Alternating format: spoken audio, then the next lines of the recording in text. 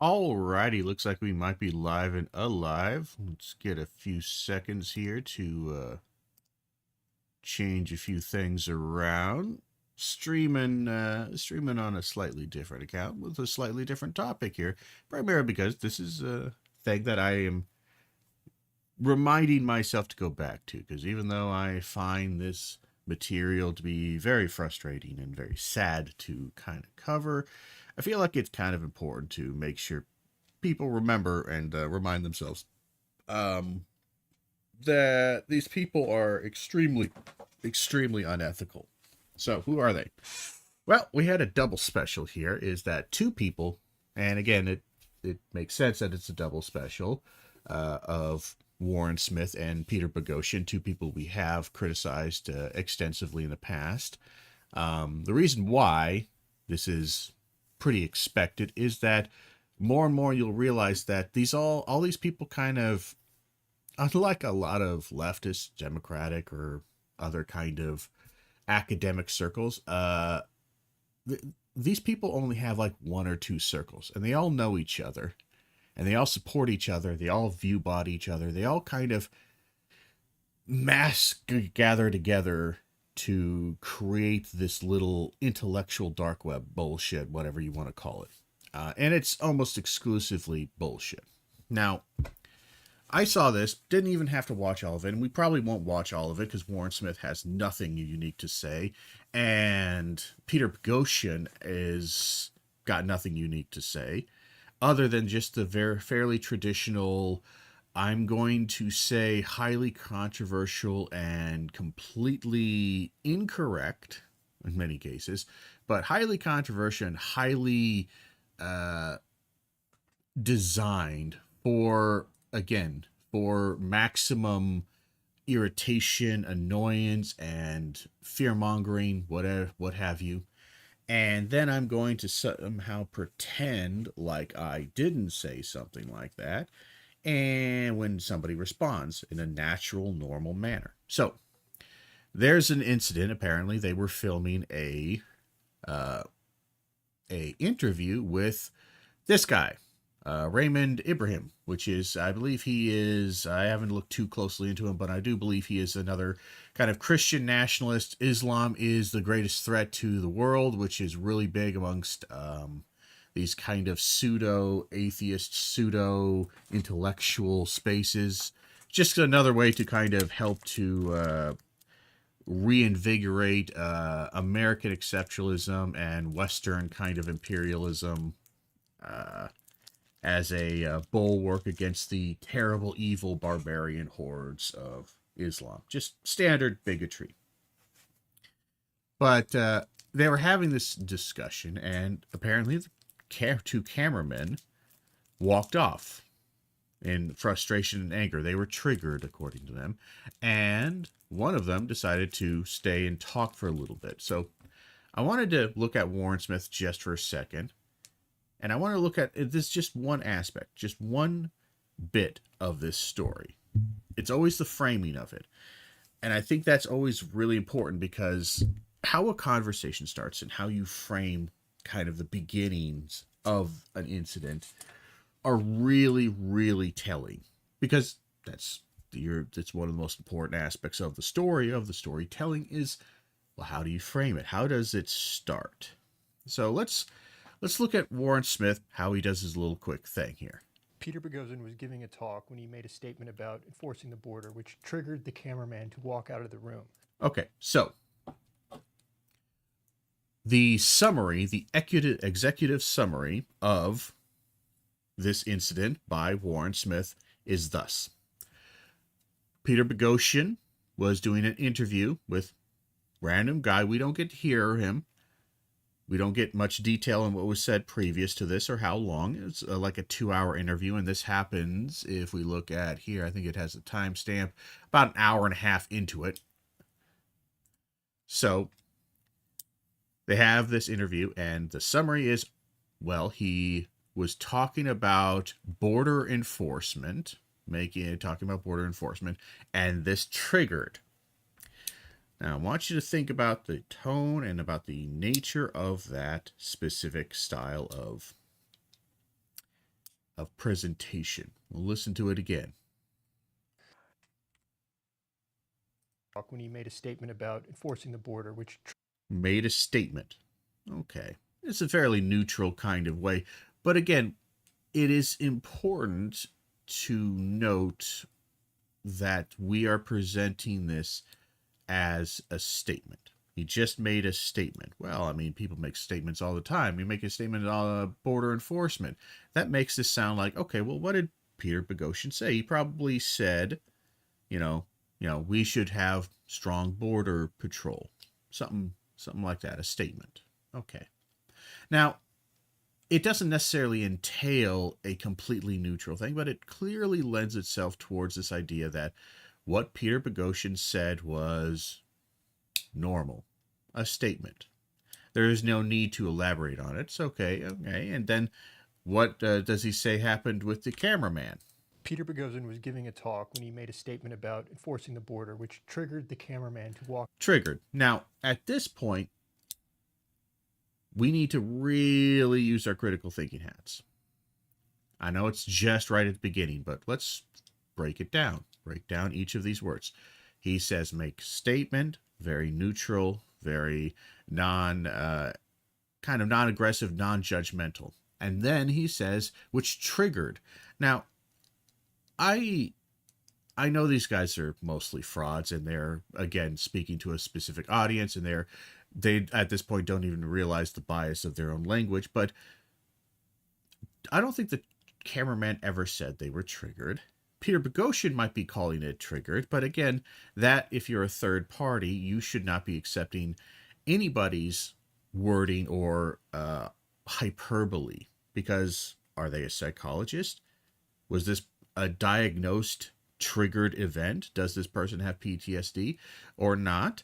And was this person trying to fake like they had a PTSD style triggering? Because that's what it is. And again, unless they're going to deny that that triggering has no normal or shall we say legitimate cause or legitimate kind of reaction, shall we say, a legitimate form of it. Unless they're going to deny years of research that goes into veteran studies and trauma studies that do suggest that there is such a thing as being triggered. Now, I'm sure they would say, well, leftists and these purple-haired woke people misuse this term and have co-opted it to mean just being emotionally upset. Okay.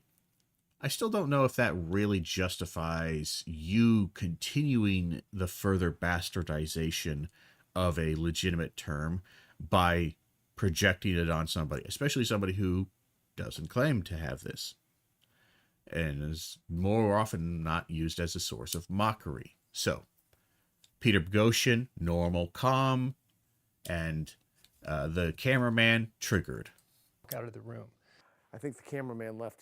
Did that offend you? I think it offended him. I want you to look at also this. Look how he's he's a little bit kind of weirded out, but at the same time, look how much he smiled. This is something also you should note about Peter Boghossian is anytime you see him and he talks about how he likes, how he wants to have these conversations, and he'll say this repeatedly. He wants to have these difficult conversations. Look how much he smiles and enjoys this. That's something we really need to think about as far as, would you want to have a conversation with somebody who enjoys upsetting people and being a troll? Legitimate or not, this is something that is, well, I don't know. Maybe a certain personality type that is very combative would want to do this, but a normal academic, I don't know if a normal academic wants to join in with a troll. So deeply he left the room. Are you sure? Yeah. Offend him so deeply that he left the room. Well, and then like, are you serious? Yeah, that's why he left. Yeah, that's why he left. Well, one, we don't really actually know why he left necessarily. And two, even if he was, like, people are allowed to leave. I mean, we could maybe make a criticism of them, but it just seems highly unprofessional and unacademic. And again, this kind of troll personality that enjoys discomfort. triggered the cameraman to walk out of the room. I think the cameraman left. Did that offend you? I think it offended him so deeply he left the room. Again, why are you making that? He could be upset. He could be upset about something else. You're not going to know, but you decide you are going to project onto here what's happening. Okay. Yeah, that's why he left. He shook his head. And You left. don't know why Peter that's... notices and says, "Hey, somebody give him a mic. Let's have a conversation about it." If you disagreed, I'm more than willing to have a conversation with you about it. I appreciate that. If you agree, I'm more than willing to... Why? This is an odd little thing. Why would I have a conversation with him? Because that is a privilege. And I think that's a core problem of Peter Boghossian, is that he is an incredibly privileged individual. In fact, his entire persona, the whole trolling personality is Peter Boghossian's trigger response. He gets triggered easily, and he is constantly triggered, and he's constantly reacting as a triggered person. It's just, this is his form of trigger response, is to be inflammatory and or this kind of weird pseudo confrontational, I want to have a conversation, I need to have a conversation, you need to have a conversation with me. And again, I'll offer, and again, the way Warren Smith, he offers him this, like, somehow, like, I'm sorry, maybe I don't want to talk to you. Maybe, yes, I have a problem with you, but, like, this conversation, there's no chance I'm going to change your mind on this, because that's not how people's minds are changed necessarily. It is not this one and done immediacy.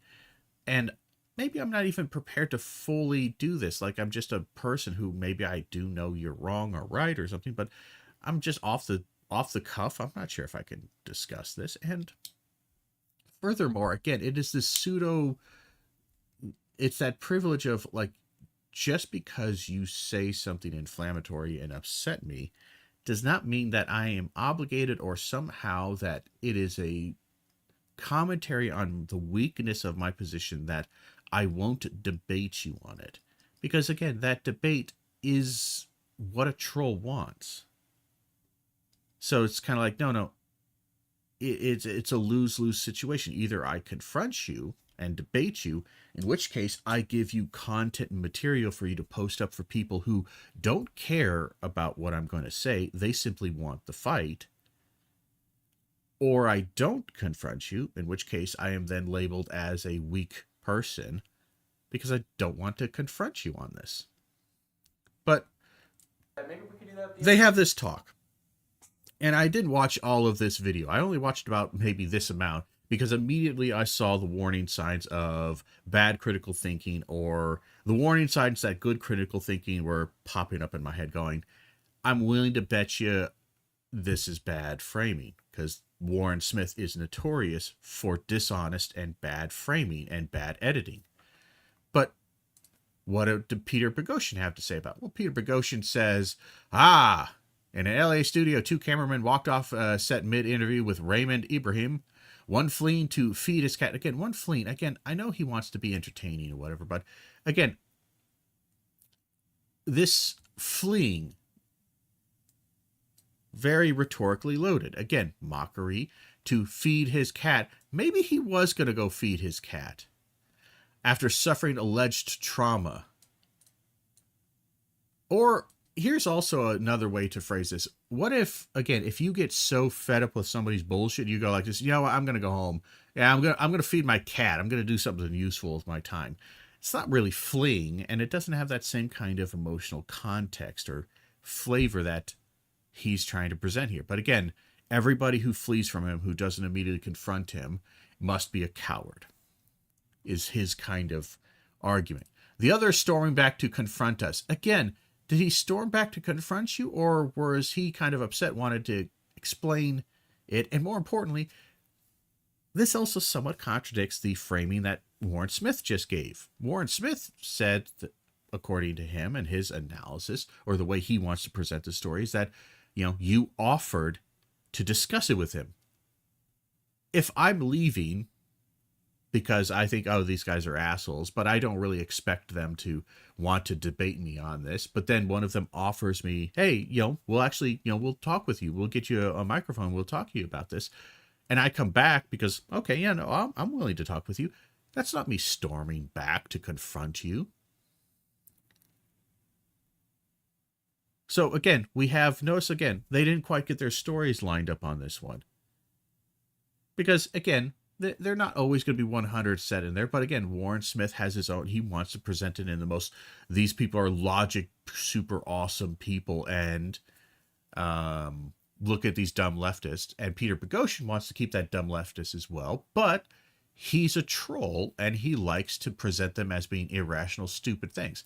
And then he says, finally giving me the leftist identitarian conversation. One, he doesn't know that this person's an identitarian. Two, this is a somewhat made up term of his own origin to try to make them sound like some kind of unique thing when in fact, like a new unique thing, when in fact that most of this is just a lot of this just stems from fairly classic left and liberal kind of, again, liberal with a capital or little L, I should say, because it's not like the official liberalism. It is a kind of colloquial liberalism.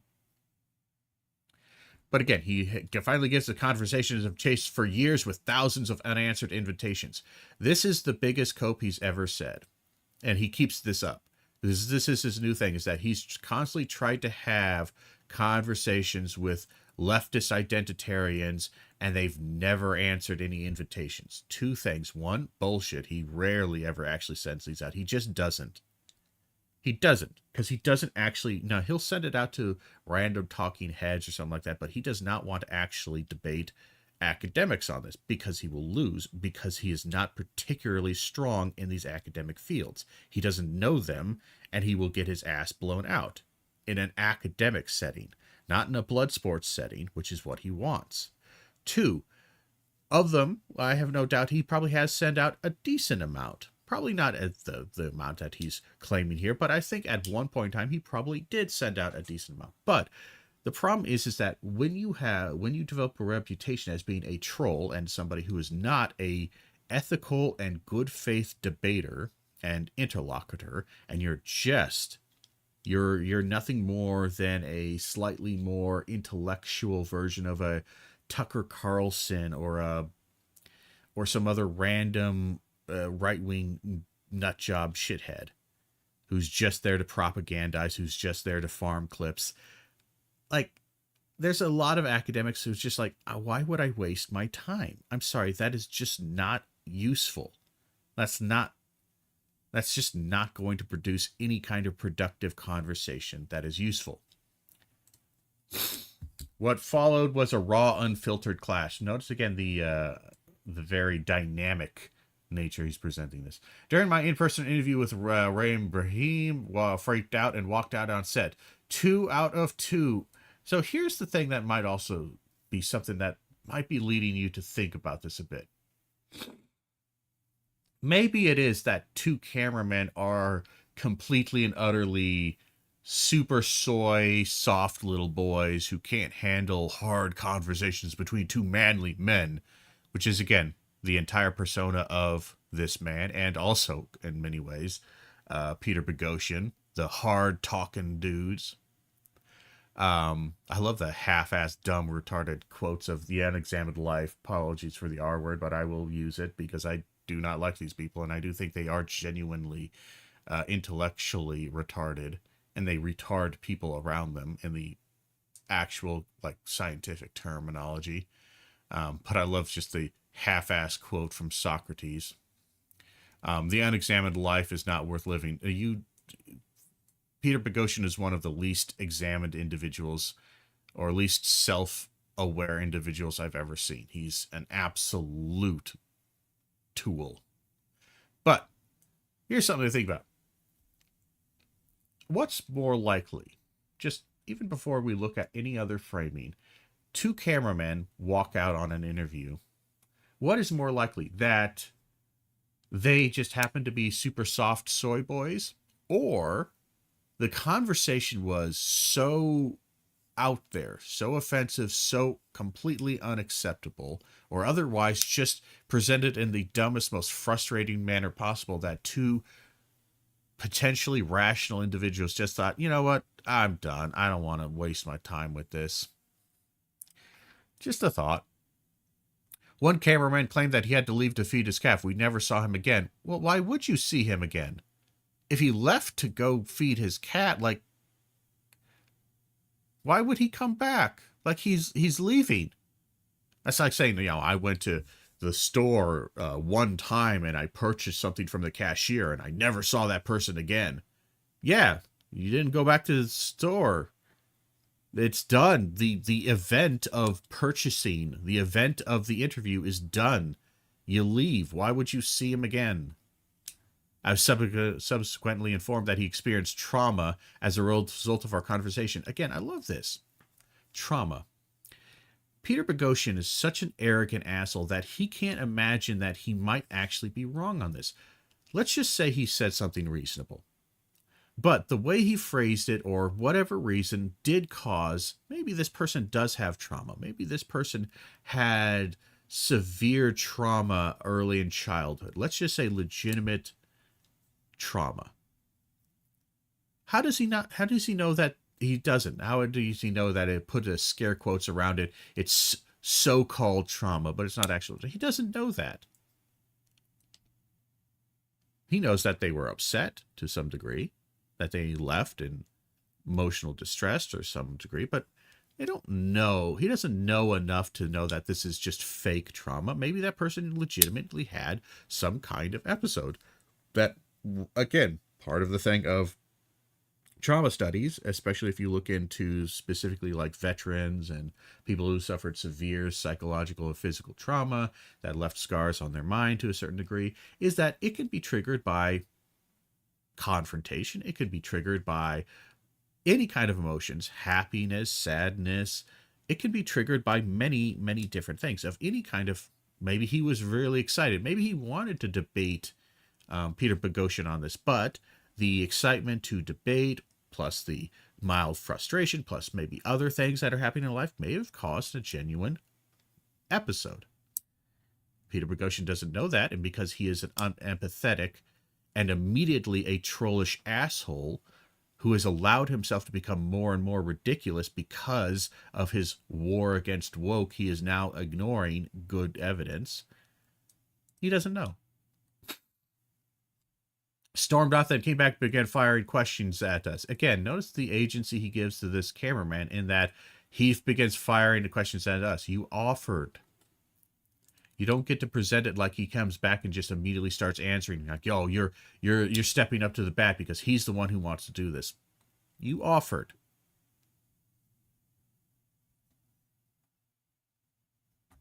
It was a dream come true. Finally, we had a true believer, a leftist identitarian. Again, this us versus them. Immediately, you don't know this person.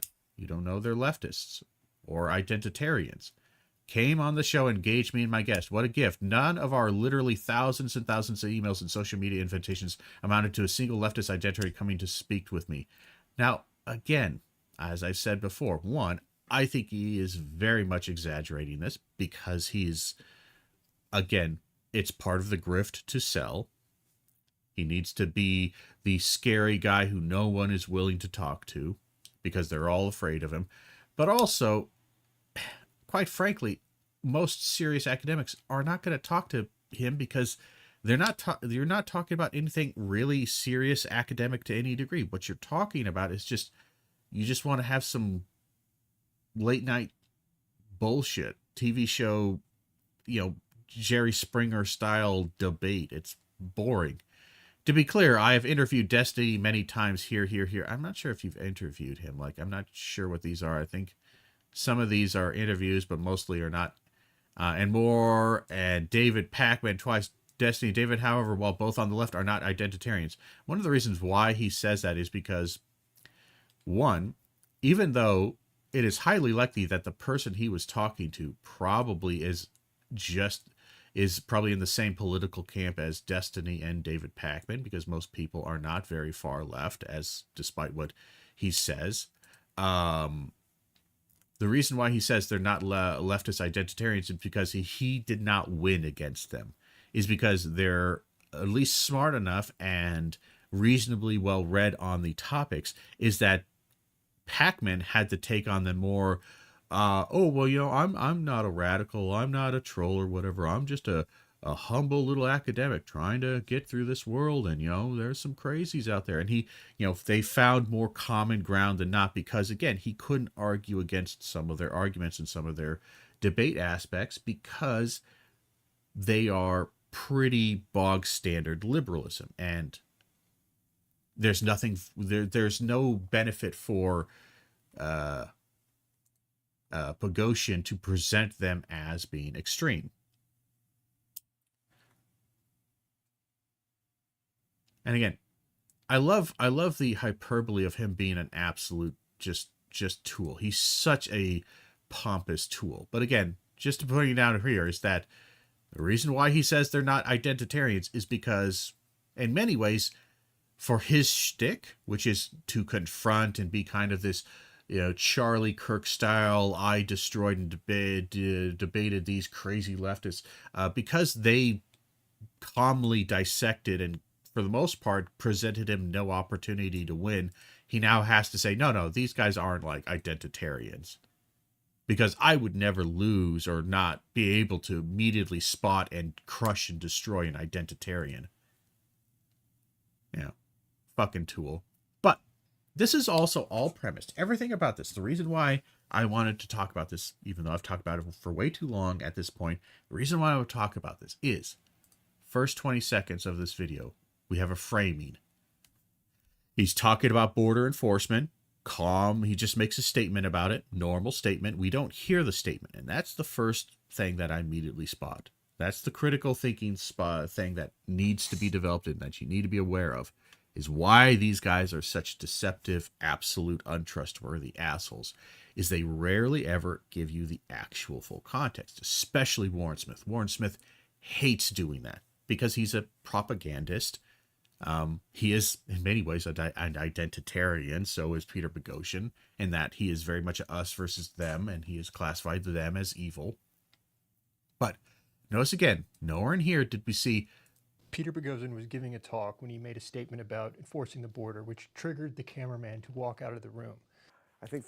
Notice again, where we start. We start with triggered the cameraman to walk out the room. My question, and this is always a major red flag, is when they will not show you the full context. When they will only show you the after effects of this event. That's the only contextual thing they will give you. They will say, oh, here's how they responded. Well, for me, I want to know, well, what are they responding to? Because a response can sound outlandish or normal. It can sound many ways. Like, I need to know what the call was to be able to understand and fully unpack the response. This also doesn't give, well, what was said? What was there an inciting incident? This is just basic.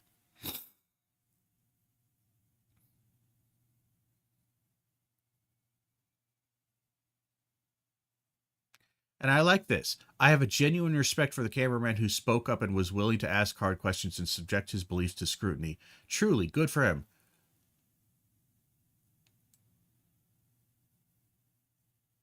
And then the other guy who walks away, he disgusts me for his spinelessness, fragility, and general patheticness. Again, not everyone, like, I don't have to defend my beliefs. Like, I could just choose to not be a part of that. I don't have to.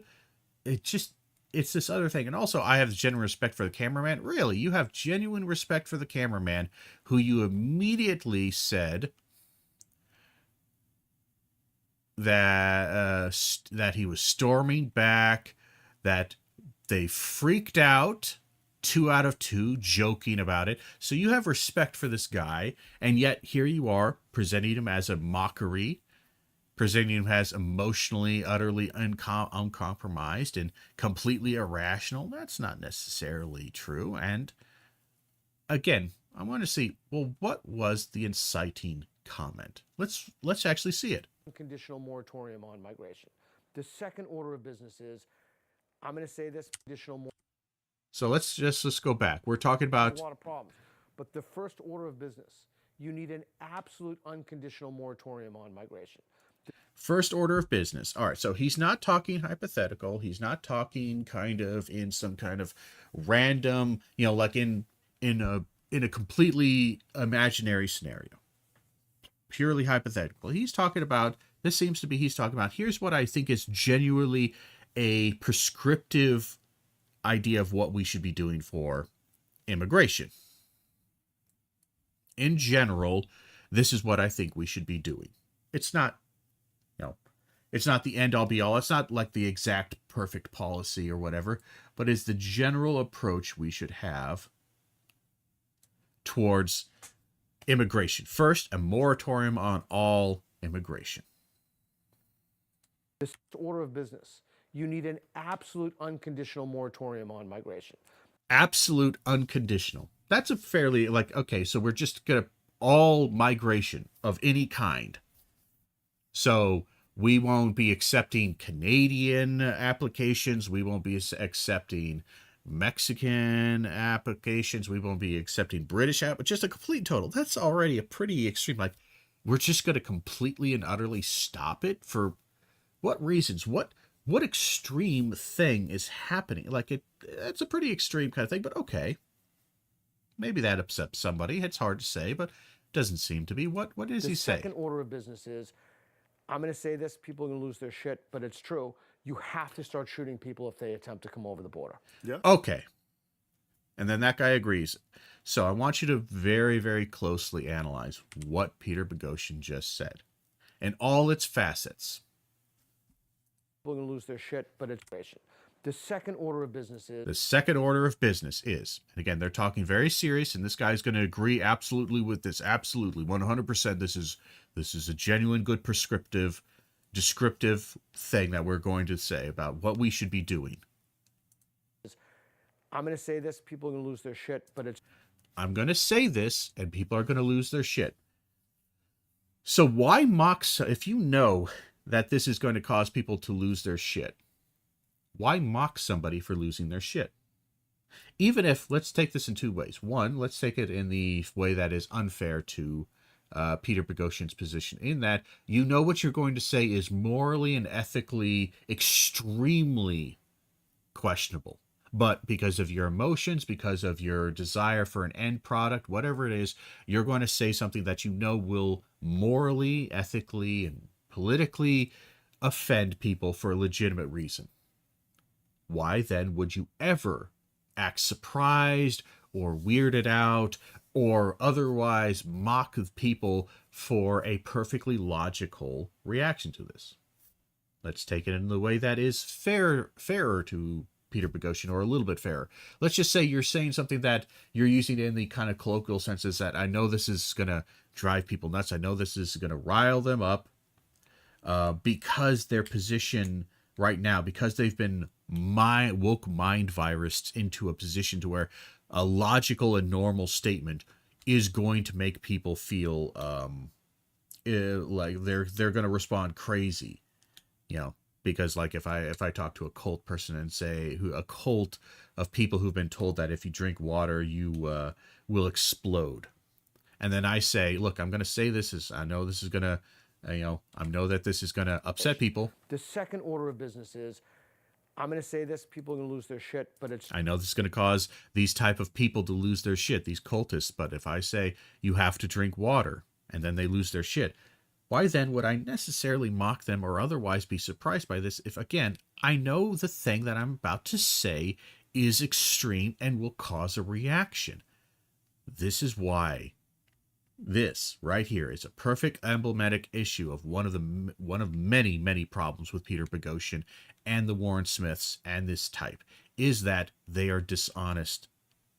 At their core, they are dishonest fucking trolls. they know the things that they're saying are either wrong or otherwise hyperbole or otherwise kind of extremist statements, but they know it'll get a reaction, and they want that reaction because it farms clips, because it gets attention. The problem is that, okay, you want to do that, but you can't have it both ways. You can't somehow present yourself as a normal, rational, just a good logic person, just trying to figure out this world and trying to engage with this, while at the same time also being a trolly asshole. And you can't get upset with people who get triggered by your trolly behavior, because that's literally what you're trying to do. You're trying to trigger them. And again, I'm sorry, maybe in the second form, we might say that this behavior is somewhat okay. But what did he just say? In regards to people, men, women, and children who are crossing the border illegally. And again, this is not a violent offense. This is not a terrible offense at all. This is at best an administrative thing. This is about the same level of moral evilness and culpability as maybe speeding or failing to pay your taxes or something like that. It's not really that bad. You should still prosecute it, but it's not like the most morally, ethically, completely evil thing. And what is Peter Boghossian's prescription for how to deal with it? One, a complete and total moratorium on all immigration, and The second order of business is, I'm going to say this, people are going to lose their shit, but it's true. You have to start shooting people if they attempt to come over the border. he wants mass murder.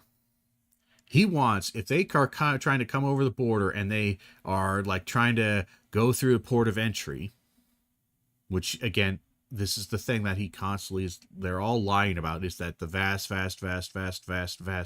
majority of immigration, illegal immigrants as they might call them, or that type, they come through legally.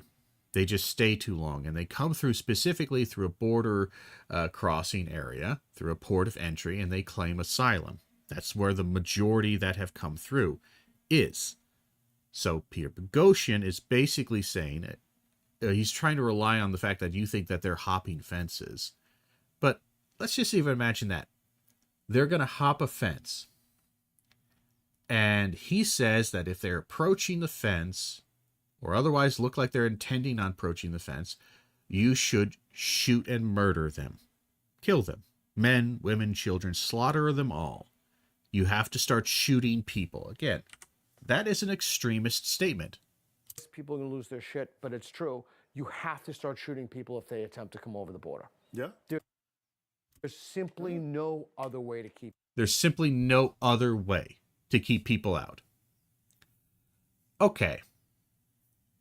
I just wanted to say, all right, so that is the statement that Warren Smith. Peter Boghossian was giving a talk when he made a statement about That's the statement. enforcing the border, which triggered the cameraman to walk out of the room. I think. And that is the context that Warren Smith leaves out. That's the context which Peter Boghossian wants to leave out.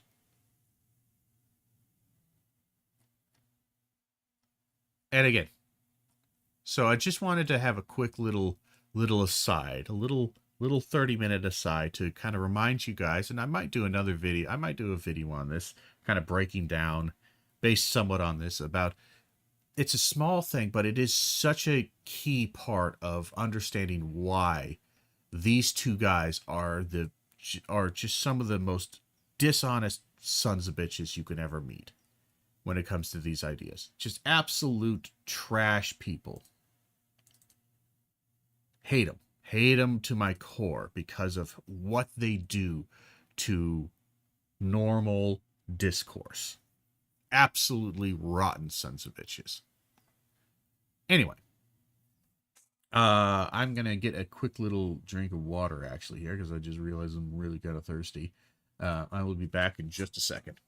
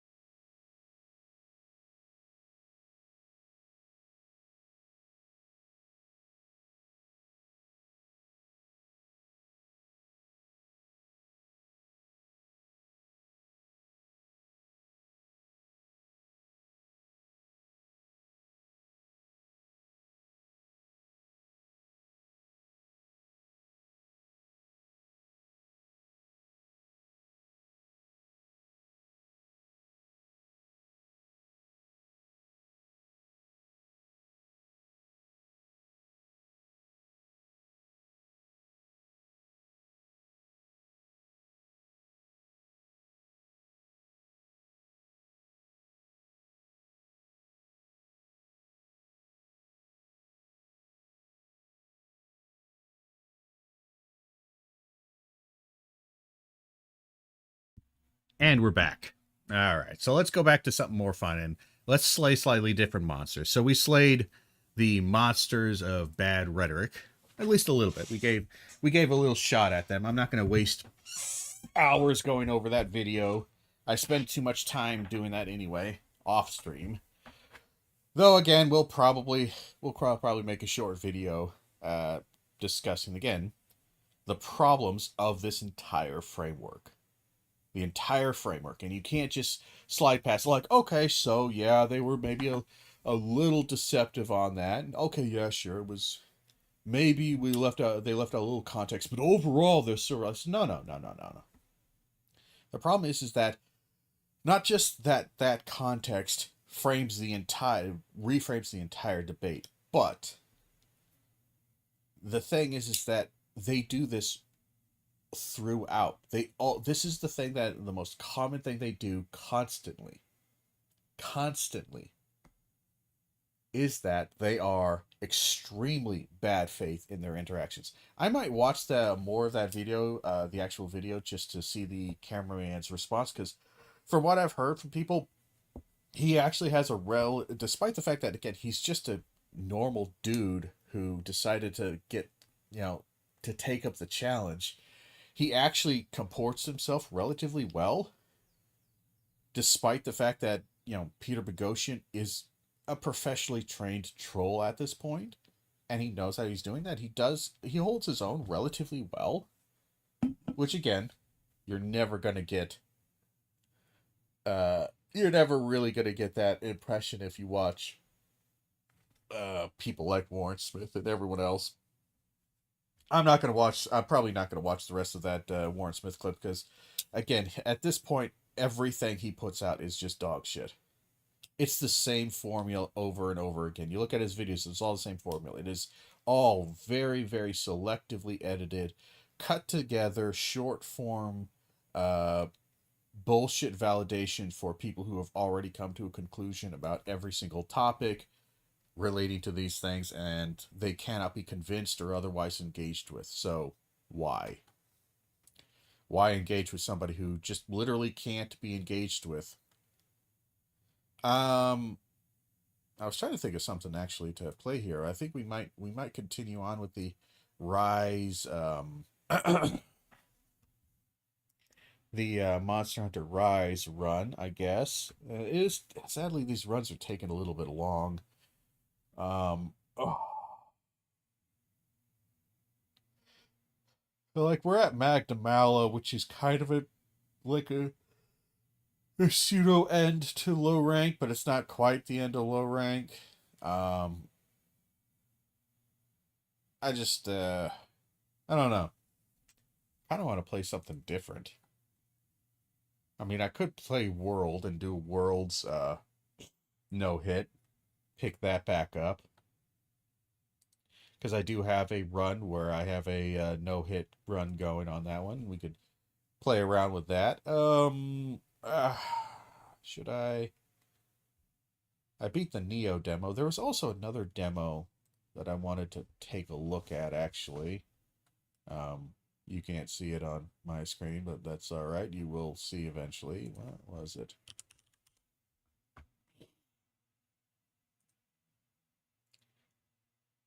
There's another demo I wanted to take a look at. I saw a couple of things that popped up recently. Oh Jesus! Steam is taking a while to respond. What's up, Steam? What you doing? What you doing there, Steam? You having some problems? No, wasn't that? What the hell was I looking at?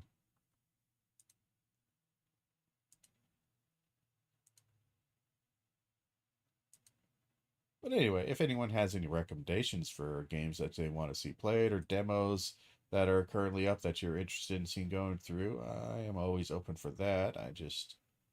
Where was this? God damn.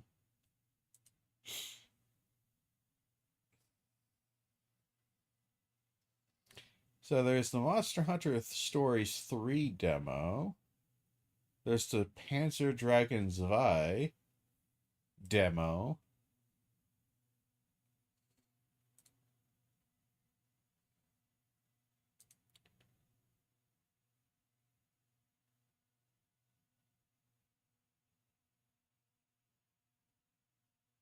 What is that?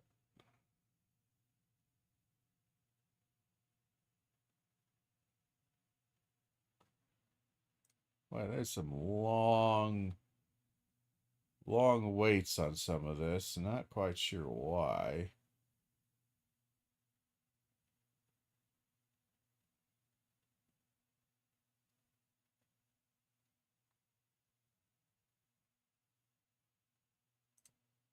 There's a turn-based demo here, Annulus. Not sure what that is. The hell is this?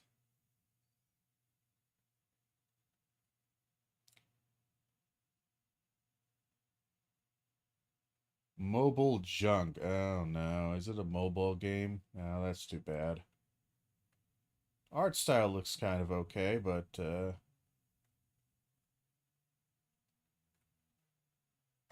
yeah, I don't know about that. All right. Sorry, I was just clicking on some random crap here.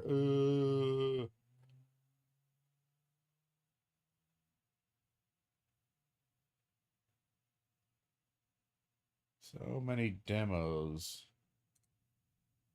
So little time.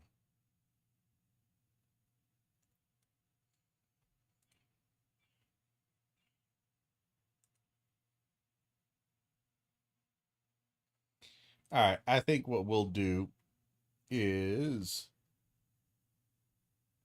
we are going to do really feel that invested in doing the Monster Hunter Rise one.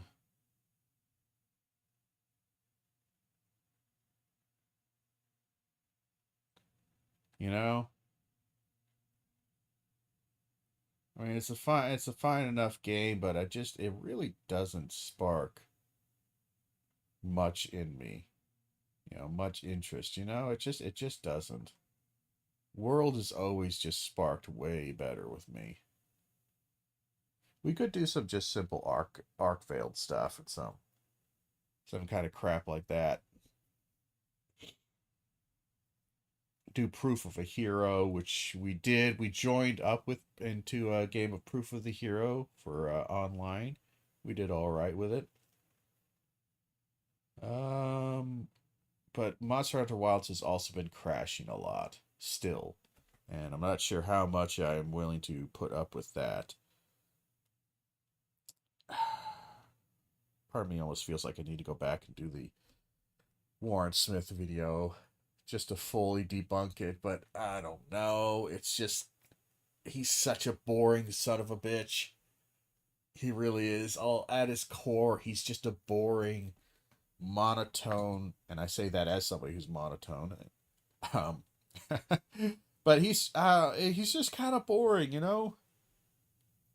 His analysis really is so uncreative and so lacking of solid, good foundation, and it's such a simplistic view of the world that it is just mind numbing. Sorry for the snorting here. Part of the reason why I'm very monotone right now is because I'm a little stuffed up. Screw it. We're gonna do world. We're gonna pick up the world one, which means I should probably go into here and go into this text.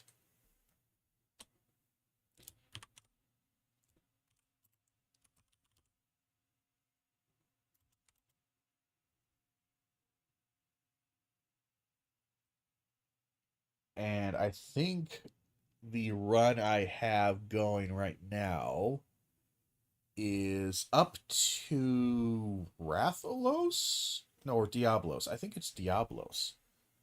You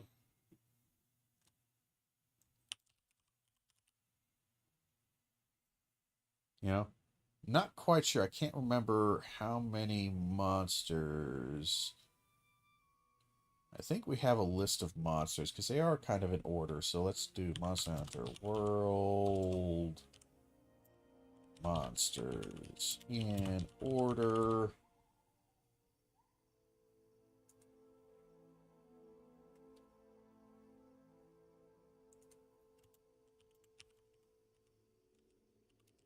in order of appearance. Maybe that'll give us...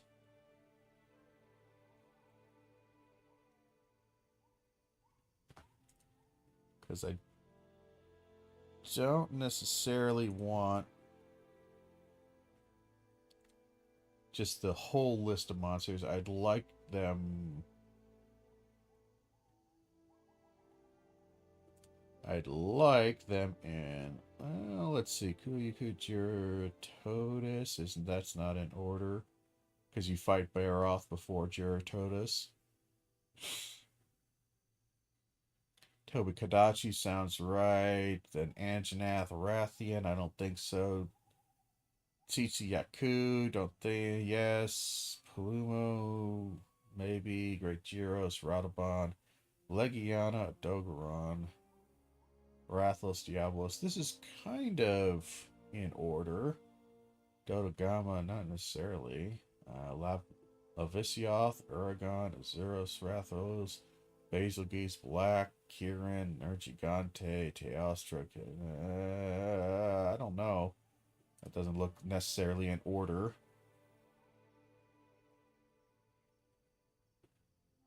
Alright. This looks like it's more in order. Gyros, Radabon, Legiana, Odogaron.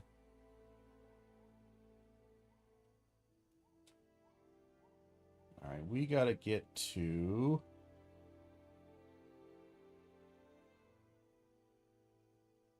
Nergigante is not our end point. Xenojiva would be. So 1, 2, 3, 4, 5, 6, 7, 8, 9, 10, 11, 12, 13, 14, 15, 16, 17, 18, 19, 20, 21, 22, 23, 24, 25, 26, 27, 28, 29, 30, 31. All right. Go through 31, and I think we are on Diablo, so that's 1, 2, 3, 4, 5, 6, 7, 8, 9, 10, 11, 12, 13, 14, 15. All right. I think we're up to the right bit there. Keep that closed. Do this. Turn on this. We probably need some volume here. We're going to change our category real quick to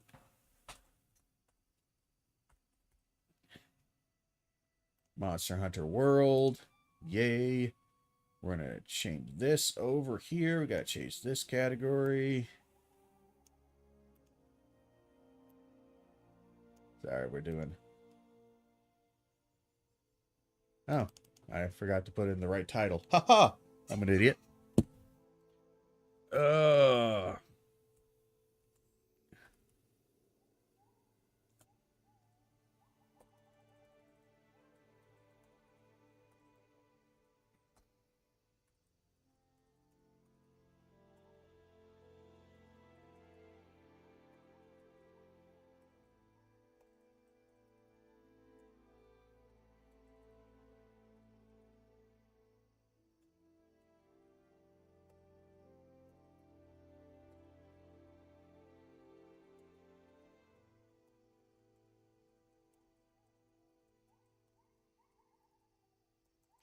I cannot type for fucking save my life today. Holy shit.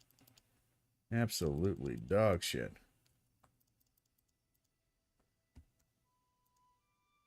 All right. And we'll keep with this for a bit. And we'll move that over here. Move that over there. Sorry, doing some quick changing and finagling with stuff. Our audio is... I guess it's not too low. Let me check on the... And you can't really hear that.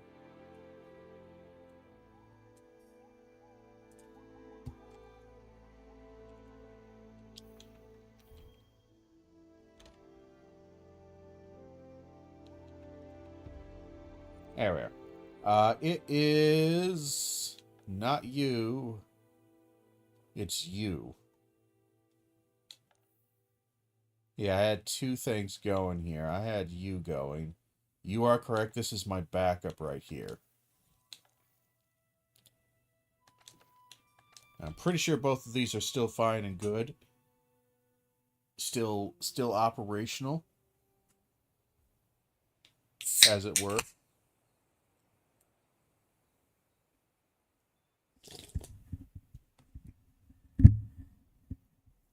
Sorry, moving mic here. So, Next up, Diablos.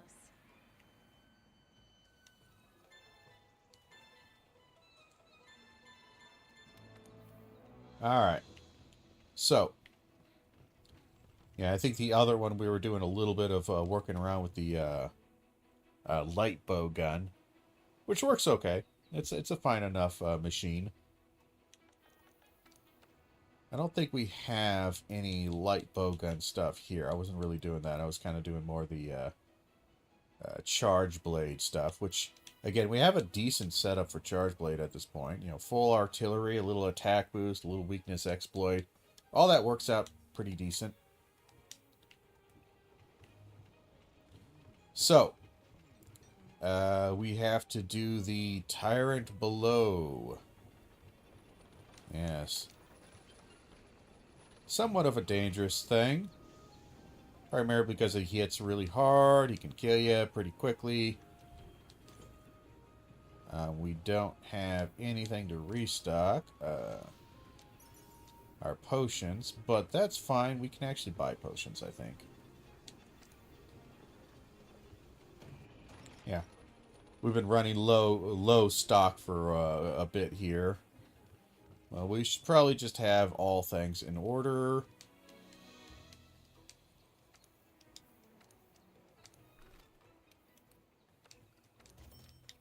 There we are. Alrighty then. And hold on one second. I'm going to grab a trap.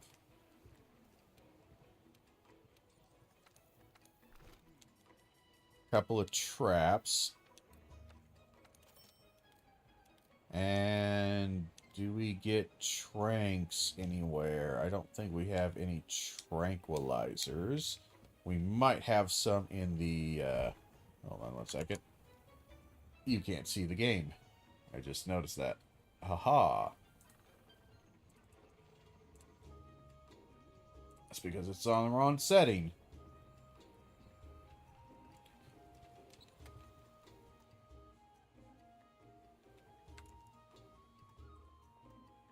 It'll take a second. There we are.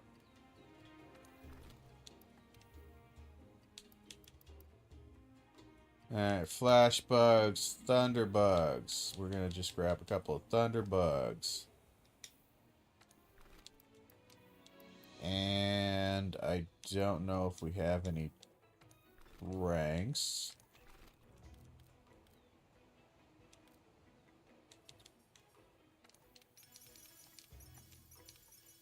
We can make a couple of trank bombs, which we're going to grab. All of them, why not?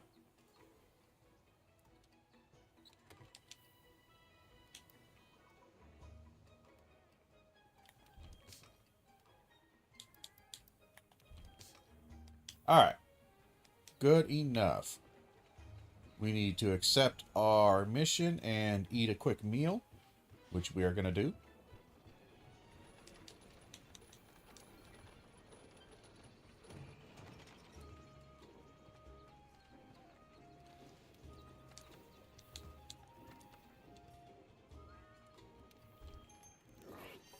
I do kind of want to see if I can improve some of the canteen crap, because that will help out a fair bit with some of our missions here. But we're just going to do a quick little solo Horned Tyrant. We will do this one.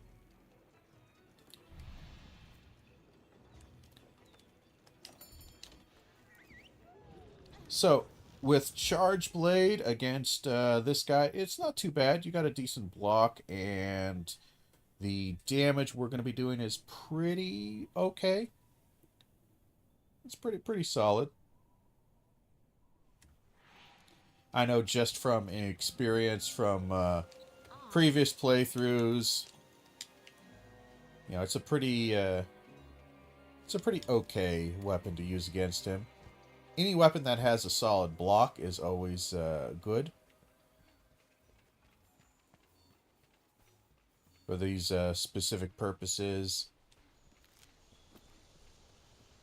And we're going this way because I want some sleep herbs. That's flower fern. The sleep ones are down here. Because that will allow me to make more trank bombs. More trank bombs allows me to capture more things. Makes it a nice, neat little bow, if you will. There's probably more we could grab, but I don't care. That's 4 more sleep ones. Grab a couple parashrooms here.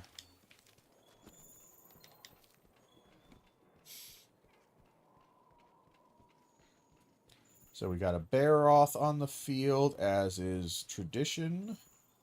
He almost always is here. And we got our always shockingly small footprints. For how large Diablos is, if you look at his footprints, if we can find another footprint somewhere, you'll actually be kind of shocked. He's got rather tiny feet. It's kind of odd to say, but he's got oddly... Like, look at this. All right, like, you look at the size of that. All right, it's big, obviously. It's a big thing, but it's maybe half my body length, maybe 3/4 body length. You know, it's a sizable but not extremely large footprint. I'm gonna grab this.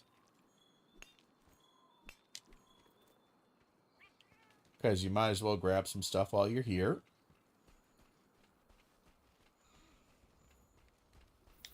More of that, please, and thank you. Grab some bones while we're here.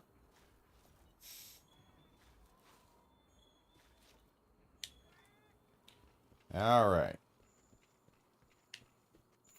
Now you notice again, for the most part, it's just a relatively small footprint. Especially seeing how, like, we're not going to be able to see it, because there's none of them right here. But compared to the Baroth footprint, the Baroth footprint is a good 20-30% larger. Which is really odd, because as you're about to see, Diablos is a rather large fucking animal. With pretty sizable feet. So how is it that he has, you know, smaller feet than this dude? Like, that guy does have some pretty large webbed feet, no doubt, no doubt. But, again, we can't skip any cutscenes, so don't even bother asking.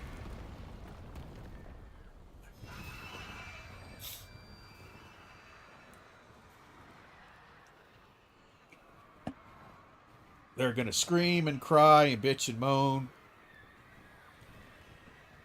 And then we're gonna get the Diablos. And that is the size of the fucking Diablos.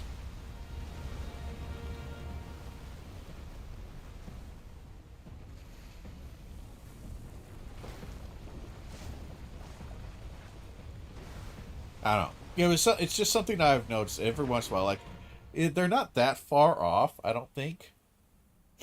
But when you do look at it, it is one of those footprints that I've always thought it's a little undersized. But I think they do that primarily because it kind of does look not quite like, honestly, it doesn't look like the Baroth. It could almost look like maybe a Rathian. But you look at him. Look at that foot. That's a big-ass foot. Now, the design of the footprint looks like his feet, no doubt. But the size of them... I don't know. Them feet look bigger than that.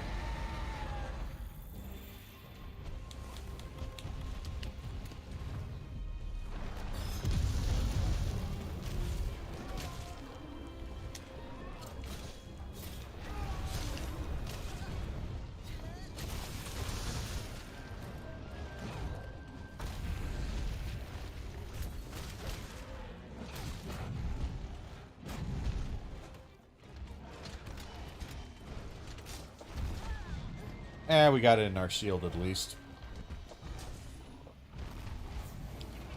We get a quick heal from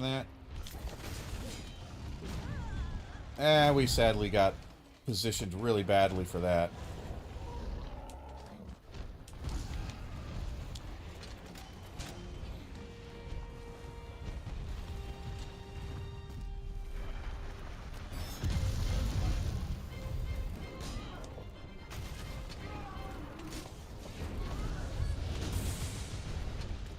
Not the best hit, but...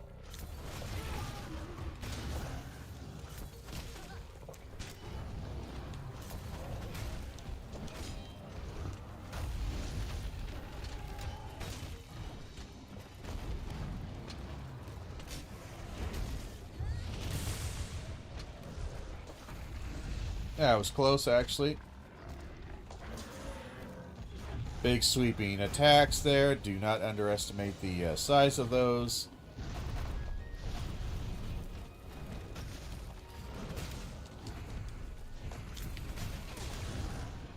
He's wounded. We're gonna try to get on his tail, actually. Sadly, we ended up in the worst possible spot for it. We're good. We're out of the way. We might want to sharpen here in a second. I'm not quite sure where he's going on this one. Okay, that's good enough for me.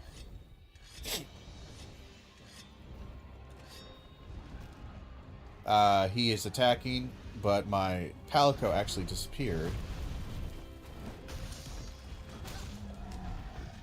Also, should be noted, look at the damage you get when you are actually...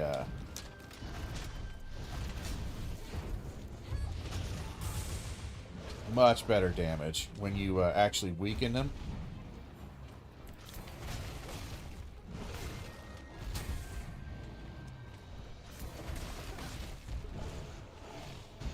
He's gonna scream because he's angry. He's an angry boy. Block.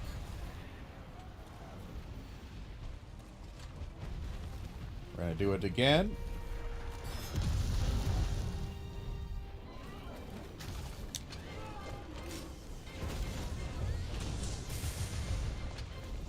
Didn't quite get the tail there.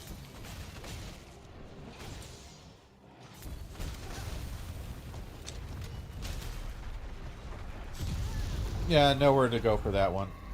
We are almost dead. Bit of trouble here, but we will survive.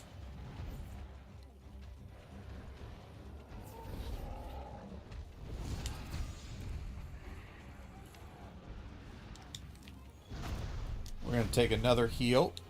We do have a health booster, which we should be using.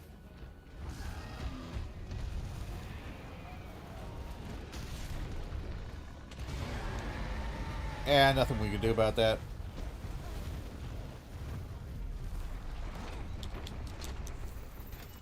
And we'll load in our stuff. We're going to sharpen again. We've done pretty well. Again, that sadly we got hit by his one big super move, so that is super dangerous. Hence why it's the super move. No, it's we just again when he goes under enraged and he does that move, if you're close to him, kind of hard to deal with unless you're already like pre-dodging or blocking. You're probably going to get smacked by it, and it's going to do a lot of damage. I don't think it's quite a one-shot at this point. Hold on. Oh, shit. He went the other way. I thought he went this way. He went to try to go to sleep. Yeah, we don't have the optimal wake up. We have a fine enough wake up, but technically it's not the optimal one because we don't have charges. He is very hungry though. He's a hungry boy. We do have that kind of wake up.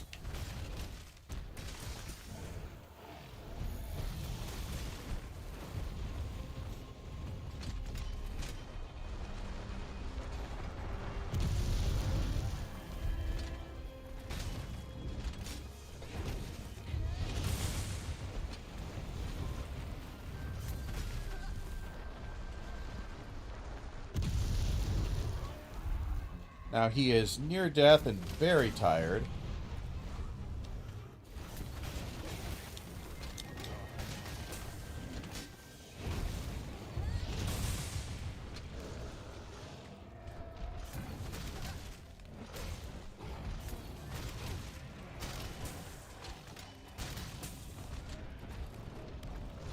Nope, rolled the wrong way.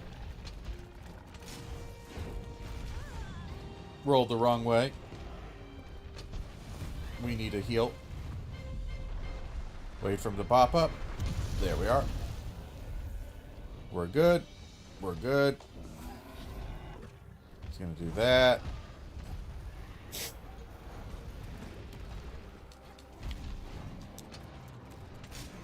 It's been a bit difficult.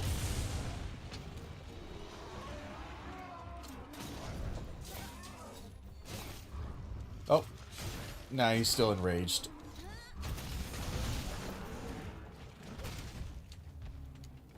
Now, he is asleep now. You think he's ready to go? Let's see. Is he ready to go? Let's grab him with 2 tranks. Yeah, I figured he was pretty close to going. Again, sometimes the skull will not appear over them. Of the ecosystem. That's you. So you gotta sometimes play it by ear. His symbol was flashing red pretty solidly. So he did look like he was pretty close. He had already limped a bit.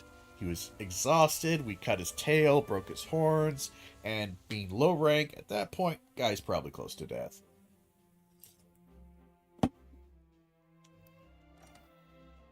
Okay. Solid hunt. We're alive, and that's what's important.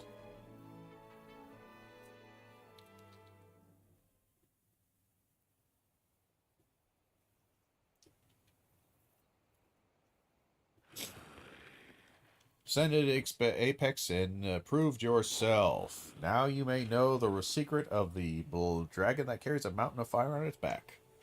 The dragon hovers on the brink of death, but the light of life is calling to it, drawing it away from its proper grave. It has wandered into the Everstream and lost its way. Now it stands poised to perish there, brimming with fiery life energy. The Everstream connects every corner of this land like the veins of a beating heart. Should the dragon succumb to death there, its glut of energy will hurtle through those veins, sending him afire and searing the land to ash and scorched earth. That is the dragon's secret. That shall be this land's fate. Nature's course cannot be swayed. Except by us. Everyone, please, quiet down. Thanks to the 5th Fleet's diligent efforts, 1, 2, and 3. So yeah, we gotta drive away Zora Magdaros so that he doesn't die and blow up everybody. lure it away. Yes, sir. So if we We can mitigate and the bio. need I remind, and even if we Don't worry, a very big plan. Is that what I think it is? Oh, now we're talking. It's a ship. We can't skip through any of this stuff. We can skip through some of the dialogue, but a lot of these cutscenes, a lot of the stuff we can't skip. Captain, you sure took. Happy to be here. Not to mention she's on. Excellent. Hunters, I'll explain that. May the Sapphire Star light our way. Now, Get moving. So now we're at the next one. So let's actually Time to change. see Zora Magdaros off. Where All of is us. that text box? This one, because we can add somebody to it. We can add the Diablos. Listen to me. May the sapphire star light your way. All right. Good enough for me. New products in stock. And we can't capture anybody else, so don't even try. I think we're good on all our supplies. And I'm fairly certain Diablos has nothing to offer for us.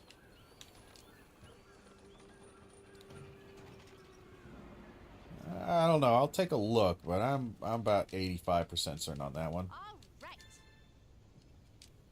right. Power couple will be nice because it is nice getting those tools, those mantles. Check armor.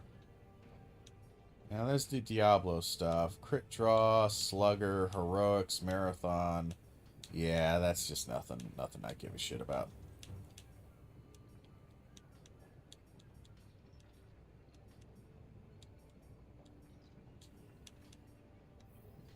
And we got full Rathian. Technically, we could do full Rathian, but I'm just not really keen on it.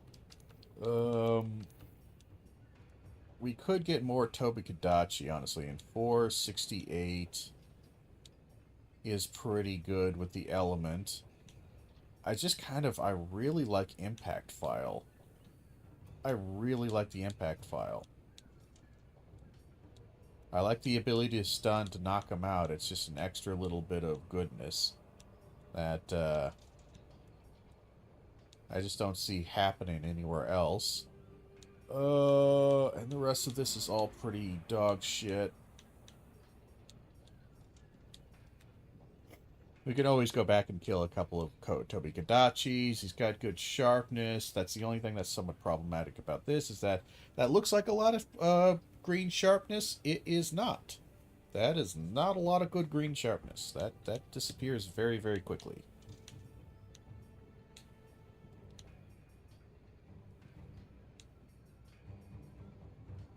But again, 468. Yeah, this is the Diablos. This is what we could do with Diablos. It gets us a fair amount of raw. But, boy, then that crit is pretty terrible. That's pretty scary bad crit. Oh, boy. Light bow gun. And then 182. Palumo would be a kind of a pierce, kind of a spread. It's not terrible.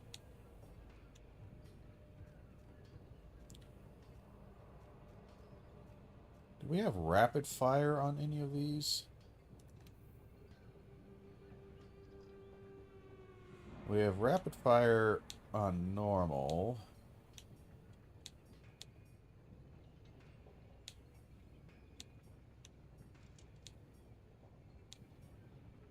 Yeah, rapid fire on normal. Okay.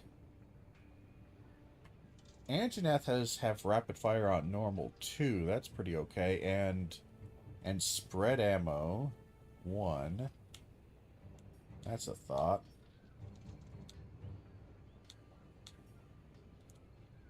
Baroth again.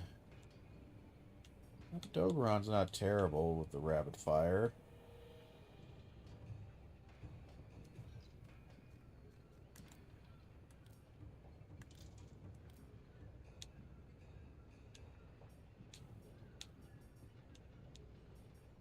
Because you really do need a rapid fire for it to not suck.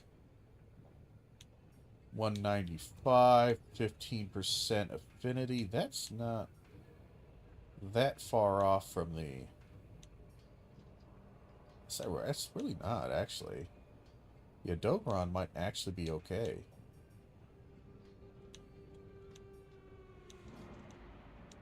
$182. Let's go back. Let's look at the Dogoron here. Hold on. 195, 15%. It's a normal 2 rapid fire shooter and a spread 1. Am I just crazy, or does that not seem bad at all?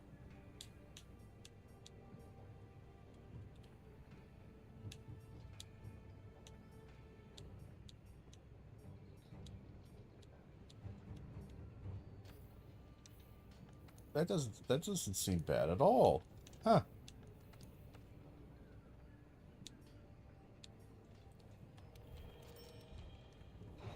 Again, we don't really have a setup for it. Not really.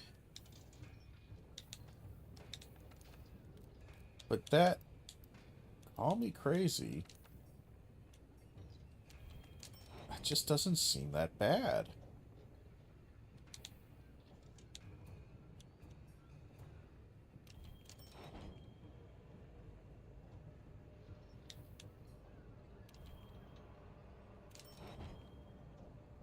Unless I'm, like, misunderstanding the rapid fire, I'm pretty sure.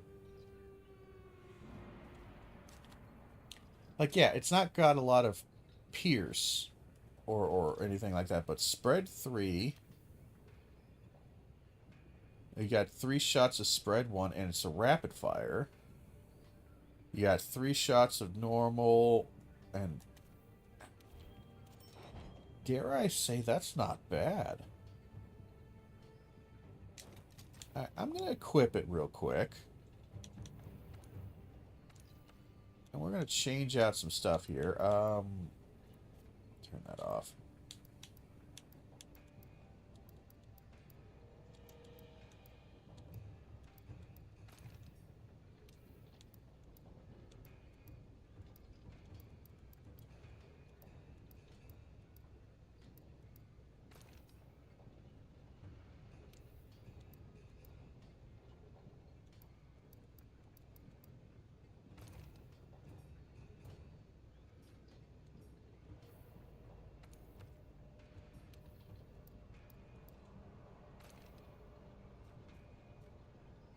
It's not great, but it is what it is.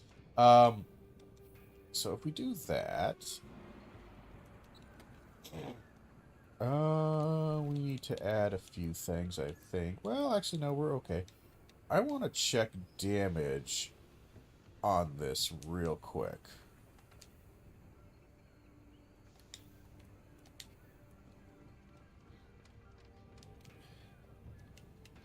Hold on. Damn it.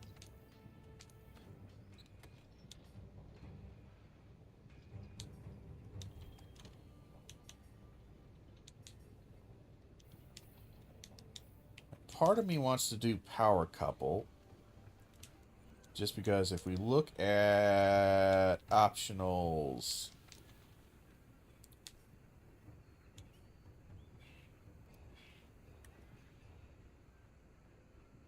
Yeah, new tools. That'll give me a new tool. I don't remember what tool that gets me, but it'll give me something. Is there anything here that I would care to get?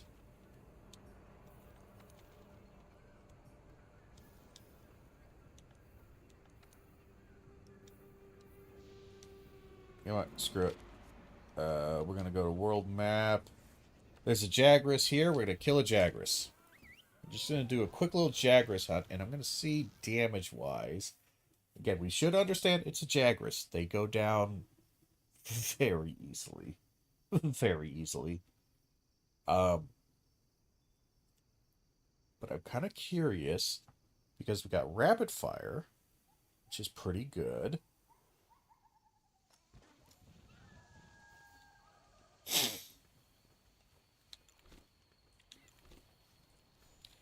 We're gonna check normal ammo rapid fire damage potential here.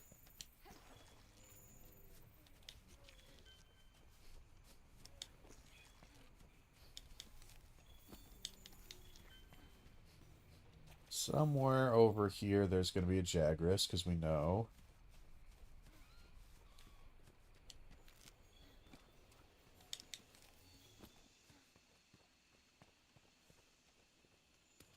The light bowgun is a lightweight ranged weapon that's great for quick attacks and maneuverability. Oh, very slow fire, actually.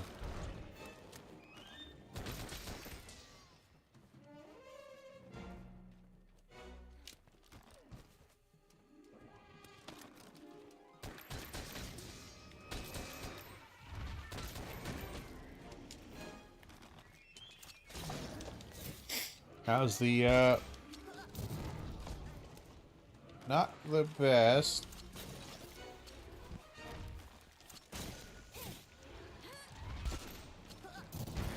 There we are.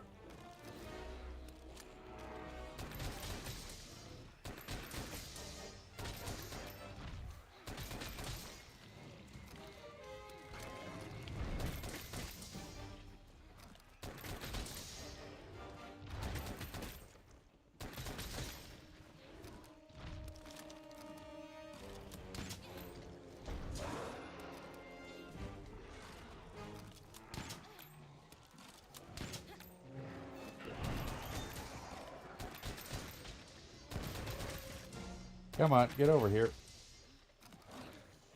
Dude, get the fuck over here. Stop attacking my cat and get your ass over here.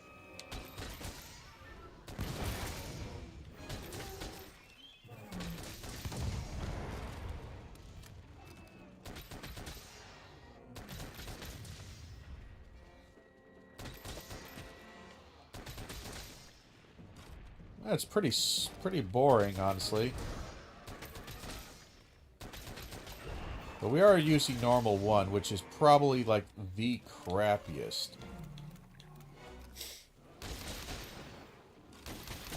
There we go. That's gonna do.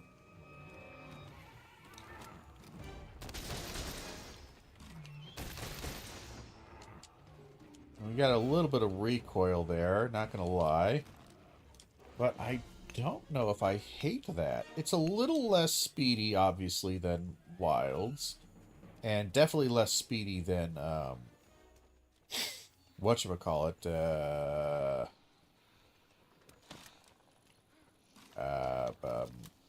Rise.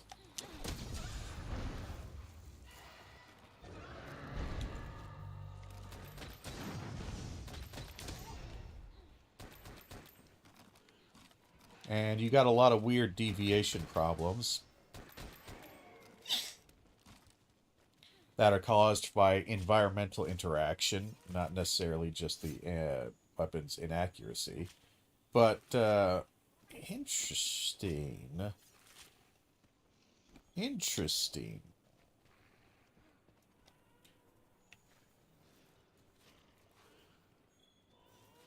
You do have to carry a lot of ammunition for it. That's not necessary. It's not terrible. It's not terrible. I'm not unhappy with that. I think I'll still stick with the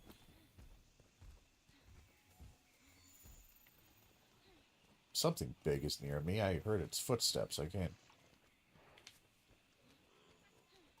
Oh, there it is. I was like, what the hell? I know I hear something.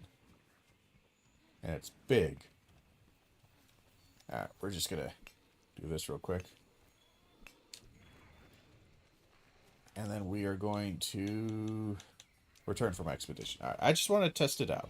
Just wanted to test it out, see how it worked. I think that is interesting. Definitely interesting.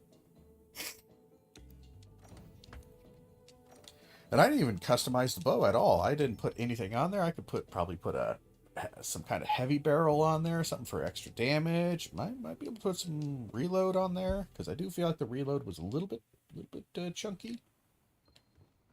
I think it's because it doesn't have a mobile reload. If I look at it real quick here, and let's see, reload, it is normal on spread 1, normal. Yeah, it's not really, we're not really fast. Okay. All right. Okay. We're going to put on 2 things there. So let's see.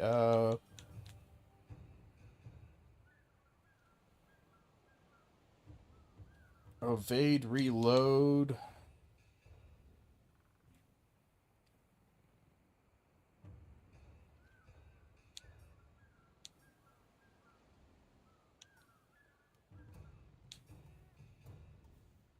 Ammo speed extends both maximum and critical range, enhances pierce damage, and boosts stun and exhaust effects.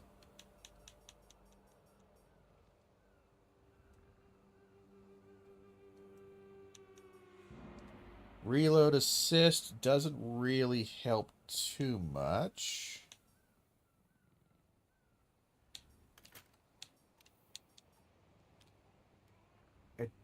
If we put 2 on, it does make spread 1 fast.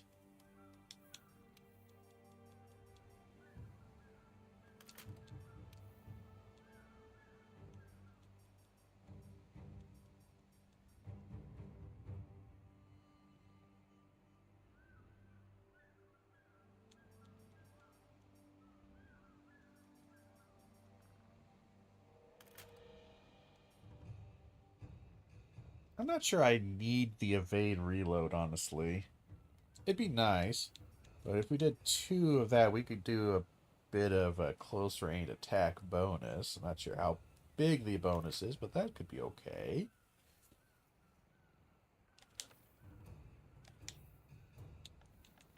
And then for that, what you would need is put all this stuff away. None of this will be helpful in any way, shape, or form. Put that away. You would grab needleberries. About 80 of them.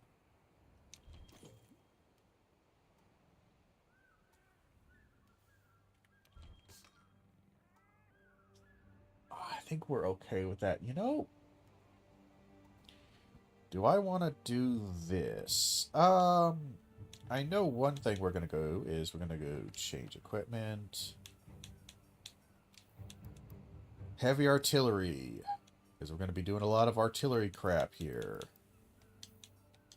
And I might be able to get 2 heavy artillery in there. In that case, that would be very good. That will make this next mission very quick, very easily. Because it's just a lot of loading cannonballs and using heavy artillery against Zora Magdaros, and that can be a little bit of a drag.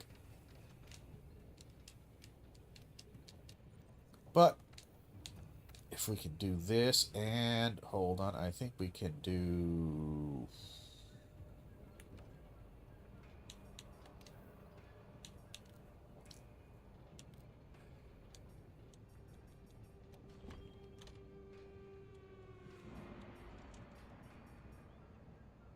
So it's just that one. That's the only piece that has heavy artillery. Okay, what about... charms?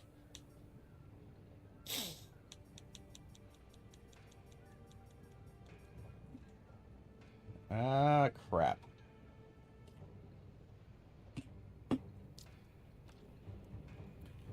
Just because this really does speed up the damage a lot. God, it makes it so much faster. I'm willing to do a quick teetsy hunt. You know, I'm willing to do a quick little teetsy hunt. Optionals. We have a little teetsy somewhere in here. Hunt a teetsy. I like that. I think he's usually down here.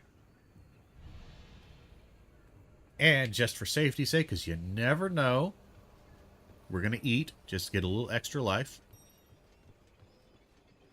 Always best to be safe rather than sorry. A little extra life.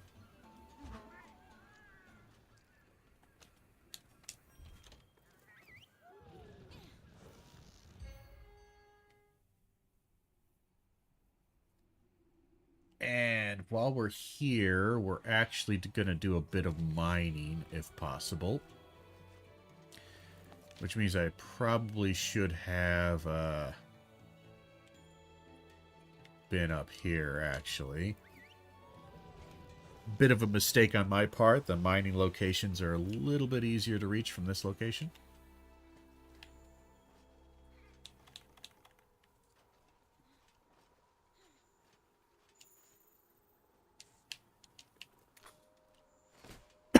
Ah.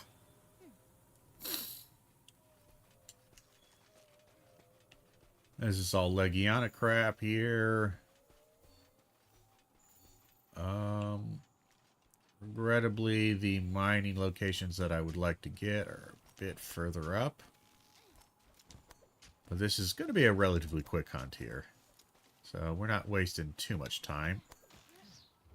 I mean, a fair bit of time, don't get me wrong.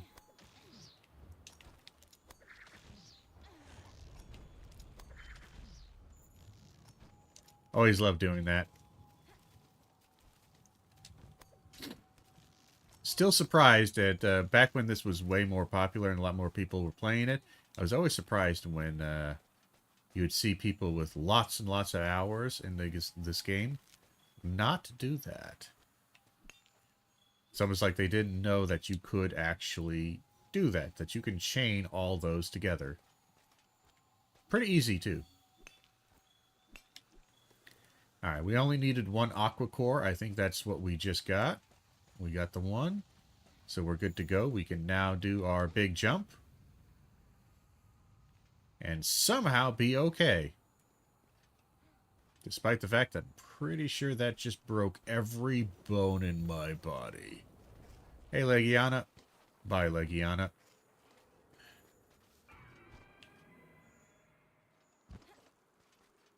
We're going to head on down here. I'm going to go ahead and grab another quick mining right here. Now, those gashes right there are going to be teetsies.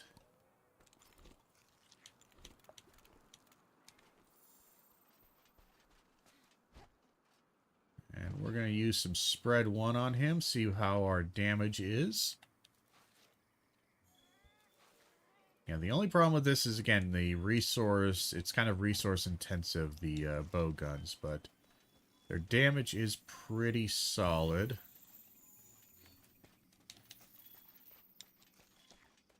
He's normally somewhere around here.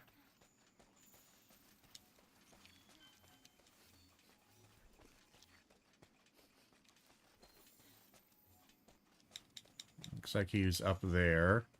Coming down? Do I see you coming down? I see you coming down.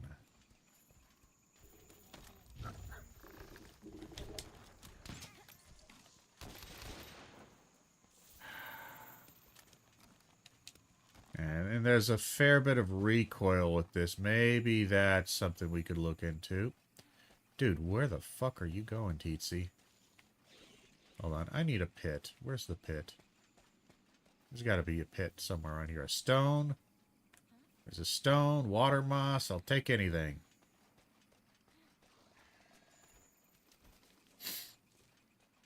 No, but seriously, where the fuck is everything? Come on, get where? There's something here. There it is. Jesus. Bright moss can be used as slinger ammo. Launch it at walls to eliminate dark areas, like the inside of a cave, for example. Wow, Teetsy, you are going to a weird location. I mean, you kind of go up here occasionally, sure, but it seems rather weird to see you come all the way up here.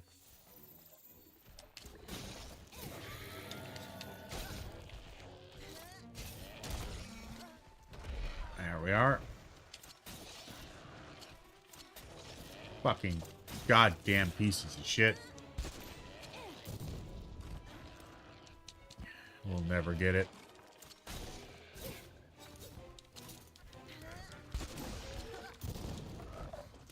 Surprised we got that. I knew it was going to happen. The lock on the stun was a little bit much for me.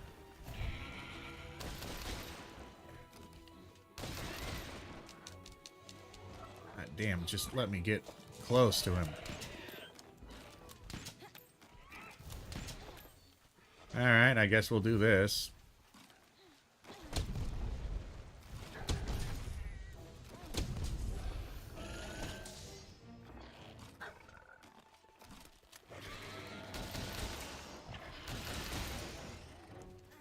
Why is there always something in front of me? Yeah, the reload on this a bit miserable. Not gonna lie.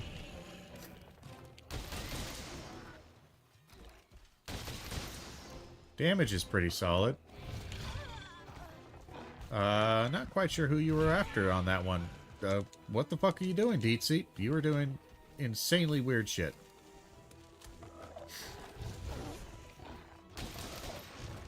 Dude. God damn.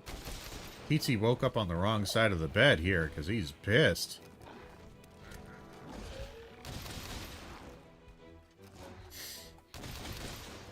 Ah, wow. That range is dreadful. We might need to do something about that because that is almost unworkable.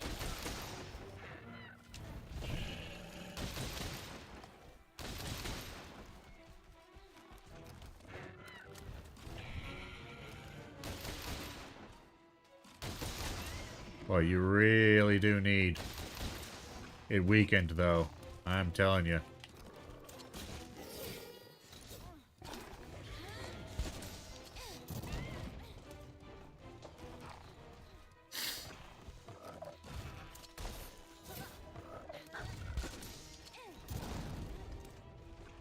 I like how those count as different locations because it's an arm, apparently.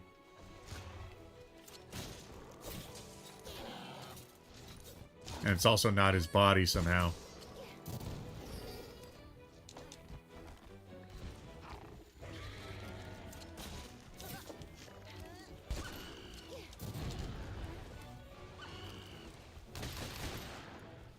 Yeah, recoil is a little bit not so awesome.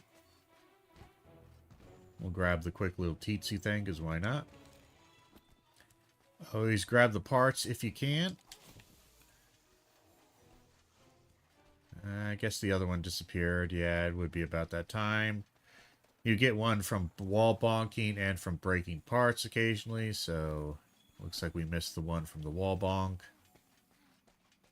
We're going to have no wake up. Interesting. Boy, that just sucks to always be on the part of his body that's just not aimed at.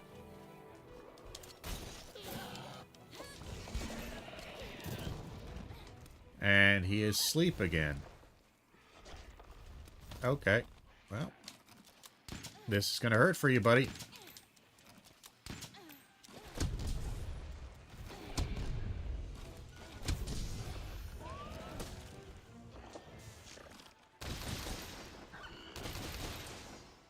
Boy, that range drops off into absolutely nothing. Really bad. Okay. Something to think about is that range for spread ammo 1 and just spread ammo in general is wicked short. Maybe prohibitively short, because that's like I basically have to be kissing his ass to get any kind of full damage ticks on it, which is not good. That's not good.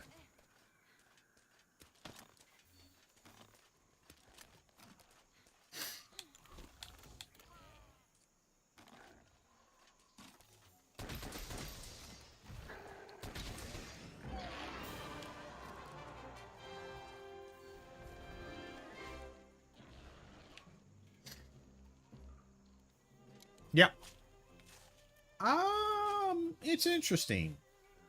It definitely does a lot of damage. Definitely does a lot of damage. I might need to increase the range, though. Just because that is really crazy. That's rough. I'm just thinking for like larger monsters or something like that. Like I am right up in there. And that's always a little bit scary to do.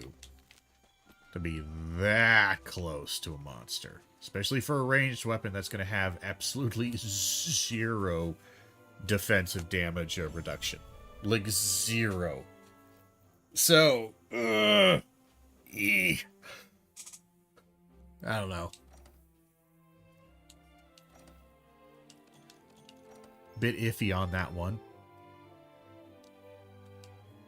But, good enough performance. Hopefully that will be enough for us to make our heavy artillery gem. Nothing will stop us. Because then that will make this Zora Magdaros thing, which again is not It's not dangerous. It's just time consuming. That's the biggest thing. It's very time consuming.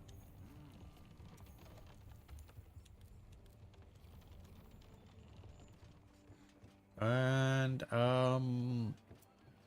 bippity boppity boopity, get off my property. And I think we will take a look at our heavy artillery. Forge charm.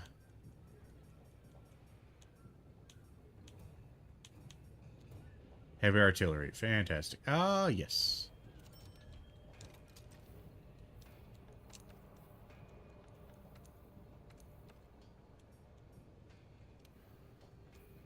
And we are going to go back to our lovely little hard-boned strong arm 2.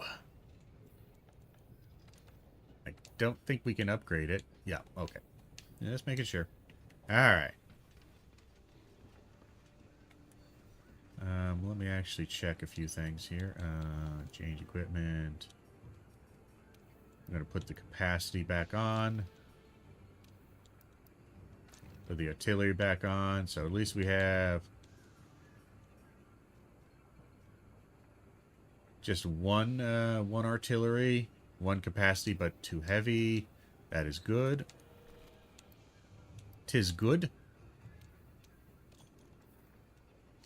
All right. We'll speak to the handler, and we're gonna do what is it? One for the history books, I think is what this mission is called.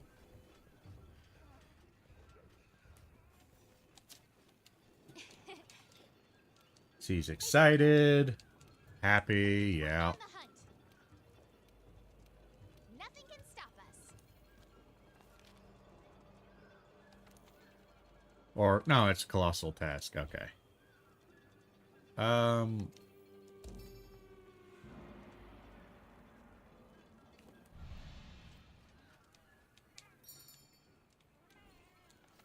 We need to do one of these. Alrighty then. Zora Magdaros, here we come. Round 2.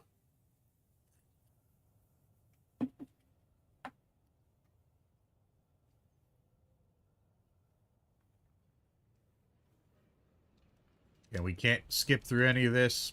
Oh, that's interesting. Didn't know I could do that with that button.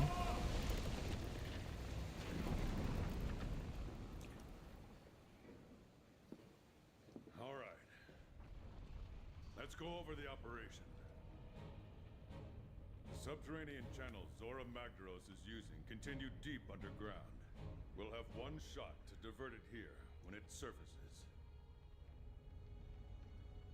If we let it slip by, it's out of our reach forever. That's why I'm breaking out the big guns.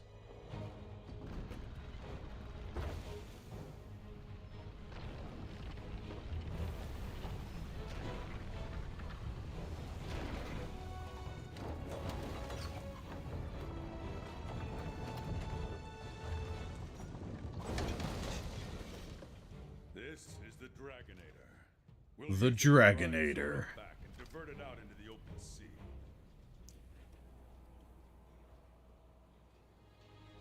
The target will be coming at us full tilt.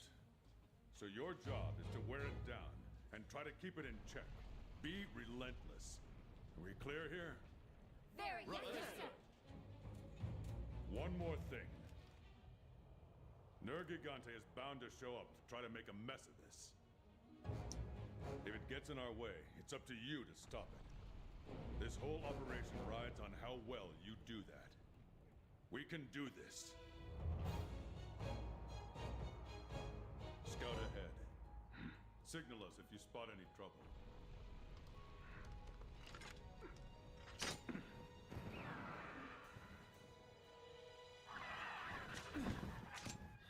It's coming.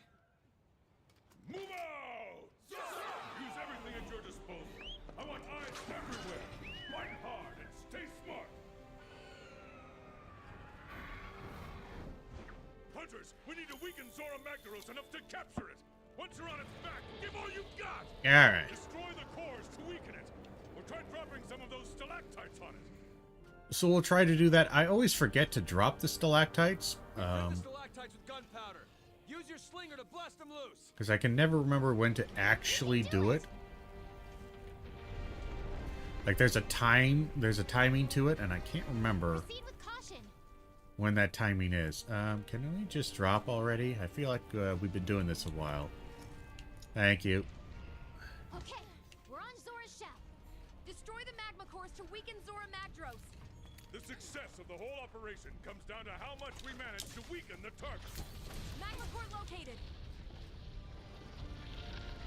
Defend, because it does do a crap ton of damage, actually.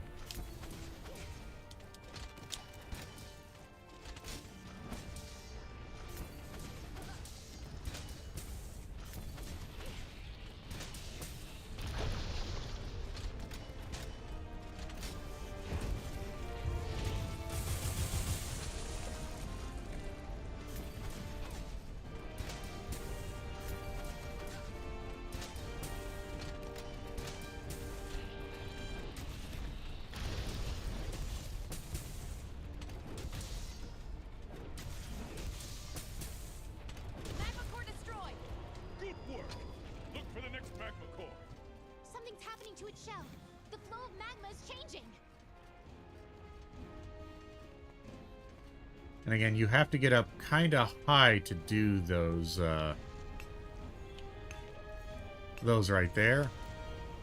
Maybe we'll try to do that. Normally we don't go for it, but let's go for it. Why not? He should be just about in position, right? I don't know if those will actually reach. They won't. Okay. Takes so long to get up here. Ugh. God damn it. Like, where? Where? Come on. How high do I have to climb? There we are. Now, now. There's one. Okay. That should be two. Okay. Get some mining. Leave this. Hold nothing back. I think there's another stalactite we could go get, but I'm kind of over it already.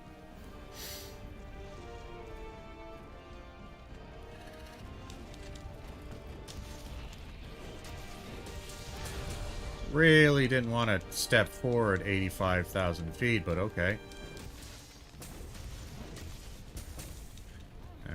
We're gonna heal up actually.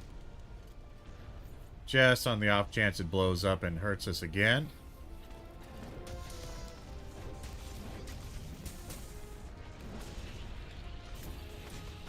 Again, you keep taking massive steps forward, and I really want you to stop taking massive steps forward.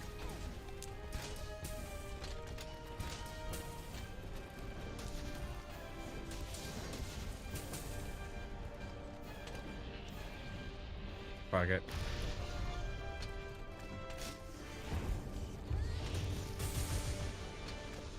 A little surprised that didn't do it. Second magma core destroyed. There we are. Good work. Look for another magma core. Its shell is doing that thing again. Watch the magma. It's changing. Do that. We're going to grab a quick heal.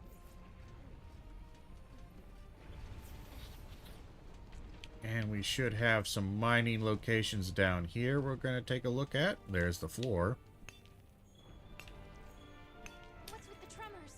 I think Zora Magdros is charging up power. Keep hitting it until it relents. We can't let Zora discharge its energy.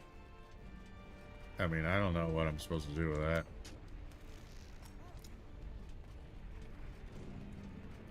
Well, that doesn't sound like much of anything I can do. Also, I would like to heal again. I don't know why I'm not healed to full. Apparently, I'm nearly dead. Excellent. Now it's time to restrain it.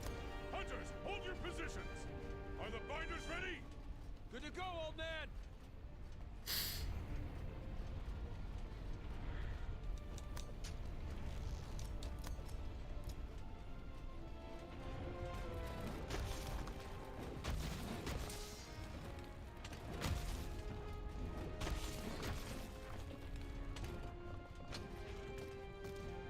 Another part broken. That's probably close enough to drop on him. It's going to take me 45 minutes to climb up to the top here.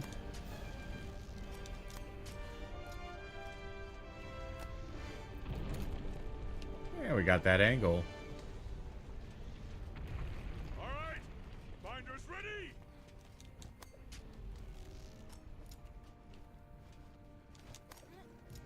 Now, fire! Target restrained. Zora Magdaros has stopped moving. That might hit him. I don't know. What? Wait! Stand at the ready. Nergigante is upon us. Of course it is. Hunters, prepare to intercept. Nergigante, up there on the shell. Go! Must I? Must I? Whatever you can. Alright, we'll sharpen real quick. Hold on. Hold on. We'll sharpen real quick. Hold on. I just got up here, guys. I really did.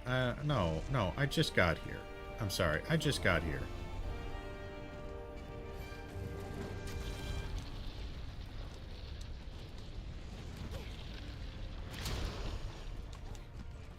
Nergigante can hang out for a bit.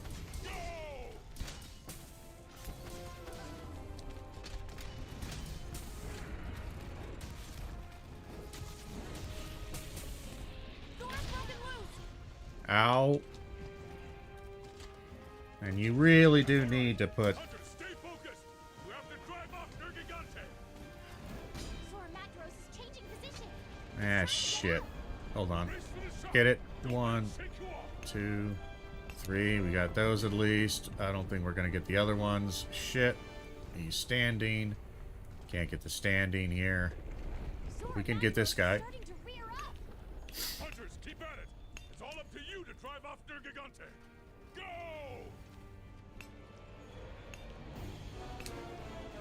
I think I can get it now. No? Still too hard?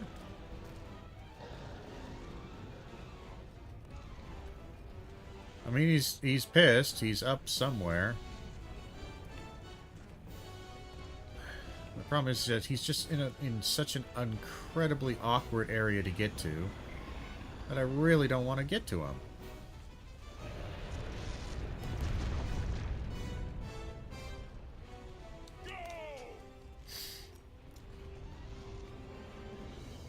Like, I'm sorry, I gotta climb like 80,000 meters up just to get to him. Good chance that he actually just leaves. Alright, come on. Run out of stamina. Exhausted. Tired of doing this. Trying to heal the full. He's somewhere up here. It's just a bitch to get to.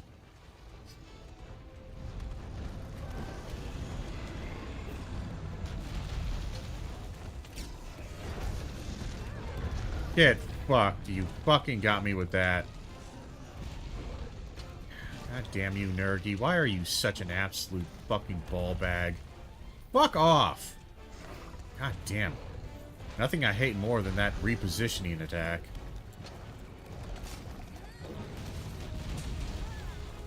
Why do you hit so fucking hard? Hold on. Why are you hitting so hard? Heal! How many fucking times I gotta tell you to do that? Jesus Christ. Heal, bitch. I went all the way down. Pretty sure... I don't remember where it is. Oh, wait, I could do... What the fuck am I getting hit by? What the fuck? What the fuck was that? What was that? Zora Magdaros is getting back on all fours. What was that? Continuing its advance. Watch yourself. What was that? What the collective fuck did I just get hit by? Why did he do a fire blast? Why? I don't care. I don't know what's happening. I genuinely don't know what's happening. I would like to destroy the magma cores, but you decide to throw the weirdest shit at me. Because again, I'm moving too goddamn fast. It's always when you're moving too goddamn fast. It just loses its absolute fucking mind trying to figure out, oh man, it doesn't know what I'm doing anymore. Like, it doesn't know where my character is. It can't tell what's going on. We missed the headpiece because I was dealing with Nergigante, who decided to do weird attacks for no reason, just because it's fucking Nergigante things.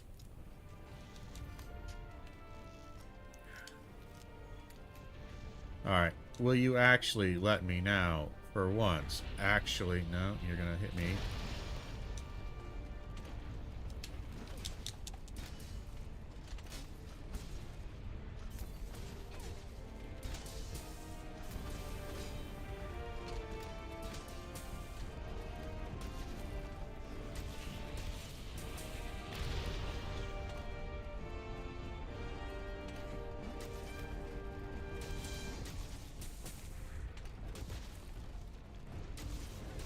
Not sure why my... Entering the final skirmish. Hunters, I don't care what it takes. You have got to wear down Zora Magdaros as much as possible. Look, man, I don't know. I don't know why he's not dying. I genuinely don't know why he's not dying. Like, it should have broken there. I do not understand how that did not break. God damn, that is just the wackiest fucking shit, man. I am getting so screwed here. Okay. I don't trust that angle. I don't trust that angle either. This guy has a slightly better angle.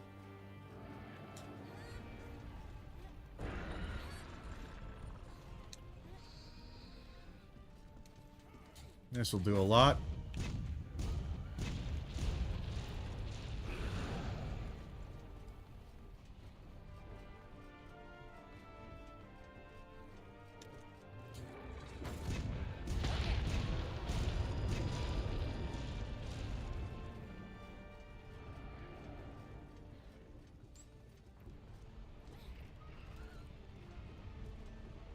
Zora Magdaros isn't anywhere weak enough. What a weird... Dad, that was just such a weird series of events on that one.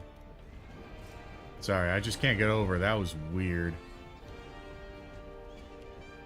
Come on, put it in.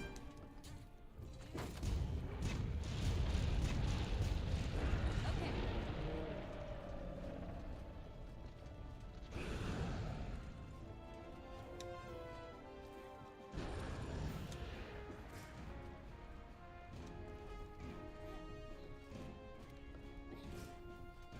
Come on, cat. Come on, cat. I'm gonna need you to put it in there quicker, cat. Come on, cat. There we are.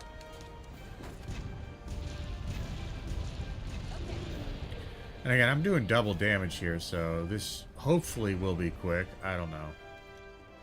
You never know.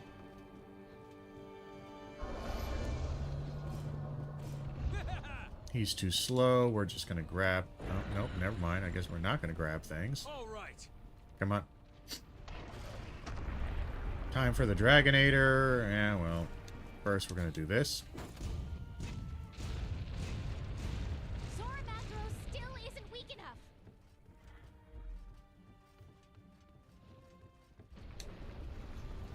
Kathmandu left this guy just hanging here. That sucks. We'll do the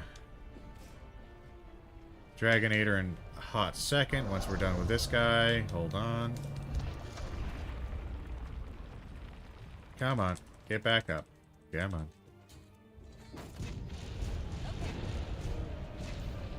Commander, this is it. The chance we've been waiting for. All right, this is the last phase. Where's my Dragonator? Oh, did I even need to use the Dragonator? Probably not.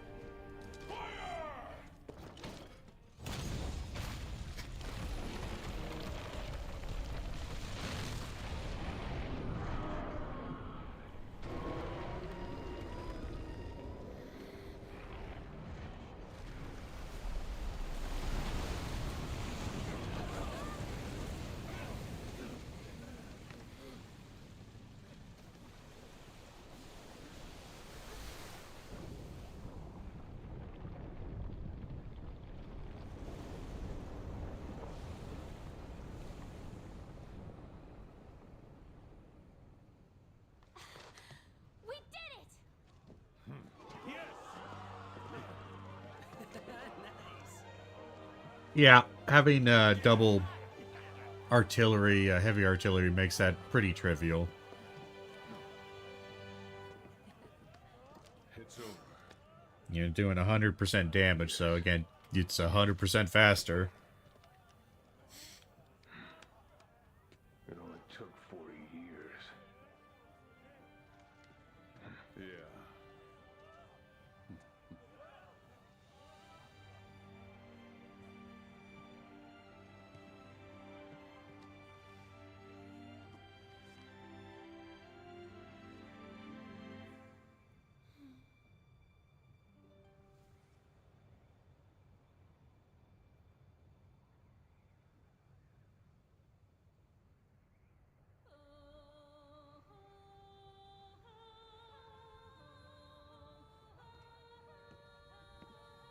Grandfather?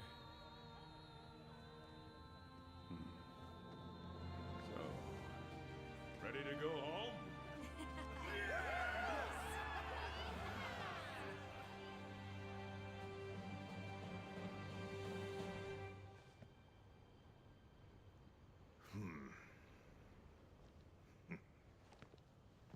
Yay.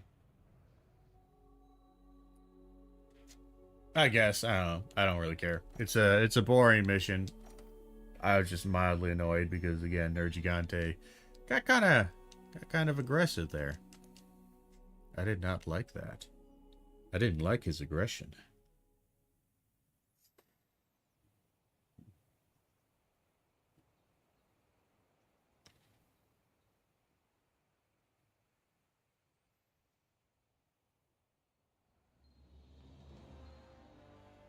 Hey, where are you?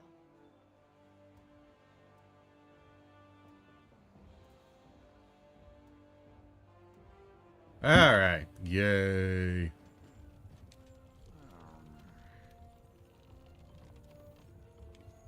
Actually, let's see what bounties we can register. See if there's any better ones. Bone piles are pretty easy to do. Brew wyverns might be okay. I think we have stuff in the box here.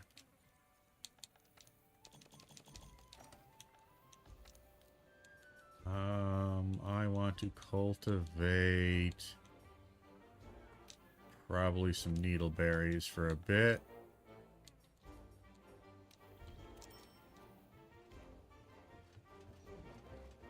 Get some cheap ammo. Hey, Argosy, what do you got for me?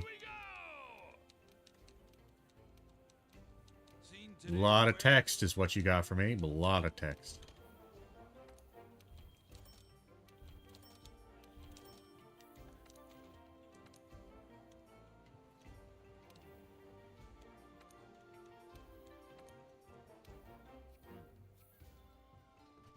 We got Commander we gotta talk to.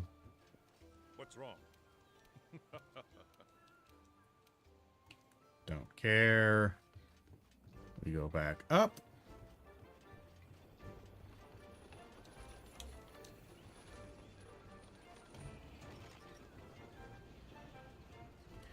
Talk to you. You probably got another job for us. I bet new stock in. Ah, it's just new stock. Alright, that's fine. You.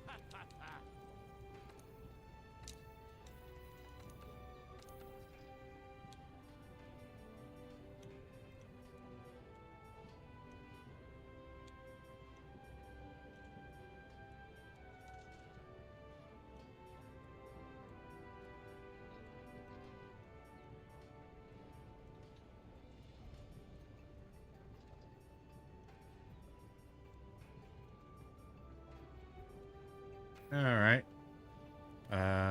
Kind of doubt we have anything for the light bow gun. No, definitely not. Oh, wrong button. I don't know if we'll have any armor that we care for. A butterfly has nothing for me.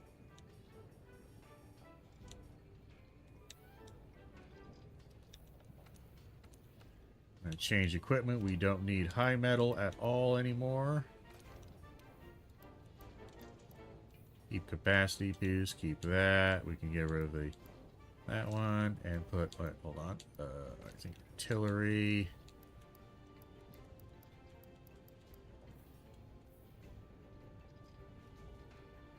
Yeah, that sounds about right. All right. Well, there we go. Lovely. That's Zora Magdaros the first. We'll call that a somebody. That's kind of a thing. All right.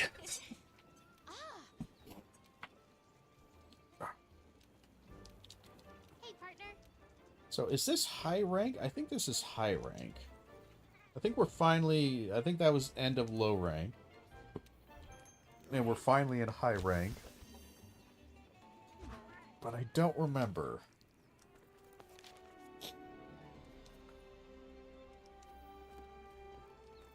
We gotta head to Wildspire Waste. I believe this is high rank. Because high rank starts with a Pookie Pookie hunt.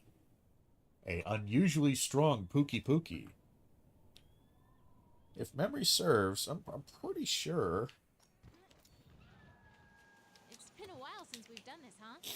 Not at all. By taking a stroll around? It's actually been not that long at all. Alright. We are going to actually take a bit of a stroll around because we want to pick up some high rank materials. Specifically, we want bones. We want mining locations, so some rock, which we can find up here.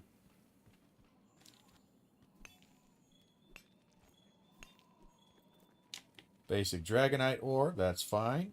More dragonite ore is not a problem to me. Sparklies are good. I got some carbolite from there. Not a lot, but something. Earth crystal we've had all before. I want new materials. Carbolite ore would be the best.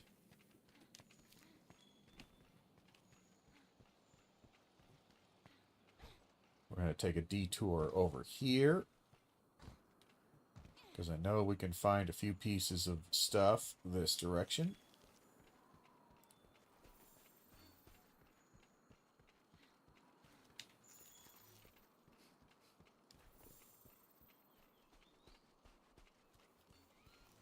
Specifically, we could find a couple of mining locations and a bone pile.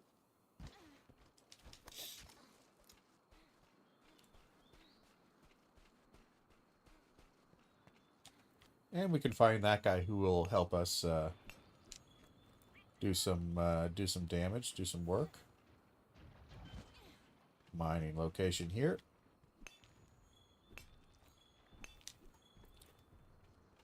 Nothing really floating my boat on that one. Dragon Vein's nice. Spirit Core. We got some new unique stuffs. Excellent. We should have a little bit of a... I think I've already captured one of these, but we're going to do it again. Whoa. Yeah, he's a weird one. The Cactuar. But down here, we should have a couple of bones and I think a mining location.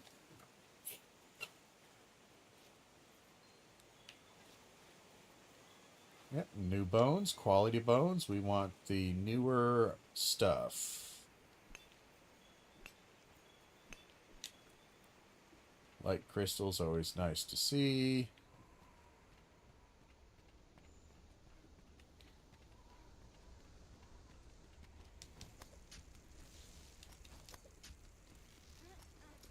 And again, we have several bones to pick over here.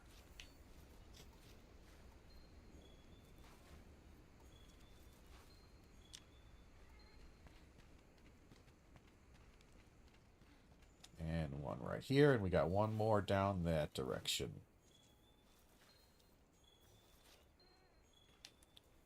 Getting a lot of monster bone S's. Pretty lame. I kind of want to see the other higher tier bones, but that's fine.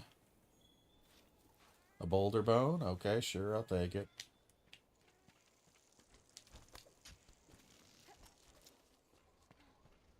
Alright, from here we are going to head back up top. And we know where the Pookie Pookie is, by the way. We don't really need to look for him. He is a known quantity. Well, actually, he may move, technically, because we're taking so long, so there could be a possibility I lose track of him.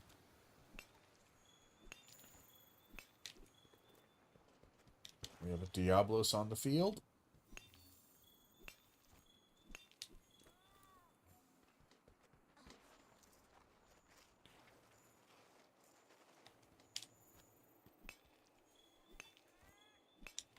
And I just want to do this just to get as much of the high rank mining materials as we can. We haven't got a ton, but gotten a few pieces here and there.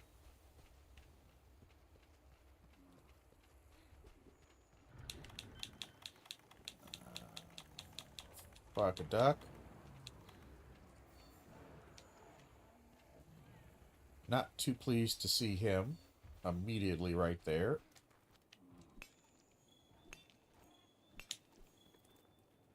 Excellent.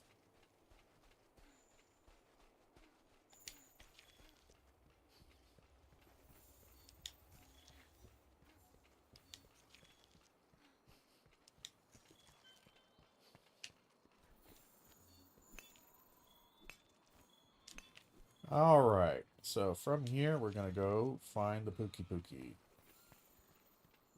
He is going to be right up this direction, near where the poison plants are. Grab this because it's sparkly, and sparkly means rare. Hey, we got a rare. Oh, another rare. Nice.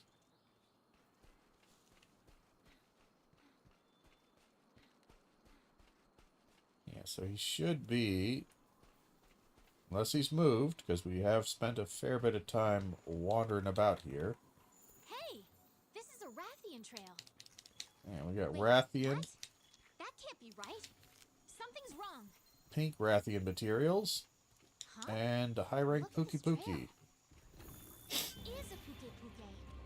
It's acting weird. What's going on? New target. Let's get that Puke Puke.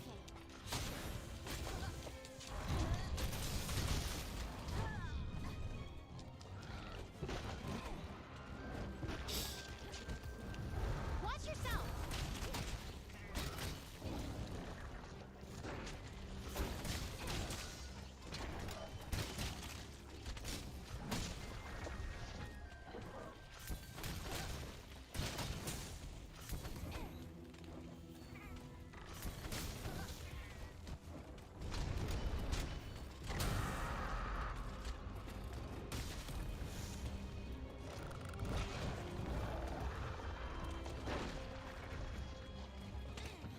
This Puke Puke is way tougher than usual.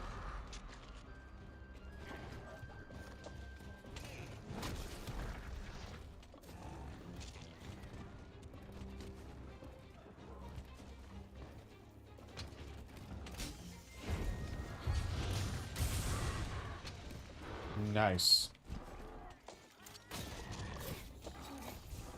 God damn it.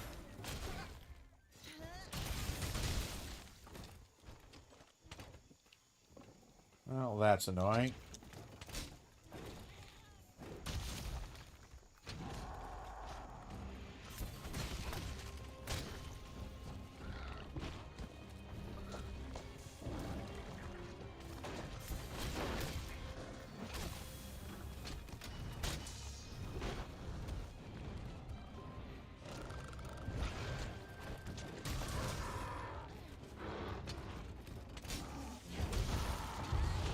God damn it.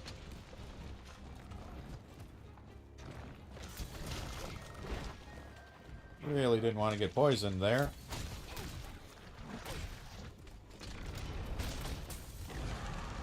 God damn it.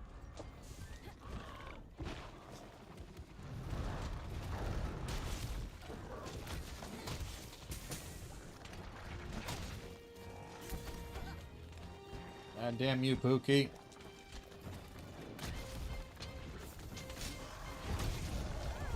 God damn you, Pookie. God damn you, yelly bitch-ass Pookie. Stop yelling. You're annoying me. You're annoying me, Pookie. Boy, that poison really just doesn't want to go away now, does it? I'm trying to ignore it. But boy, it just really doesn't want to go away. It's still there. We still have poison. Alright, okay.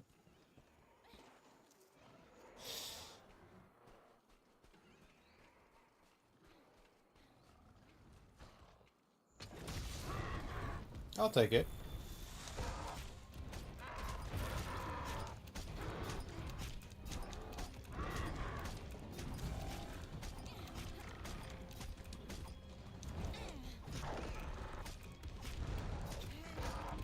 We'll do this, and we'll actually gain health back while we're waiting.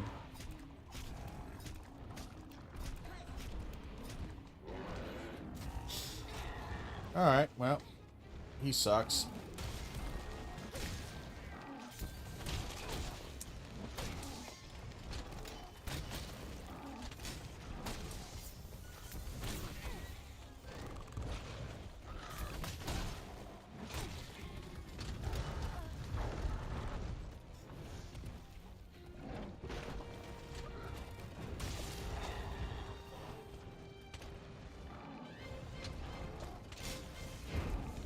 And right on the head. Good amount of hits. Oh boy, I don't like the sound of that behind me, by the way. Because I know what that sound is. That is the sound of a fucking giant ass piece of shit that is gonna fuck me up if I'm not careful. By the way, I cannot get him. Maybe we get this off? Nope. He twitched.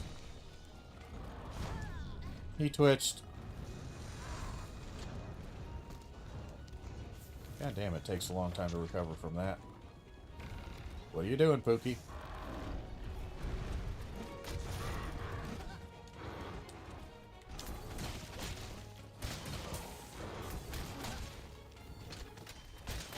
God damn, you go to sleep a lot, Pookie. Holy shit. I'd feel bad for you if you weren't kind of a, you know, a little bit annoying right now. There we are. He's got to be close to death. There we are. He is very close to death. Luckily, we know where he goes. Can I craft? Do I have one? I have one. That's why I can't craft it. Okay. Where are my Dragonators? You should fly back that direction, yes. Yeah, he rests right where we found him. Or nearabouts.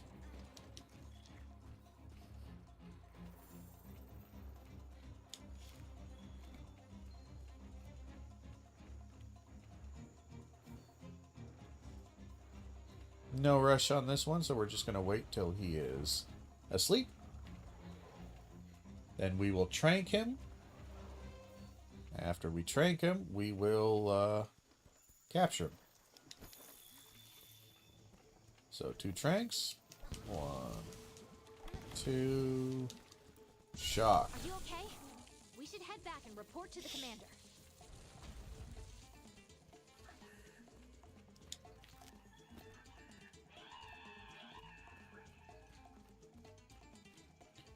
Alrighty then.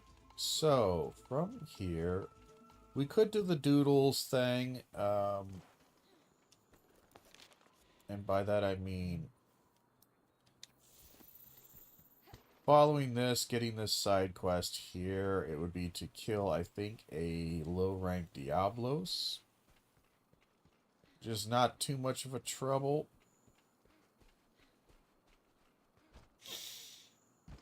But it could be.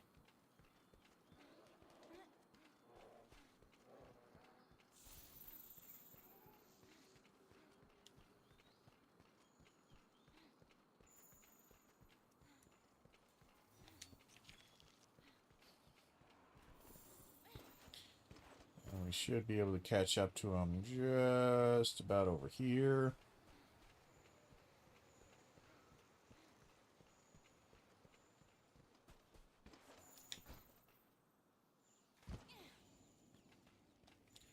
Go ahead and collect the bones.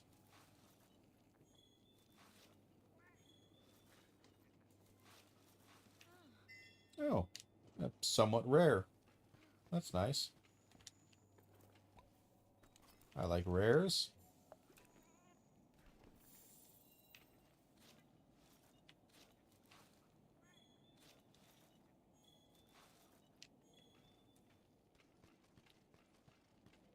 And they should be just through here. Hey there, shitheads.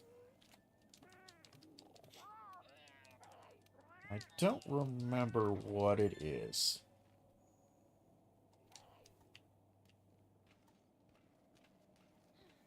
Oh yeah, the Lost Protectors. Oh god, I forgot that. That's a pain in the... That's an annoying pain in the ass. So you gotta sneak up on them and grab them. Which is not the worst thing.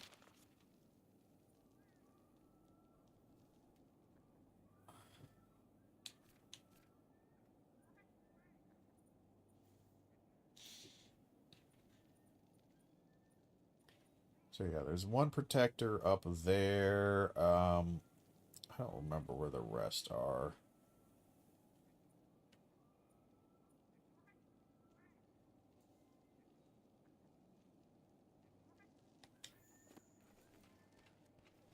They're annoying. It's kind of an annoying quest. Let's just end. Return from expedition. So we are now, I think, officially in high rank. I do believe so.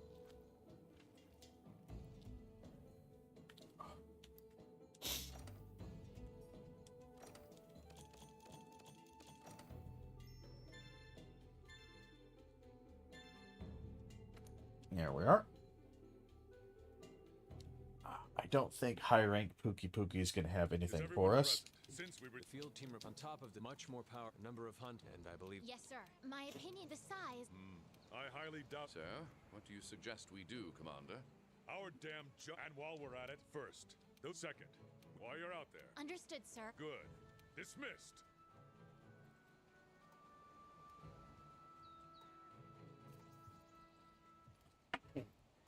Alright, high rank. Here we are. Yay! Look for evidence across the continent. Rathian or not, we need to find that monster. Listen up. And we got the pink Rathian, which is a high rank variation of Rathian.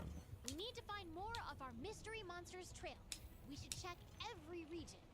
You can go on an expedition or an optional quest. Take your pick. Yeah, and that's kind of the mechanic here, is that we need to do hunting and eventually gather up enough bullshit to find the Rathian. There's a small missions up here we could do. Nothing too fancy. Mostly it's just collecting crap.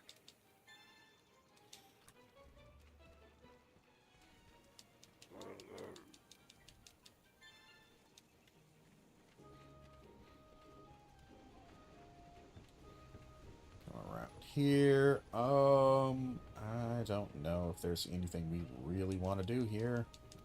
All right. How's your gear holding up?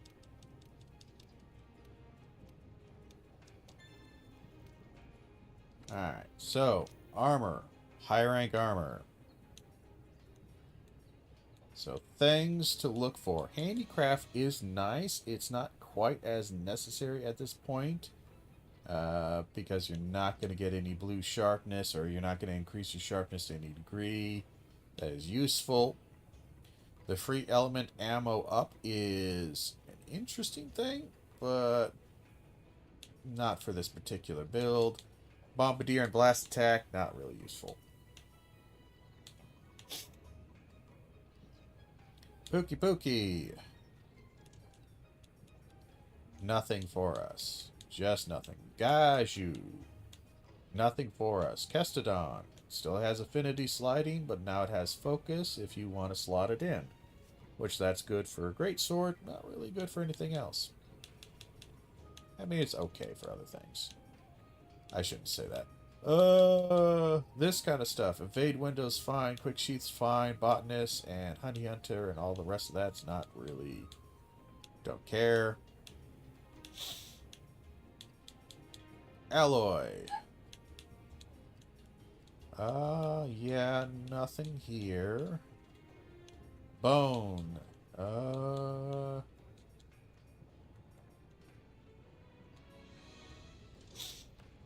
I would say maybe that guy, and that guy would be our best bets for a bit.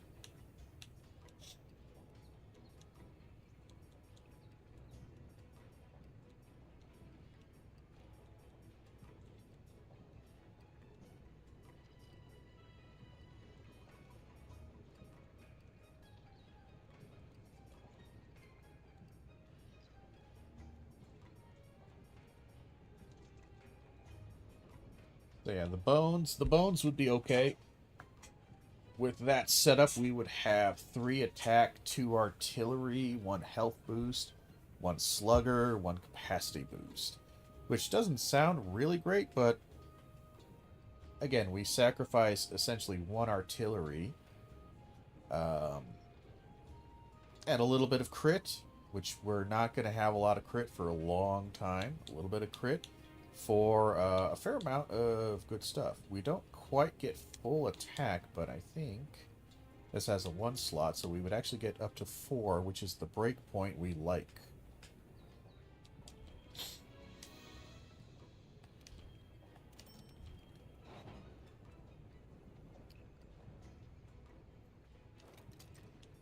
So we just need a lot more bones. And we would be in pretty decent shape.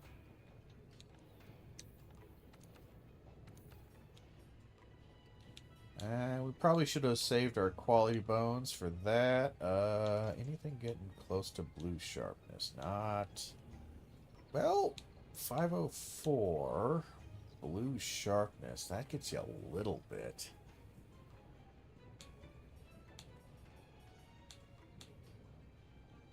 Anything else on our tree here? No, that's a bit more blue sharpness. 504, 20%. That would be better than the other one. Zora Magnaros is decent damage. Got blast, which is nice. Blast is pretty strong.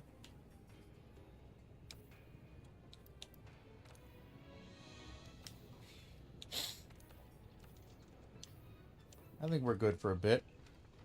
So we just need to search for Rathian Rathian crap.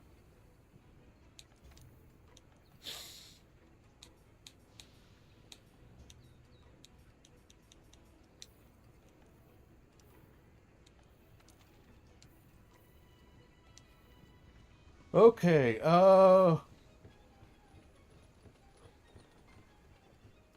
from this point, what do we got on the map here? We do have a Rathalos. High rank Rathalos, and my gear is not exactly what I like.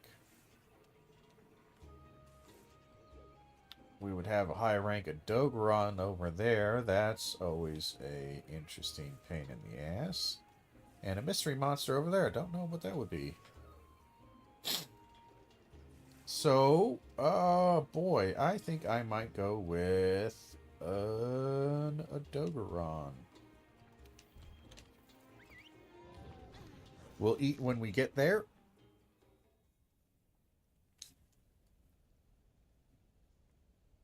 We'll try to play somewhat defensively, just because he can be a bit of a tricky boy. And he hits like a truck, and our armor is not really great.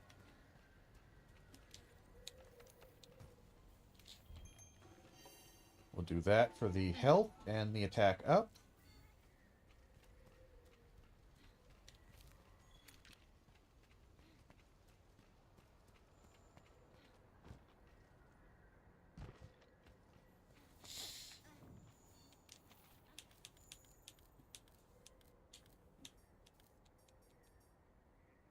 Shit, we don't have any trap tools. Do we have trap tools? Don't hit me. Do we have trap tools? I hope we have some trap tools in here, because I'd like to trap him. That'd be a nice little bonus for us. Did I remember to buy trap tools? Of course not.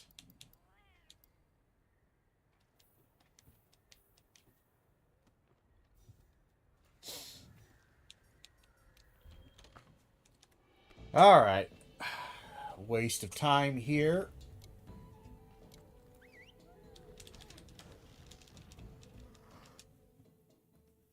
Go buy some goddamn trap tools, you dumbass. Stock them up. We need to find more of our mystery monsters trail. We should Stop check being every stupid. region. One, put them in your You can go on pouch. an expedition or an optional quest. Take your pick.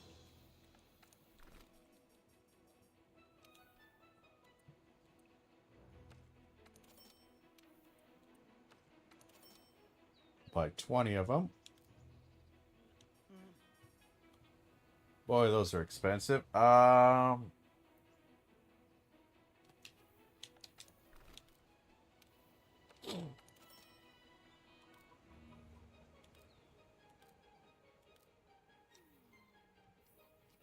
right.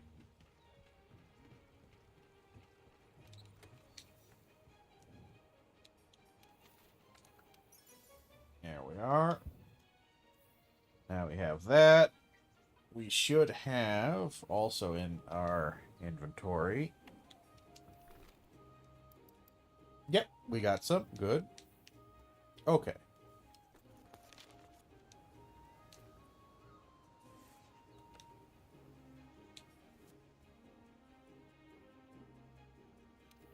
This might actually be closer to where the Adogeron's going to be hanging out, so we actually go here.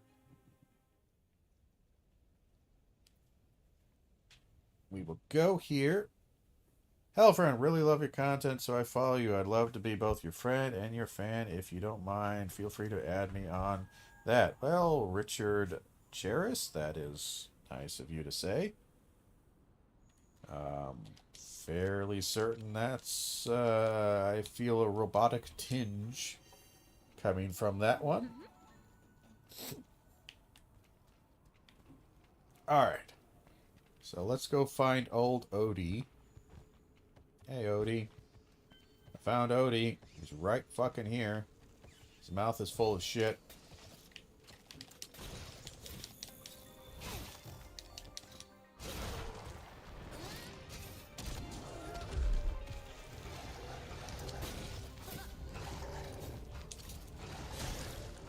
This is a bit awkward.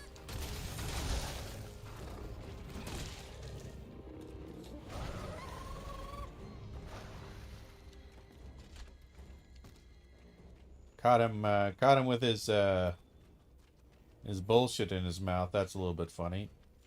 Boy, he went really far away, didn't he? Well, shit. God damn, you guys are way. Look at how aggressive these little fuckers are.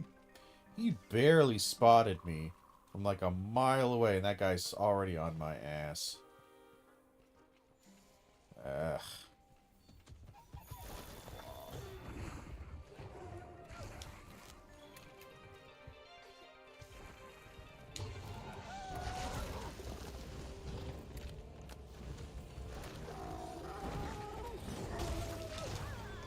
God damn, that was fast. Odie, holy shit.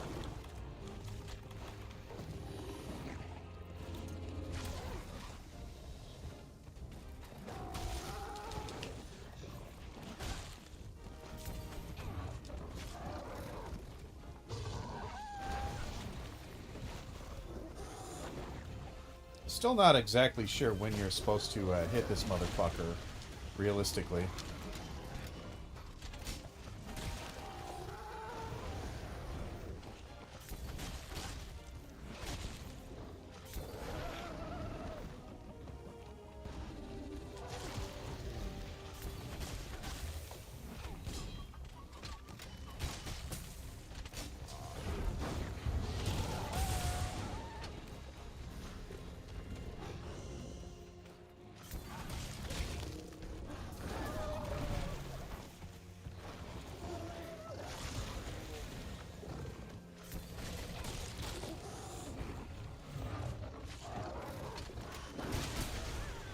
Boy, you are just absolutely being a cunt, aren't you? Also, can I just not have 8 monsters attack me at once? I always feel like I'm always surrounded by monsters.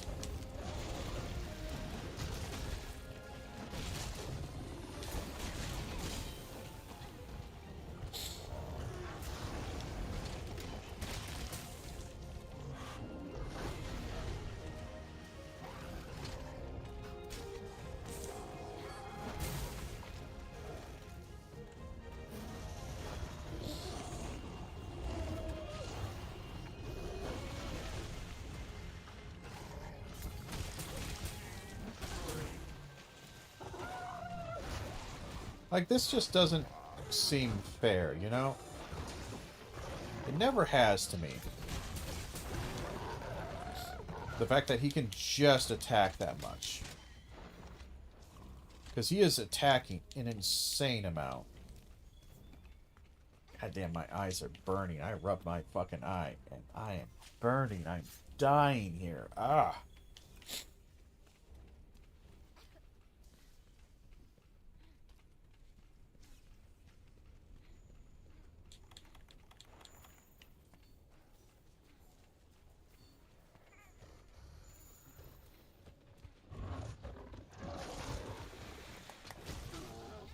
We'll get a mount here.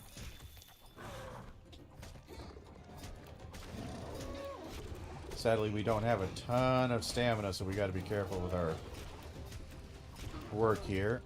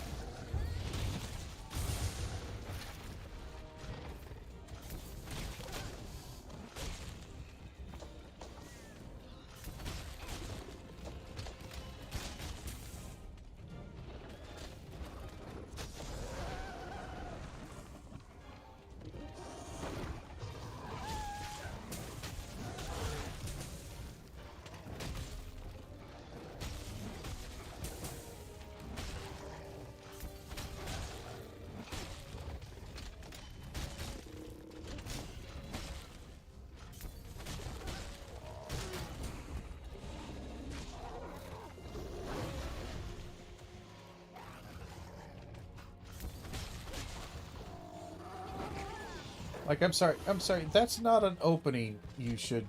That's not an opening.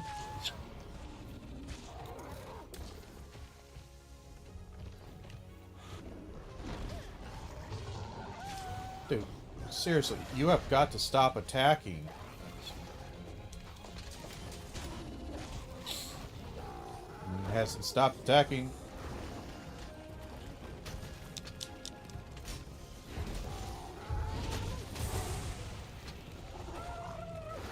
And then that, the insta get up, near infinite fucking damage bullshit. I hate this motherfucker.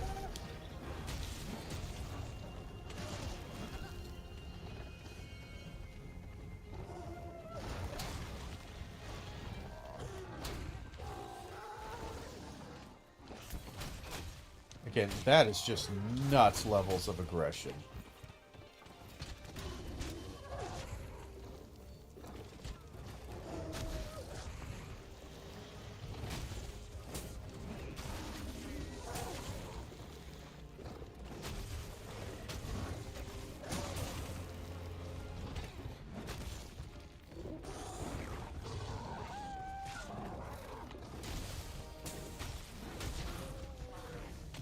Like, that is just crazy amounts.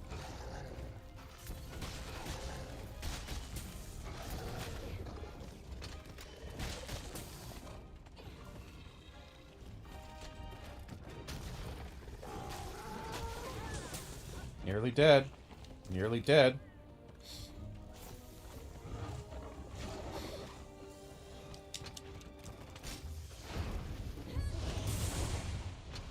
Like, again, and he's gone. He's just gone half the time. Ah, shut up, Odie.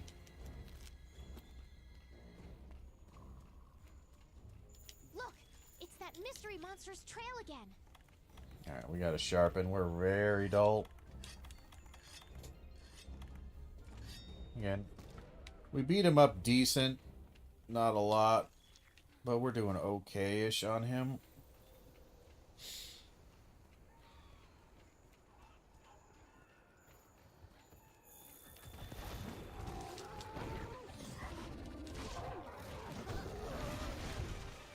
And again, that's his opening. Right there. That right there.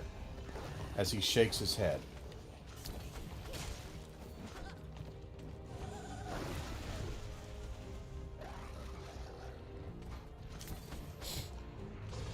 If you can get within range of him.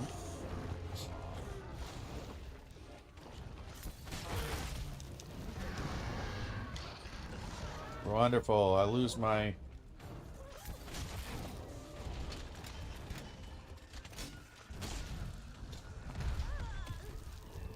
Rodabon. Rodabon. Rodabon. Rodabon. You mind fucking off, Rodabon. God damn it. Well, we lost all that.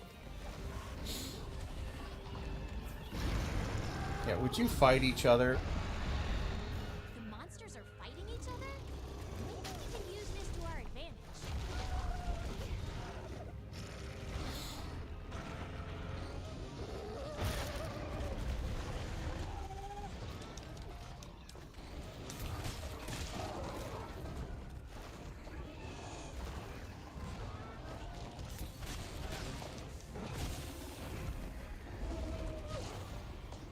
Can't see anything. Rodabon's too fat and thick.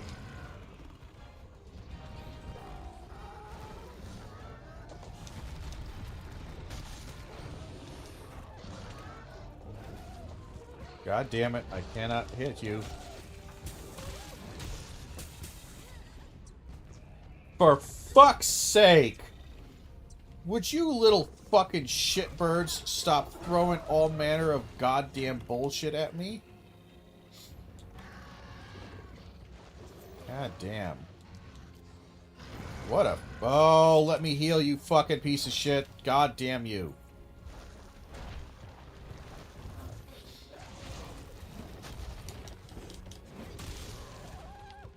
By the way, you're expected to, like, grapple onto these things and to be able to soften them at a somewhat reasonable pace. That's nuts. That's nuts. Yeah, you little shits right there.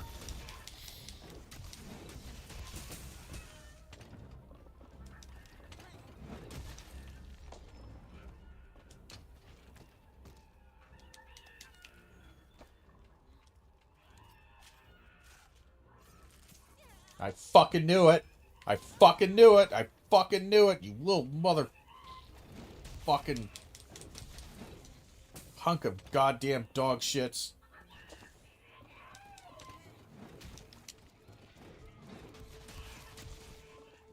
God damn, just fucking die. Go away. Fuck. Come on, wake up. Fuck! There's no time to be You've wasting just gotta now. stop fucking attacking me! I'm almost dead because of these fucking pieces of shit. Fucking go away. Fuck. Fuck. How many of you fucking pieces of shit are there? Why are there so many of you? Fuck!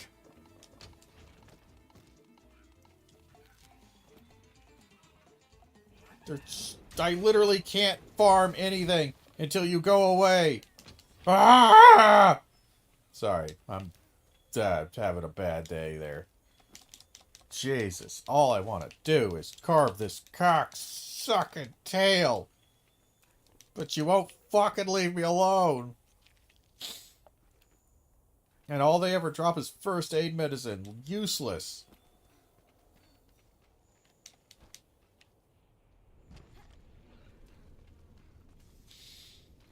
We know where a Dogoron went. He went to his little hole. We'll grab the scale while we're here. It helps us actually complete our main mission here. Jesus. Jesus, that's annoying. Mostly, again, that was just almost pure annoyance just by, again, just getting interrupted. All I want to do is hunt. But I'm going to get interrupted by 20 or 30 different status effect monsters, including the Gadulakas. We're going to get... And we're going to attack by Gyroses again. Oh, God, get away from me, you fucking pieces of shit. I have to heal. Because if they knock me down, they might actually kill me.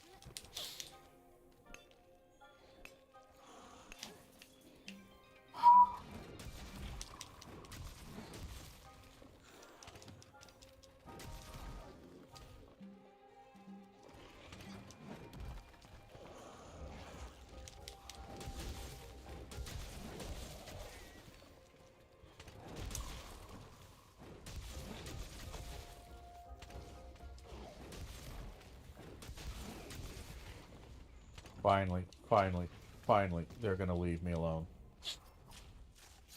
Good lord.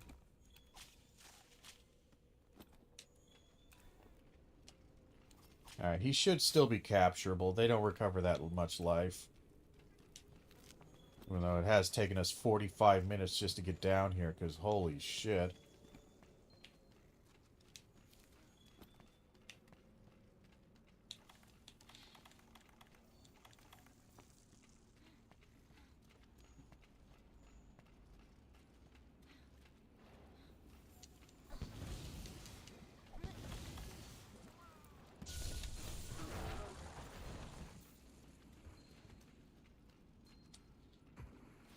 Brutal.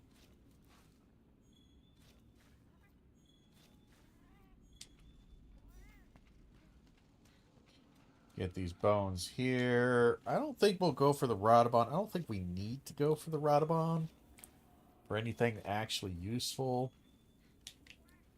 And he's not that rare of a monster to find, so we should be pretty okay for getting him. Go back to the workshop and this. So we're at that point where now, because it's that transition to high rank, there's always this period of no new missions. You're not going to get anything for a while because they want to give you, basically force you to go on several expeditions and kill high rank monsters or do stuff like that to get high rank gear. Hey partner, we need to find more of our mystery monsters trail. So once you get that, then at a certain point, you know, you'll get a hunt for, I can't remember what comes next. I don't think it's the Pink Rathian. I think eventually it is something else that comes up, and then it's a Pink Rathian.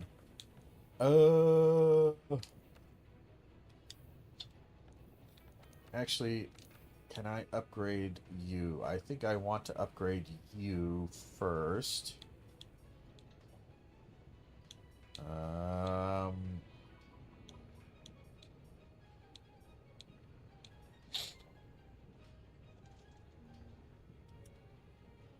That's not good damage. A little bit of blue, like the smidgenest of blue, and then 240 paralysis. So it wouldn't be a damage increase. It would keep what damage we have right now, which our damage is okay. does have 20% affinity. That's pretty sweet. And it's got paralysis, which is not quite as strong as it is in wilds, but it's pretty okay, actually.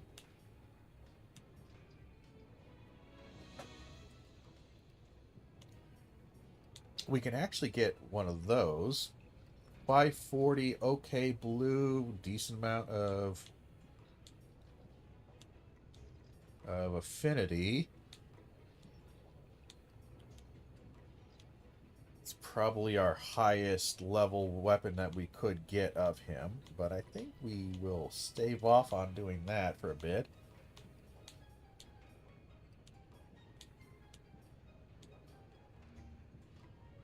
$504, a little bit of blue.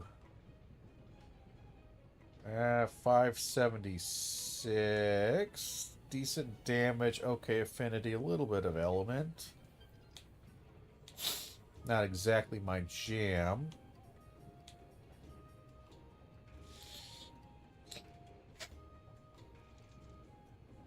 The only reason I'm looking at that is because of its raw damage is pretty good. And its sharpness gets quite a bit better. But I'm not... That paralysis is not... We would have to do a bunch of hunting of Gyros, Fang. We'd have to do at least 1 or 2 hunts of the Great Gyros. Probably 2, maybe, because we need a tail.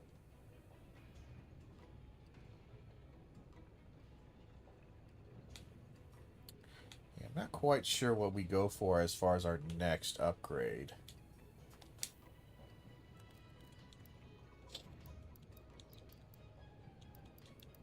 Because I was also just thinking the Garon rifle here, if we can get some quality bone, 221 is going to beat out almost everything.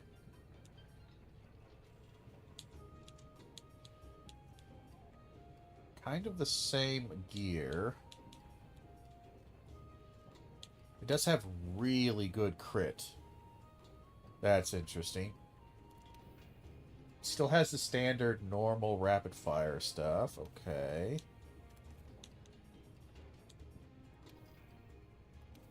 Nothing useful there.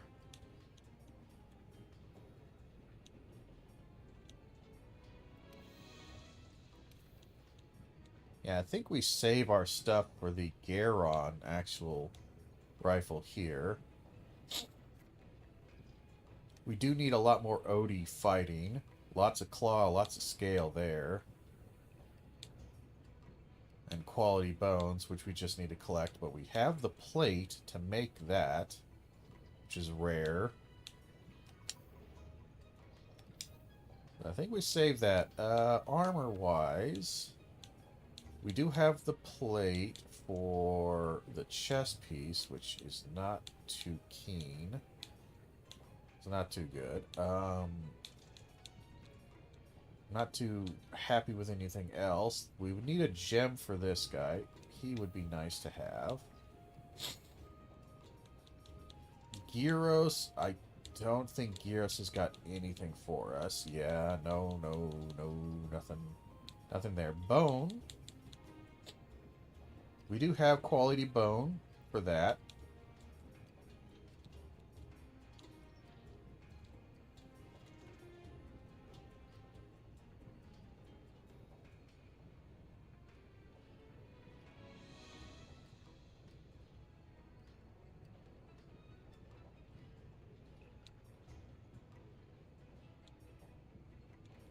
We just don't have a lot of quality bone.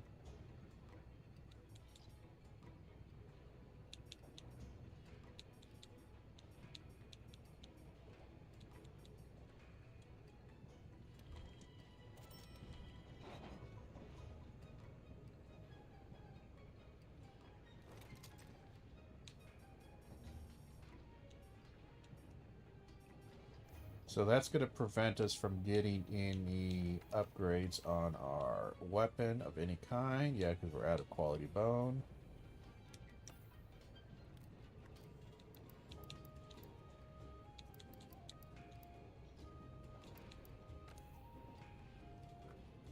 We could get the next heavy artillery there. I'm not sure I really want it, but, you know, we could do that. I can't do that.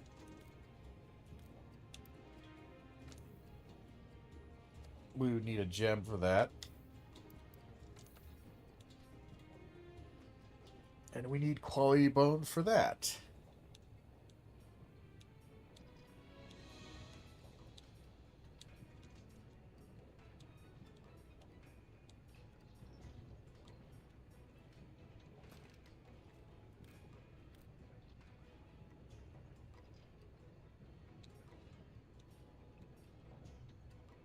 Okay.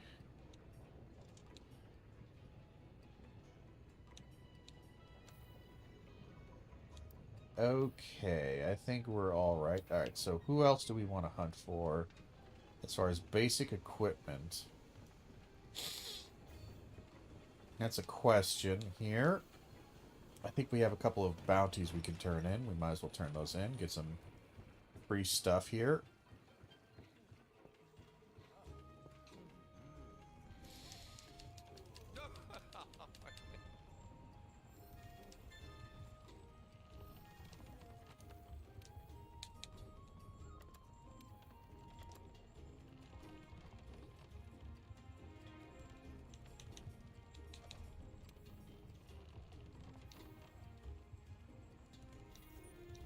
Okay. Take it easy.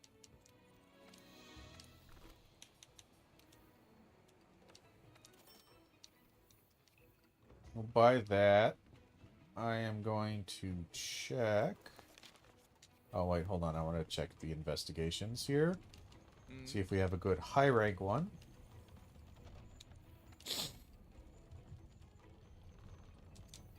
Just a Gyros. Nothing too interesting there. We do need... I'm not sure if we need OD parts, but we'll hold on to that just for a second. So we need to look at the field again. We got Anshnath, Toby, Rathalos over there. We got more Odie over there. Do another Odogaron.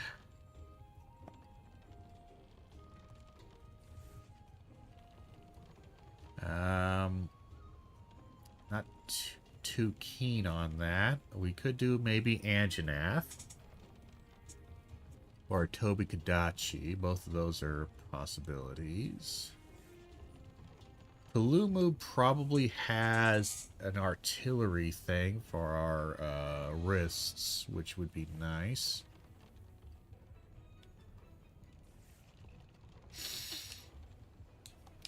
We'll go here and we'll kill some stuff.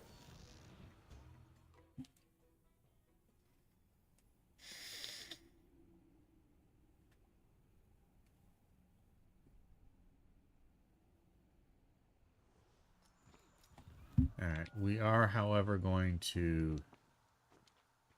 restock, actually.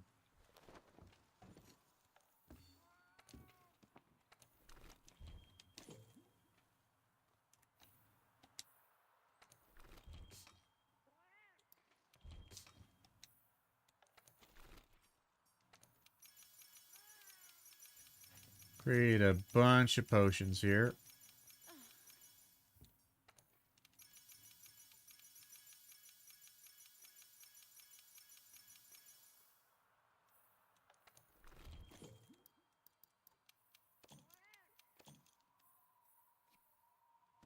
Just do that.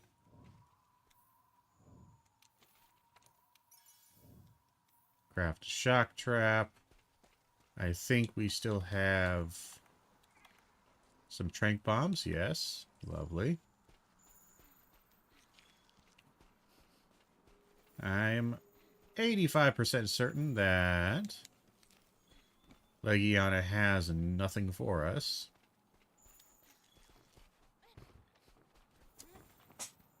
Pretty certain on that one.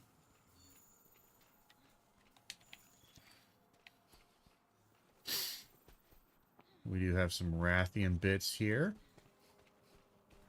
There were some scratches somewhere. Did I miss the... Nope. Don't care. No, fuck off, Leggy. You do not get that aggressive that fast, you piece of shit. You will fuck right off on that one. I don't think we ate, which is somewhat problematic. Fuck me.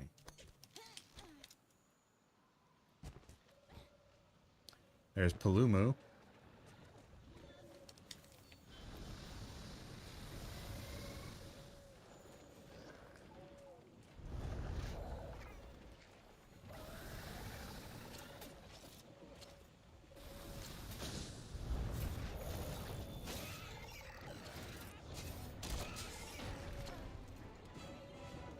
Bit annoying that I ended up 4 billion miles away from him.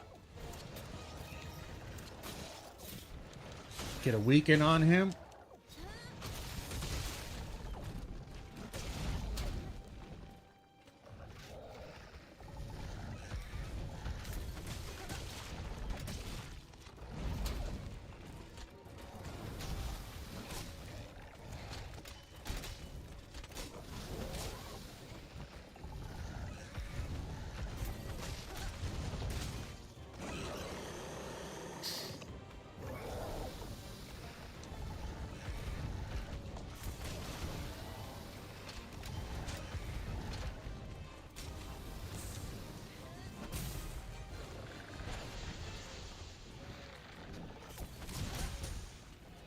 Ouch.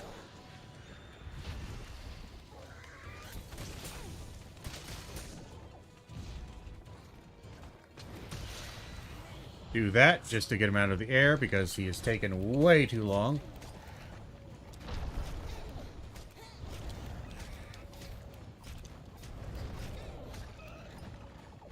Do a little whack-a-mole on him for a bit.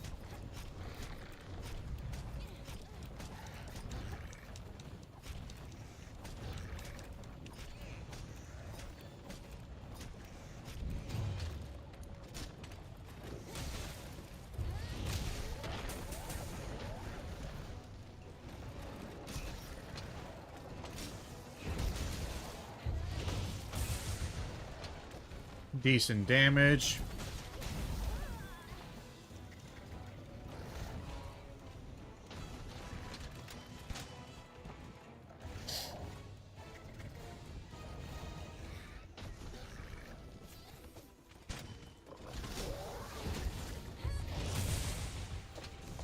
Okay, damage.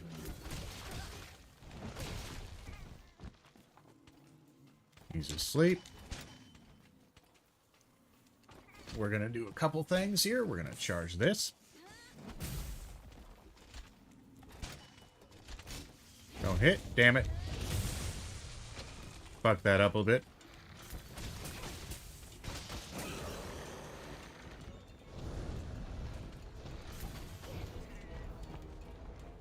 Yeah, it's okay.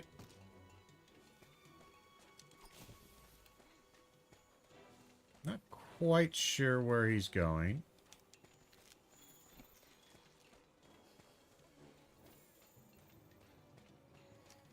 Oh, yeah, that's where he's going. He's right up there. Okay, that's good. Good enough place for him.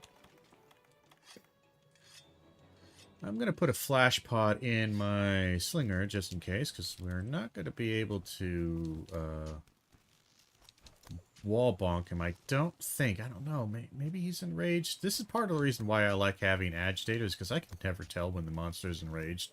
I can't remember the actual pattern of it or the timing.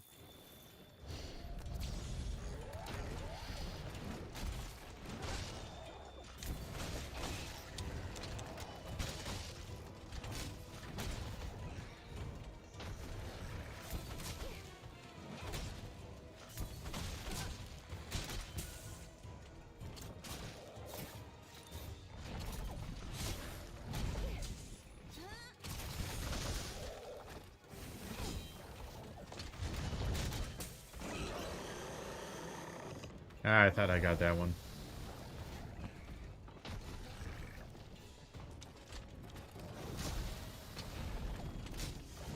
Damn it.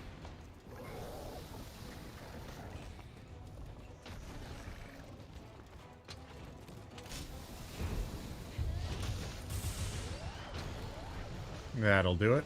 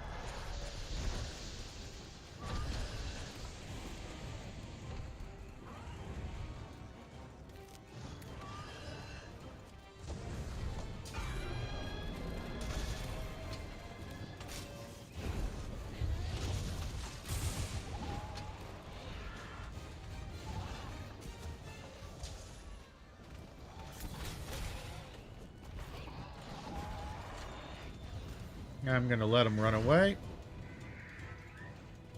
Because I am fine with that. Because I know where Palumu runs away to.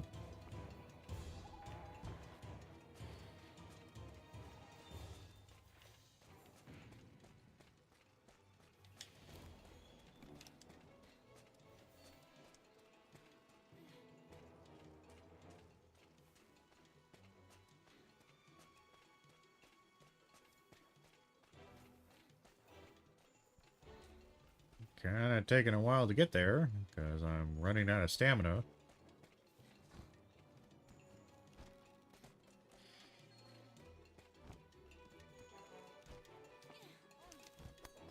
Not sure why it's still giving me a "you're being chased" sound, because it's not. We'll hit him with 2 tranks. 1, 2, and the shock trap. Boop. He is donezo. Lovely. Relatively clean hunt. Again, it's high rank, but, you know, it's a Palumu. We definitely want bones, though. We are low on bones.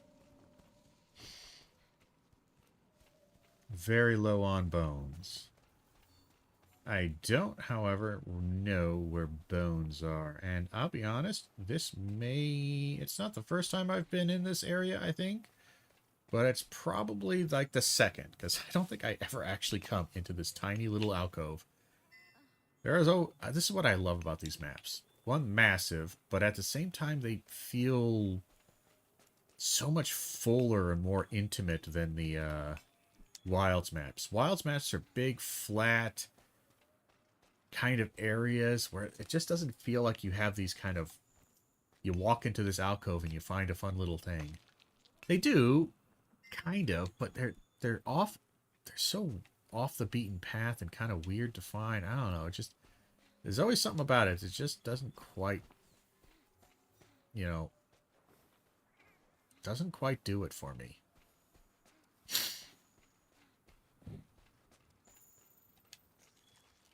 Again, it's not that it's bad at all. It's just that it always feels a little bit underdeveloped. Here's more of that mystery monster's trail. We're doing good. Alright, do we want to fight the Tsetse here? We do have one final trap. I don't think he has anything to offer me, though. I really don't. Like, we could just fight him just to, you know, fight him, I guess. Yeah, I think we're at the max right now for this thing. We're going to go back. They're going to say, hey, go talk to this person, get the next thing, and then from there you go out, do next mission, collect more stuff for the Pink Rathian. We really just need lots of bones. This area's got a few bones that we can definitely pick up on. And might as well. And we will kill these guys because fuck them.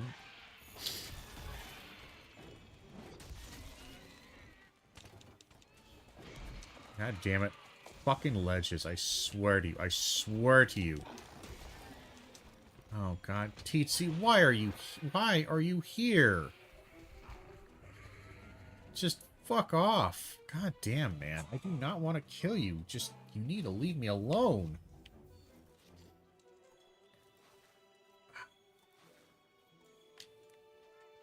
I actually don't want to kill you. But you keep following me, I'm gonna kill you. Like, I'm gonna murder you. Lots of bones. We need lots of bones. All of the bones. More bones. Wow, there's a lot of bones here. I think there might be a bone upsurge or something going on here. I don't remember there being this many bones in this area. Well, we're going to take a short little break here in just a second once we're done with this expedition. Just need to gather a few more items. Couple of flash pods. Because there is a good chance the next thing we're going to try fighting might be a Rathlos once we have some okay gear. Alright, we got to return from expedition. Come on, get past all this bullshit. Come on. Come on. Come on.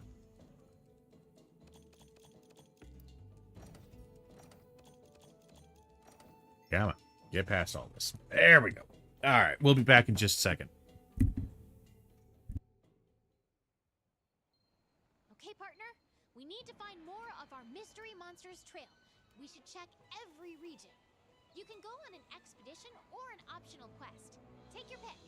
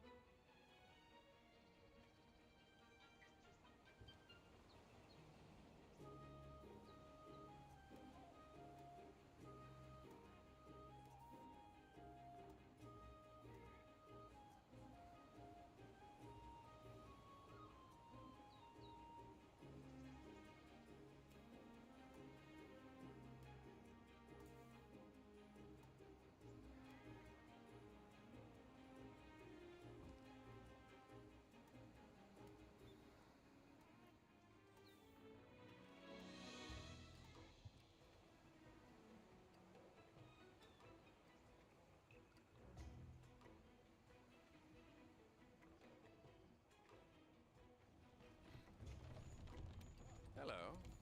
Alright, we're back. Sorry, we had to take a quick little restroom break there. Alright, it wants me to hunt a Teetsy. I don't... we'll have it just because it's a high rank.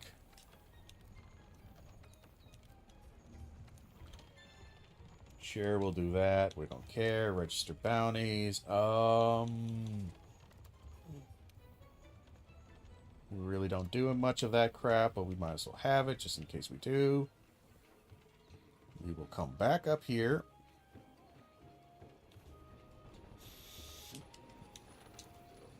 Do workshop.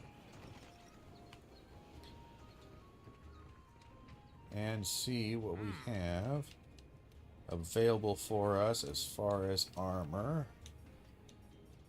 Lumu stuff. A lot of stamina surge. We got an artillery there. That piece would be very nice.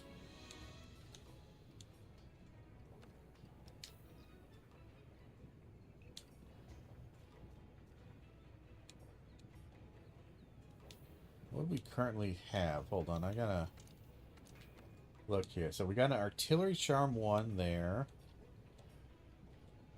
The metal coil gets us capacity boost, but we could also do capacity boost there, so we could get rid of that. Anjanath Greaves gives us 1.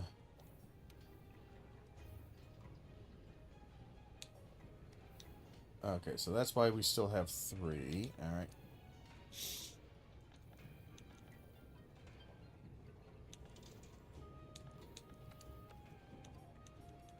Because I'm thinking with the Lumu, means we can do a different leg piece. Not sure I care to do a different leg piece. Or at least a different waist piece, because we could do Lumu.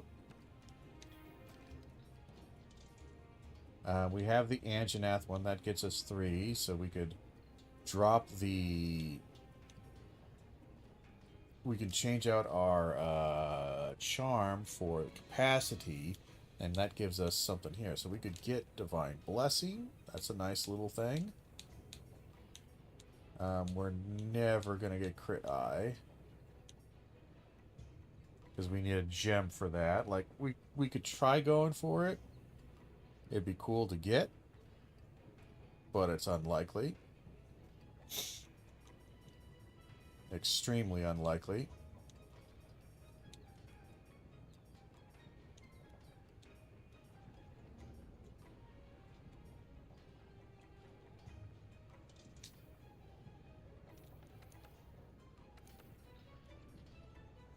I do just want to upgrade this guy, just so we can get a bit more damage. Feel like our damage is lacking just a smidgen.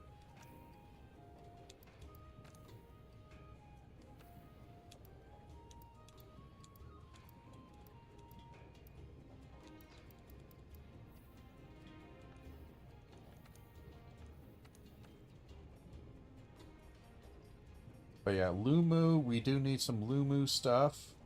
At the very least, I think we want Lumu there. That just gets us 2. The Anjanath, we could go for Anjanath to get a higher rank version of what we have. That will complete the artillery. But for now, I think we're okay.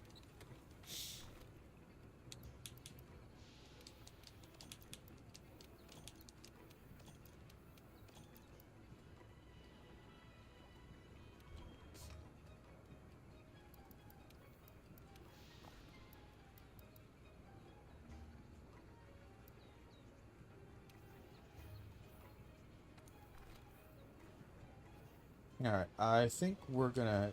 Do we have an Anjanath somewhere on the field? No, we have a mystery... I don't know who the mystery is over there, actually.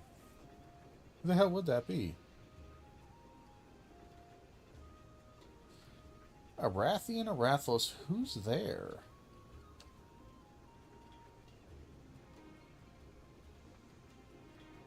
I don't know who's there.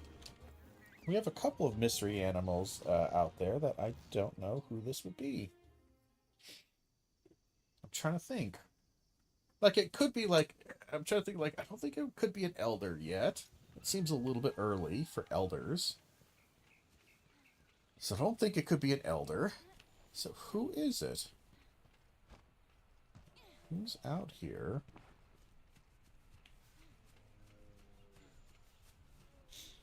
Oh! Basil Geese, you old son of a bitch. That's who it is. I was wondering. It's an invader.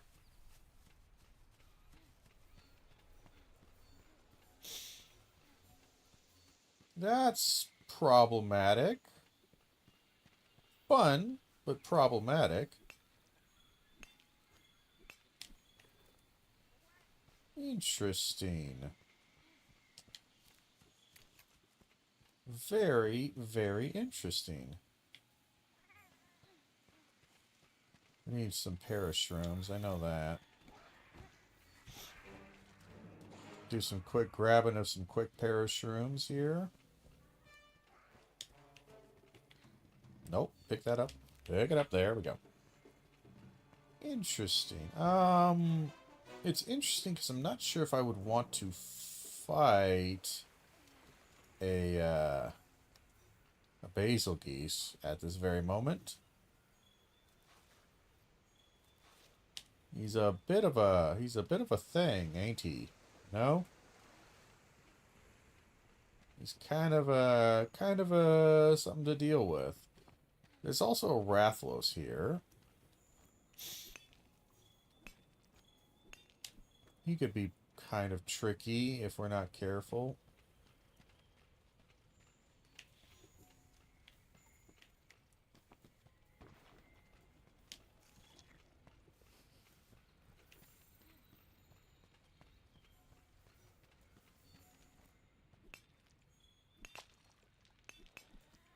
Semi-rare. I'll take the semi-rare.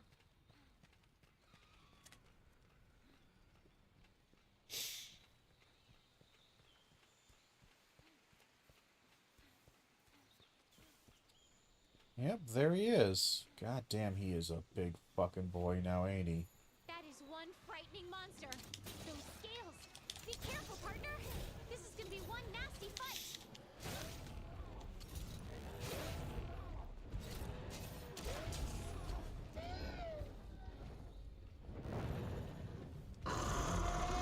There's his classic roar. There's the other one.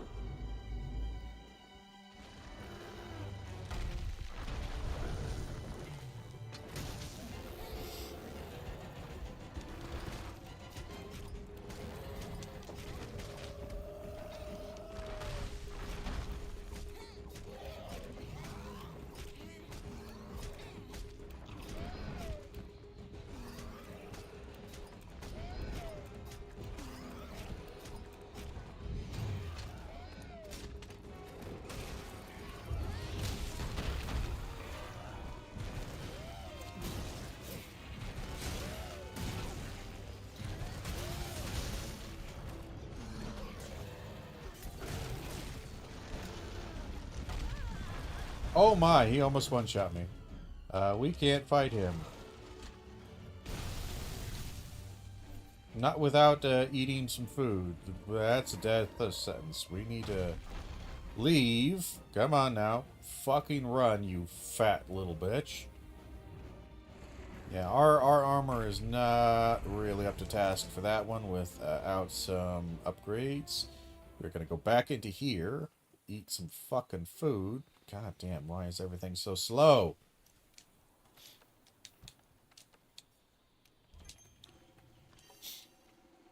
I don't think he actually has anything for us, but it would be fun to fight. And you know what? I don't mind ruining this run.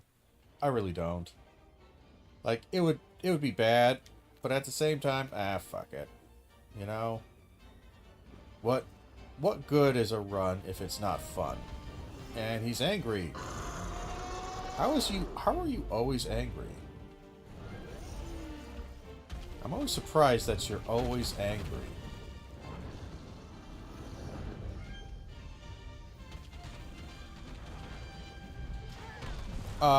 Interesting. He only did one. He only did one.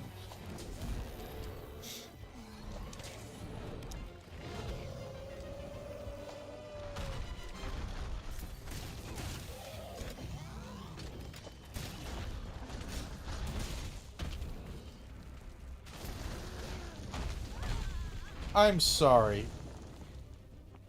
I'm sorry. I'm sorry. What the fuck was that, actually?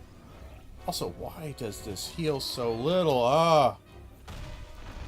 There's so many things that you kind of need to get working in this game for it to kind of work. And you always forget. Free hit. Free hit, by the way. There it is. Oh, that's run dead. Fuck it. I knew I was gonna die. I'm a little pissed off at myself for doing it, but it's just kind of, it was... Are you okay?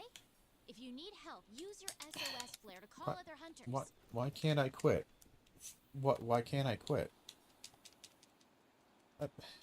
How can you not quit? Well, fuck you, you fucking piece of shit game. Fuck you. Why can't I quit during an expedition? It's not a mission. Why not?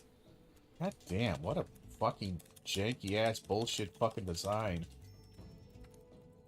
Alright, well, I mean, we destroyed that run anyway, but, like, again, I did most of it off stream anyway, so, you know, Okay, partner? maybe We that need to doesn't find more count. of our mystery monsters trail. We should check every region. You can go on an expedition or an optional quest. The big thing that I also was thinking is just like, oh boy, that guy, that's just stupid levels of damage, by the way. Unfucking workable levels of damage. And we're going to change this a little bit to 0.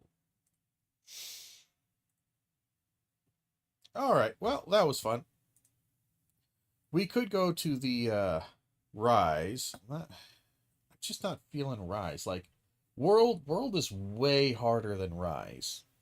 By, like, a metric shit ton. And then Rise is kind of harder than Wilds. So Wilds is definitely pretty easy. Though it's somewhat tricky. There's a few monsters in Wilds that do tons of damage. But yeah, of these things, well, World. Part of the reason I want to do this also is because I felt like I should probably just kill myself there, because the like I said, a lot of that's run was off stream, so we might as well just do it on stream. And two, the just kind of show like that right there, like that guy, 1-2 hits, you're dead. And that's just going to be kind of the entirety of World once you get into high rank. Is getting into high rank, the transition from low to high rank kind of sucks, because you have to get pretty bog standard crappy armor in high rank to even hope to kill high rank monsters, because you can't really run low rank armor. That's the defense is just so low, so drastically terribly low that they'll just one shot you. Like right there again, between the free hits and all that and how little I was healing, that's just, there's no way. That's why you wear defender gear, and why they created defender gear is so that you could power through low rank and high rank pretty quickly.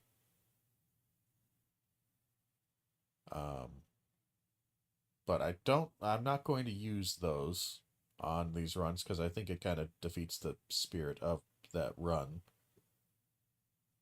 But, okay. That was fine. You know, not too bad. I've seen worse. I think we did have the backup one.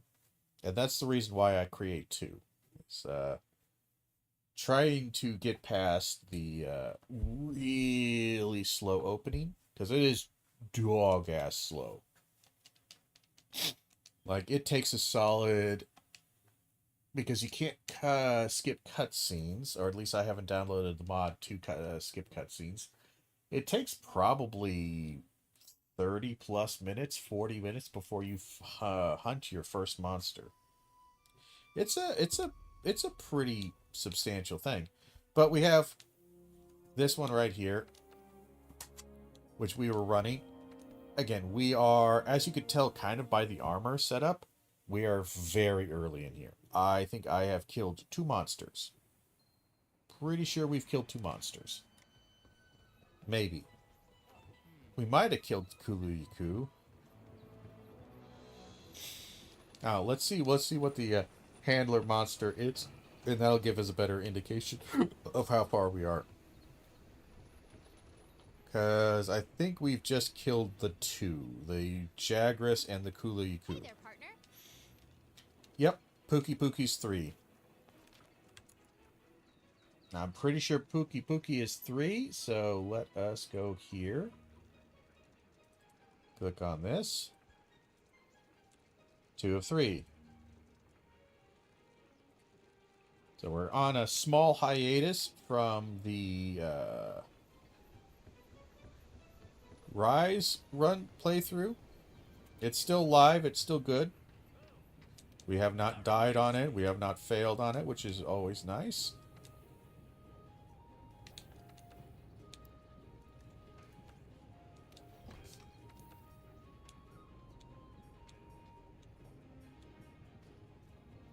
Which ones? It's just normal 1 for you. Yeah. We still don't have anything really worthwhile. So really, it's just spread 1 is what I was using for you, right? I think so.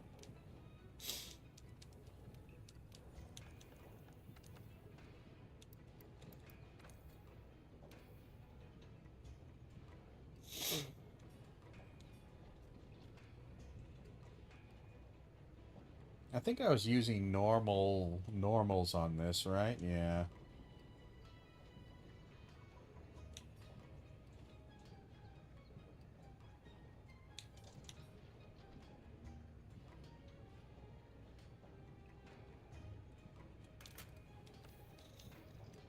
I think we'll be using the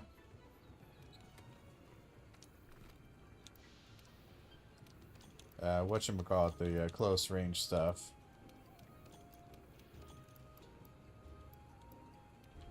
Sorry, we had to put away a ton of stuff there.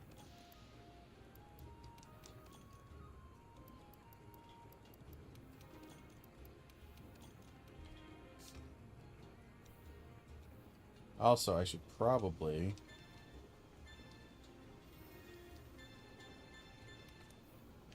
grab a whatchamacallit, trap.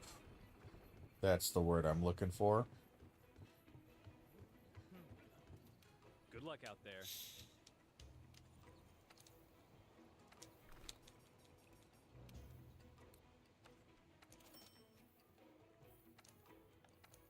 And seeing how there's a sale going on, we will buy a few more.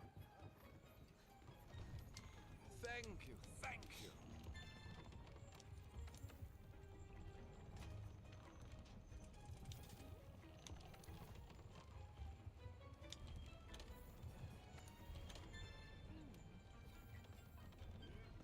And there we are. And let's go ahead and accept the mission.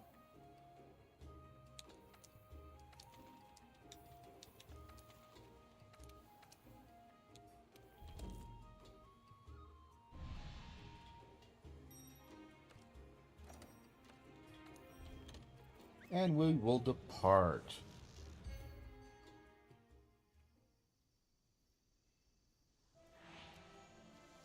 So now we're going to see it from a much closer up kind of thing here. I don't care. We're not. God, we got to do all this for the first time, don't we?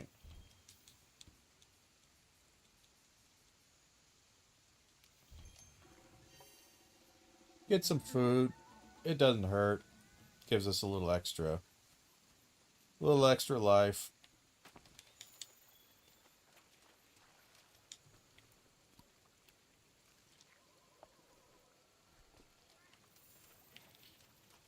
And it should be just over here. Nope.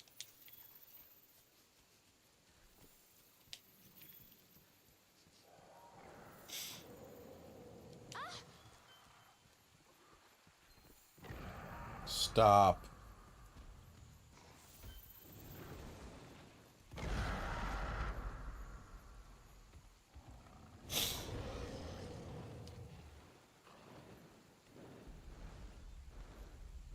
God damn it.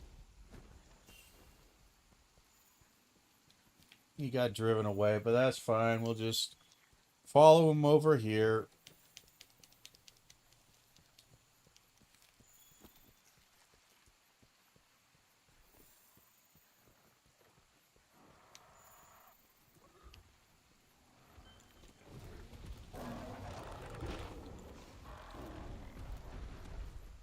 I really, really, really don't want.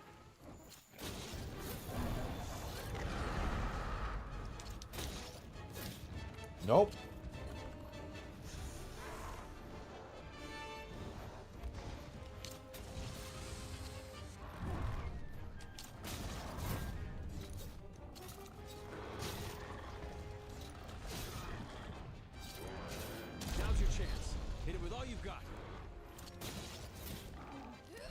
first I have to do these very weak-ass fucking, God damn it. It's always, I swear to God, it is always.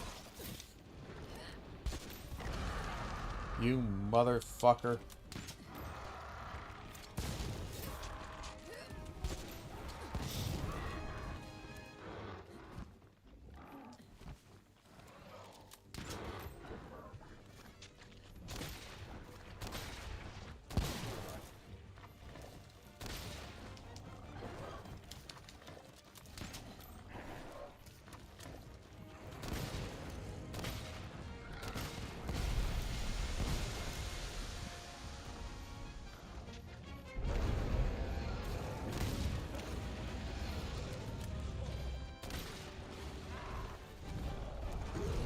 I really don't want to fight you, Anjanath, but you're gonna make me, aren't you?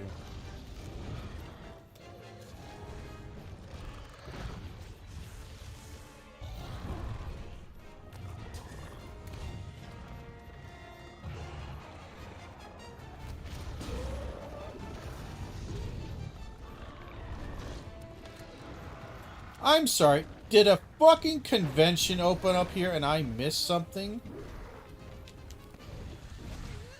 Did I miss the part where there's a gigantic fucking convention of fucking bullshit here?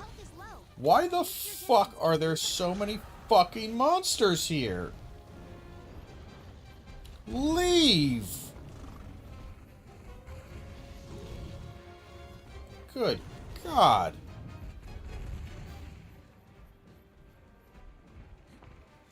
Like, I'm sorry. Did I do something? I do something wrong? Why? Why? I just want to run. And again, I lost all my...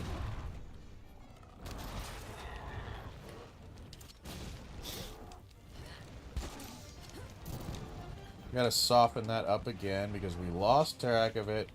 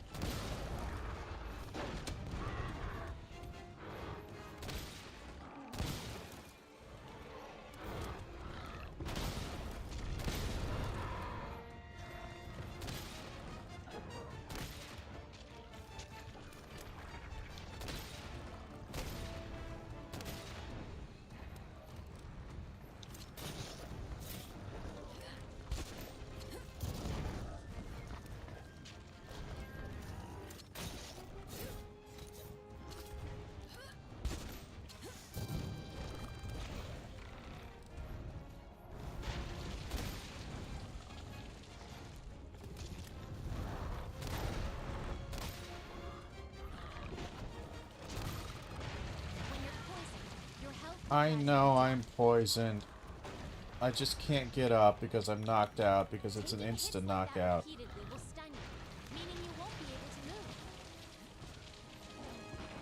Oh boy, this hunt is just immediately pissing me off.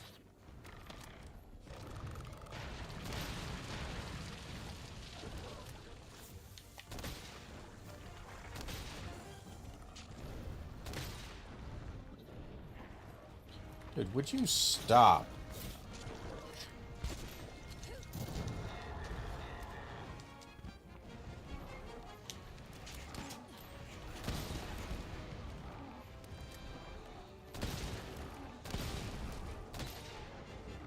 Get the fuck out of my fucking way. Why are there so many of these fucking pricks all over the place? Look at... Just stop. I just don't want this many fucking monsters around me.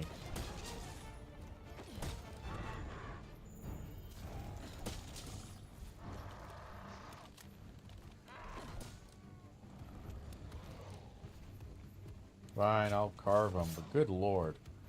Good lord, that was some irritation there, you know? Some serious irritation. Don't want the piercing pod. Boy. Just an absolute cavalcade of fucking people here, you know?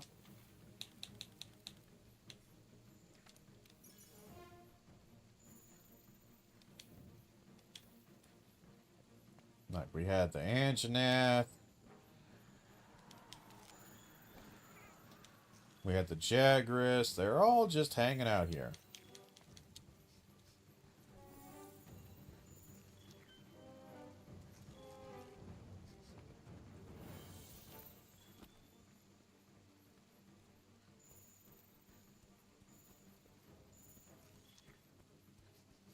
He better not be over here.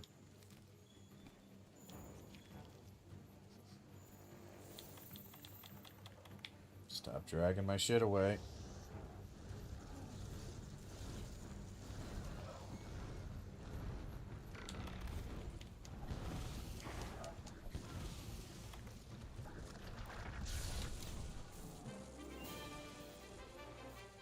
Get the bone real quick. You did it!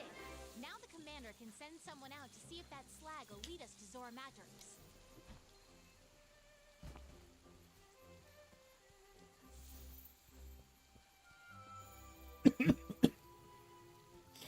I didn't think we could get him. I was kind of hoping we had enough time to get to the thunderbugs up here, but we didn't.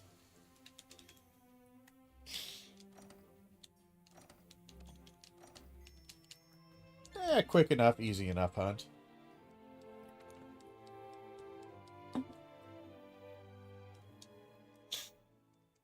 You've done well.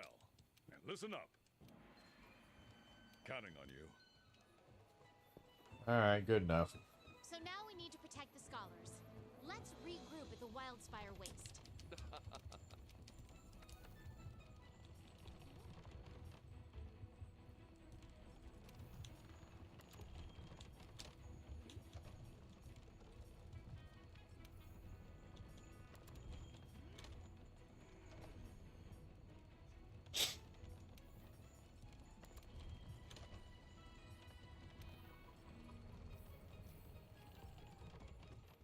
We're just replacing some of those because they're just going to take too long to complete.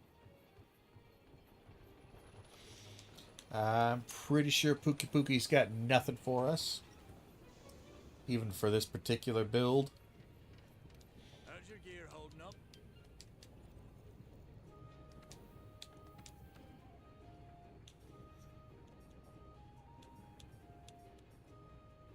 Like, the only thing for Kulu, the only thing we would want is maybe Kulu's waist here, or legs, I should say.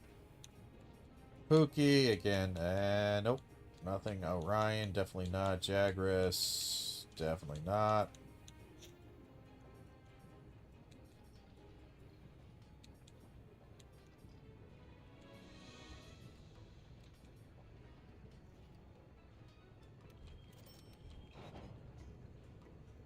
Get the health boost.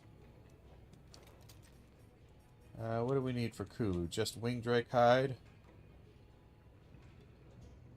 Can we get any Wingdrake hide on the way there? Ooh, good question. I think we can get some when we hunt the Baroth, which is coming up here in a second. Hold on, I just had a thought.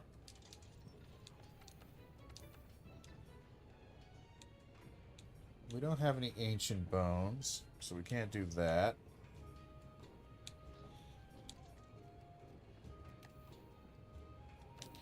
It is just normal one rapid fire. That really does kind of suck, doesn't it?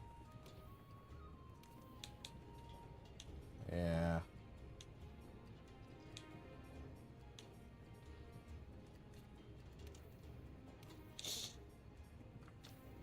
That's a bit lame, but it's free, so we'll be alright. We're going to eat while we're here, because we tend to get better food when we eat at the canteen rather than out on the field.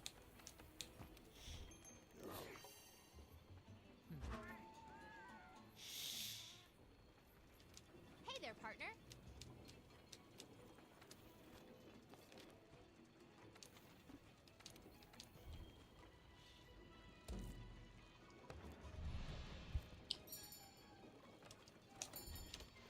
Alrighty then. So, a few things we can collect here that will be useful. Some mining locations. Those pop up pretty easily, pretty quickly.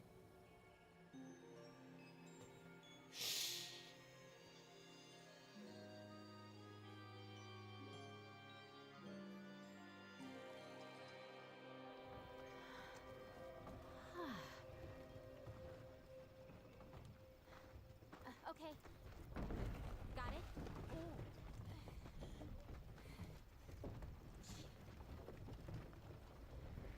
We've waited this long to get our hands on the evidence we need. Don't get us killed now, Hunter! I hardly slept a wink last night. I'm so excited to go out and see this new piece of evidence. The slag was found in the desert area of the Wildspire. Guide us there safely, partner.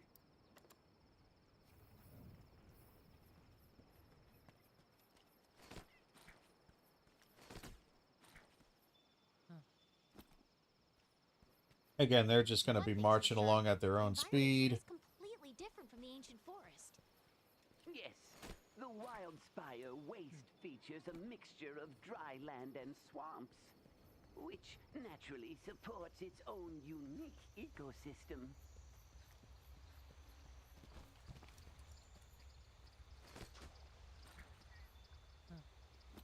Gotcha. Oh, and it was a small crown. Not that it matters, but hey, we got a small crown Hey, of look, a waterfall. an item or a creature. And collects in the lower areas, thus creating a mire. Oh, great. We get to go uphill now.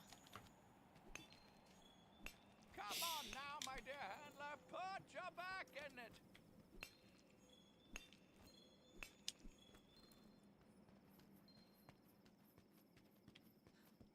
Just collect everything you can here. Got a flash right there. Another one right there. And a third one.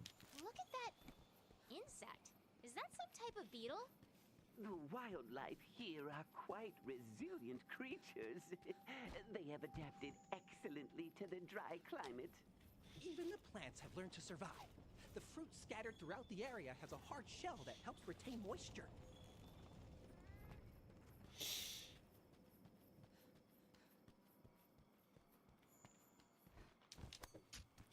And there's not much we can do other than just wait until they're done.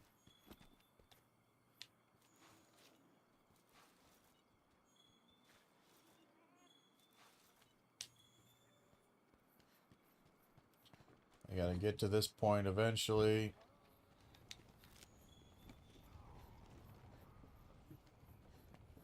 Oh, dear me. We made it. Can we have a break now? Look, the Wildspire. That's Yep. where we'll find what we came for. Lovely. Let's go. But we still have a ways to go. We still have a ways to go. Oh, old Jimmy Stewart here is a little bit uncertain of how he's gonna survive this. This is so heavy. He's awful tired. I did not know there was a gold Hercudrome there. Holy shit. Was it always there? And it's a gold crown. That's just all kinds of crazy right there. Alright, well that's something, because again, there's kind of a scripting to a lot of these missions, or not quite scripting, but a decent likelihood of things, Did you hear that? you know, Everyone, repeating. come on, Part. Oh, dear me. And part of that is like again, when you go on a mission, certain monsters will always be there. Certain monsters will always be a certain size. It's not always, but In times like these, it is important to stay calm and run for your life. Go, go, go. Just move on through. You might be able to use your slinger to create some kind of noise and distractor. literally just did. You guys are just taking your sweet ass time getting here. Now, run! Again, she won't really attack. She won't notice you. Unless you really are just boning the shit out of this. Go! Run for your life!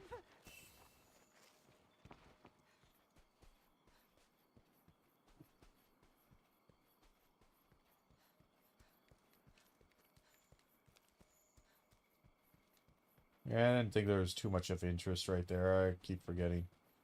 But just wait for them to come back around. That was horrifyingly close. I think we're close enough that they'll still keep moving. Well, like any Rathian, actually. But she could provide the commission with valuable data. Hunter, I couldn't trouble you for a sample, could I? And this one down here should finish off the bounty for us.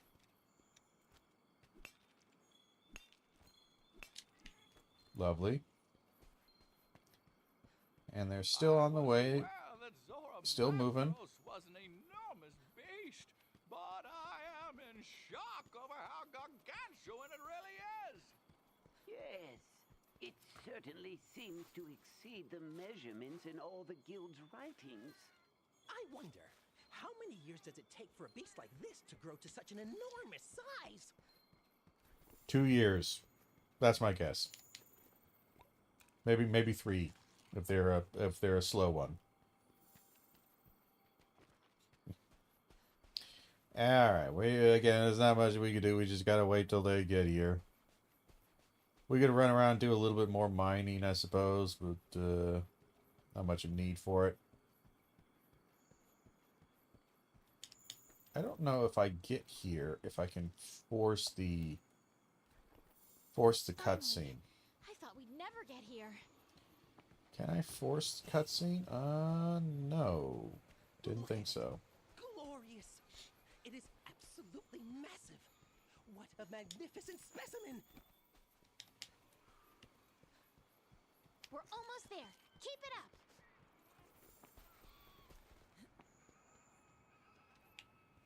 The evidence is within sight.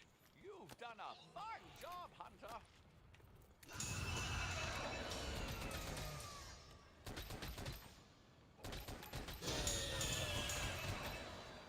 Let's see what kind of presents. Just causing trouble. And we gotta wait.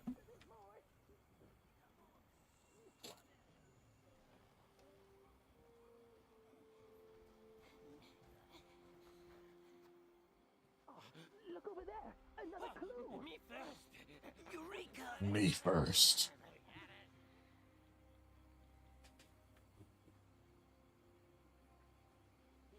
We have to wait. There's nothing we can do. Just hold out.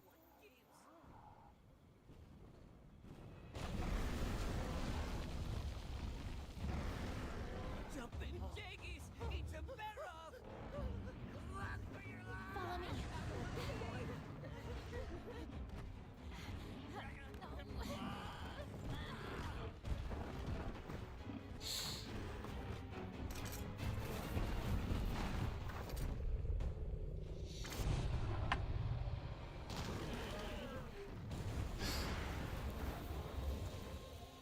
Come on.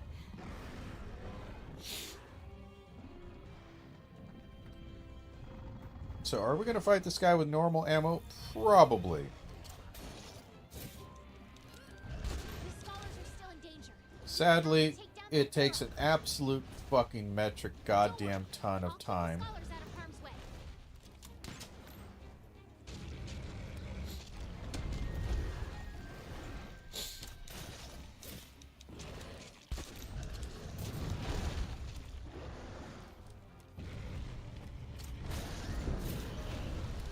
What? The fuck knocked him over?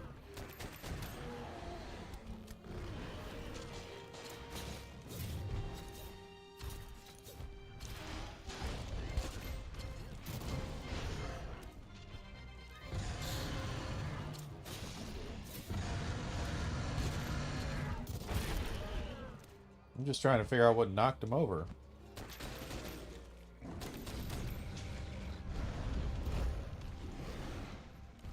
What knocked him over? What did I miss?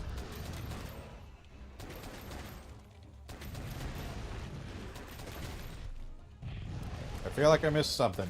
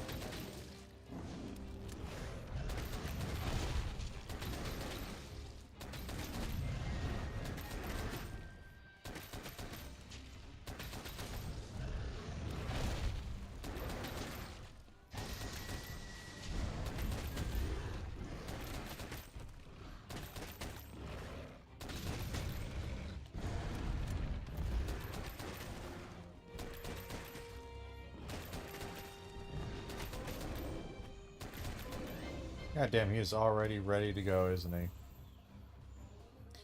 Alright. Well, we'll follow him. And will we capture him? Probably just for speed.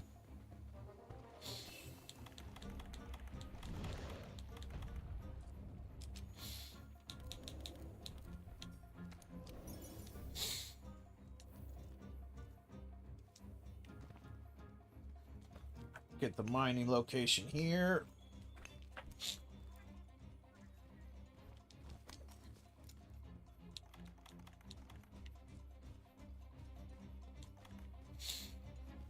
And this one should have respawned. Yep. That's a confirm. Alright, we need to change the number because we're now at, what, 4? This will be 4 once we capture him.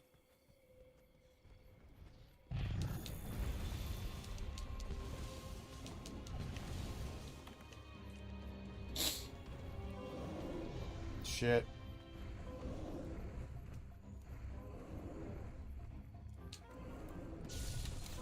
There we are. He went a bit faster than I thought he would. Okay, I'll be waiting over by the slag. Bit faster than I thought he would, but good enough. Good, good.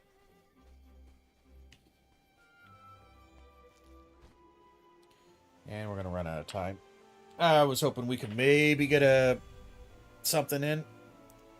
Like a bone, maybe? But, nah. Oh, hey. Glad you're back. Oh, don't worry. We can't skip it, so don't even ask. I guess I'll go round them up. Wait for us back at camp.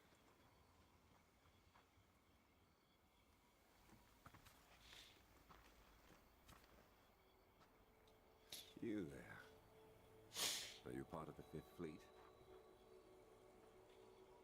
Then that means the Elder Crossing is upon us again.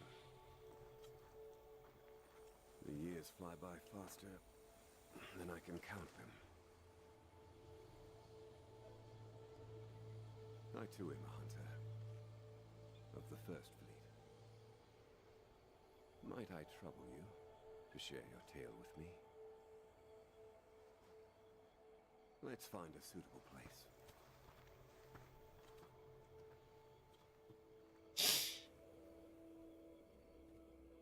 Yeah, we just gotta kind of wait for these cutscenes to end. Not much we can do.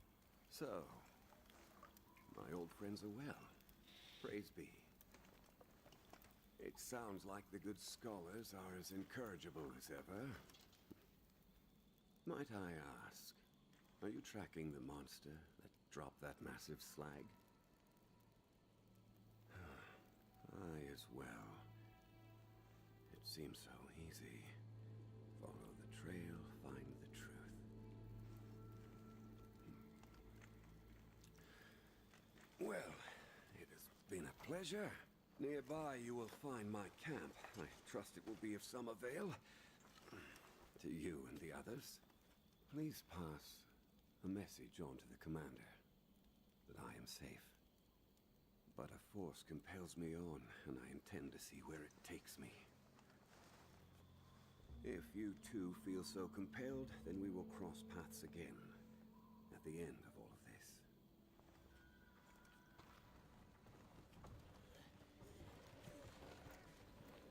this.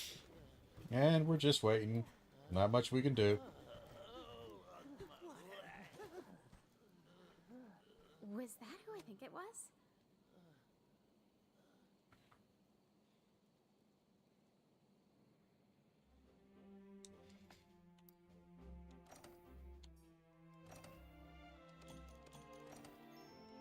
And again, I'm pretty sure Baroth has nothing for us either.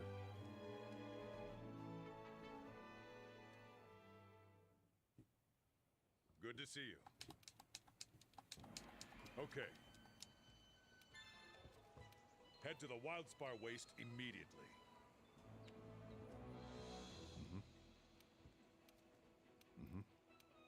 Ha. Thank you. Alright. So now we have a Juratotus coming our way. We're going to grab a couple of supplies real quick. Specifically, some traps and, you know what, can we bring, some large barrel bombs. Those are kind of fun.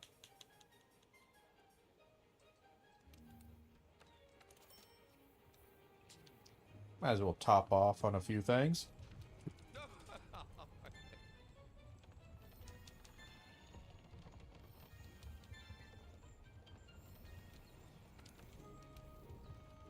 Alright. Large monster capture. Mine outcroppings. Honey, sure. You will want me to capture something. Probably a coolie. Not sure I care to. But it is a possibility in case we want to get some equipment. We do probably want the legs. Well, that 5% crit's not going to really do much. It's just we don't really have much else to do. You know, there's not a lot of good equipment early on. Early on, it's kind of slim pickings as far as anything that is worthwhile getting. Like Baroth, stun resistance is okay, but nothing else is really gonna float your boat.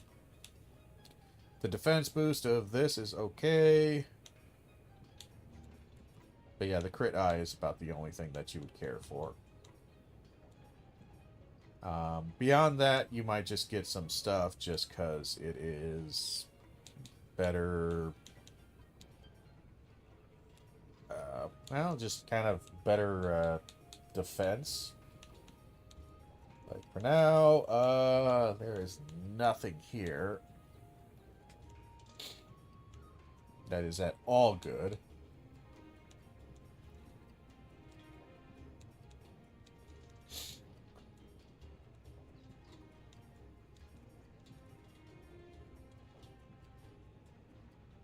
Like, you could get this just for fun.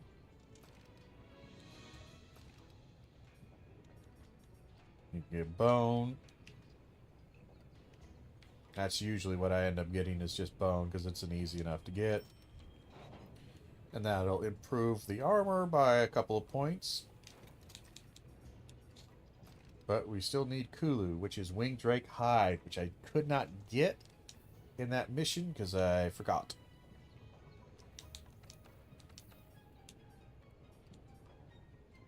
We still need Ancient Bone. That's a bit more annoying.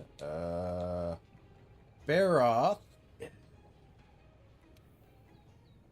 does have rapid 1 spread and rapid normal 2. That's actually not terrible.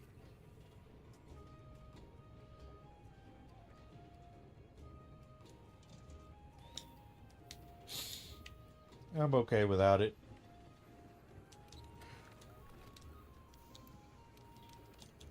We're going to put some stuff away here, though.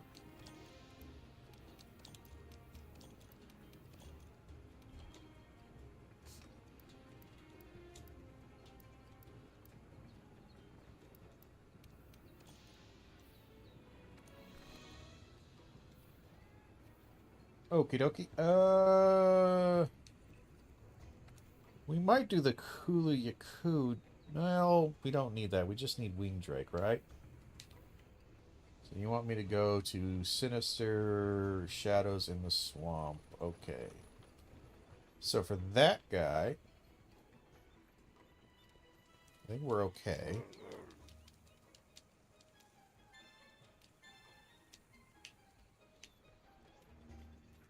We'll eat here just for safety. We'll get a defense up, why not? Now, the general idea I'm going to have here is we're going to do this mission, which is just hunting a Juratotus, nothing too big.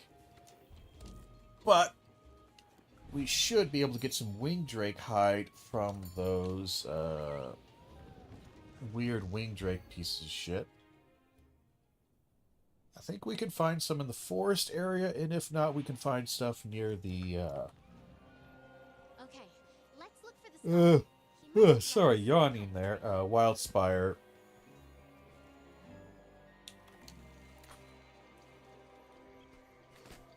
That's a rare.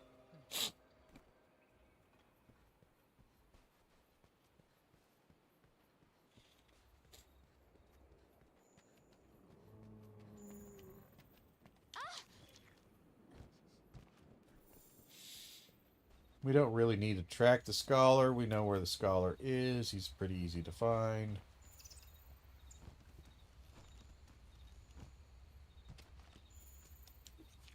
Oh yeah. These guys might give us some Wing Drake stuff. So we're going to blast the shit out of them. Try to get them to drop. Try to get them to die. First we're going to put on this. Capture that. Run away. Run away. Run away. We don't want to fight that right now.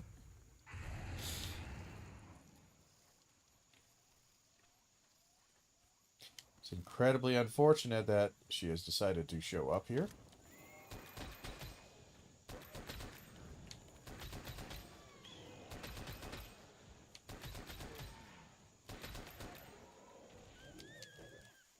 I just need one weak Drake hide. Come on, be lucky. Don't give me meat. Alright, we got one. That's all we needed. Fantastic. Get the hell out of here. Again, Rathian's not much of a problem, but we don't need to deal with her right now, so we're not going to deal with her right now. We're going to head on over here.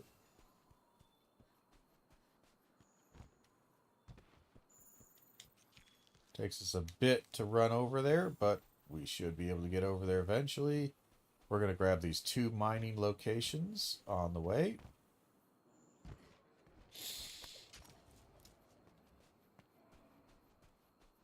We have one up here.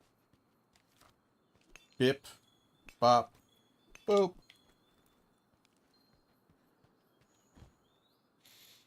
And we got another one right here. Bippity, boppity, boopity.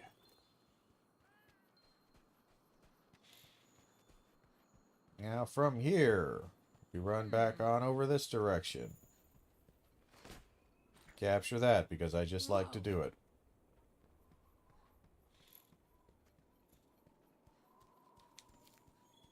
Grab those, because why not? Grab those, because why not?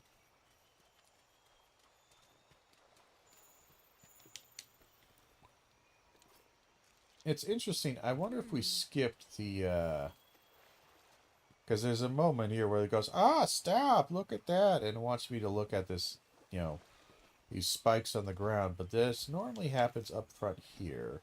I wonder if it'll do it or if we manage to skip that by avoiding this area. It looks like we did. Yes, yes. We skipped it entirely. That's funny. I do want to gather up these last two. I'll grab the herb because they're here. Last two sleeps. Then we have 3 perish rooms, I think, over here. 1, 2, 3. I can't remember if I need moss wine or not.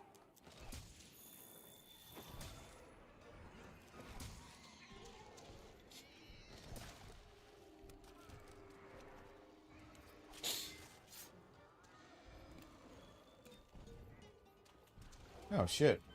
There you are. I wasn't even paying attention. Alright. So we grabbed those perish rooms just so we can make sure we have plenty of trank bombs once we get closer.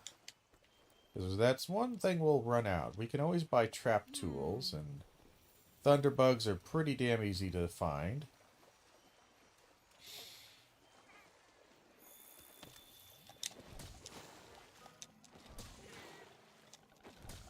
You might be thinking, hold on, why is he meleeing with his ranged weapon? Surely it's faster to... Nope, it's not.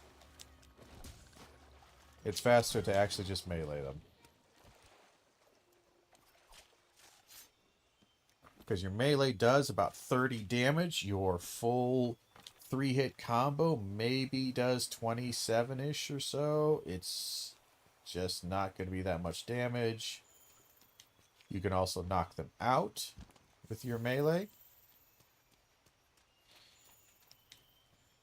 And we should have our scholar right on over here. Is that the scholar? What's that he's sitting next to? It looks like a Baroth?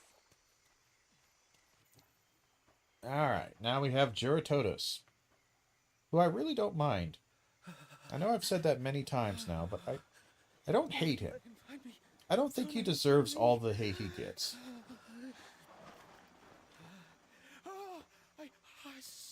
Now, Lavicioth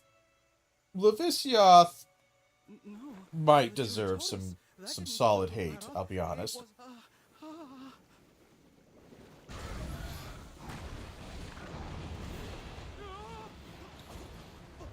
But Juratotus is fine in my book. Like, he's just not that interesting. I think it's the biggest problem. But I kind of like simplistic monsters. Like, one of my favorite is Jagras, Great Jagras. Because he kind of... He's a monster. Like, half of these things are like these lightning shooting fucking super beings. But he's just kind of like a lion or like a normal thing. Kind of like Anjanath. Anjanath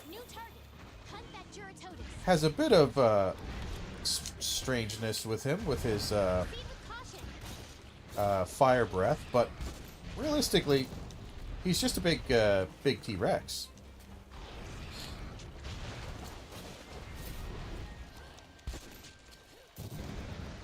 Which I'm fine with. I think that's cool.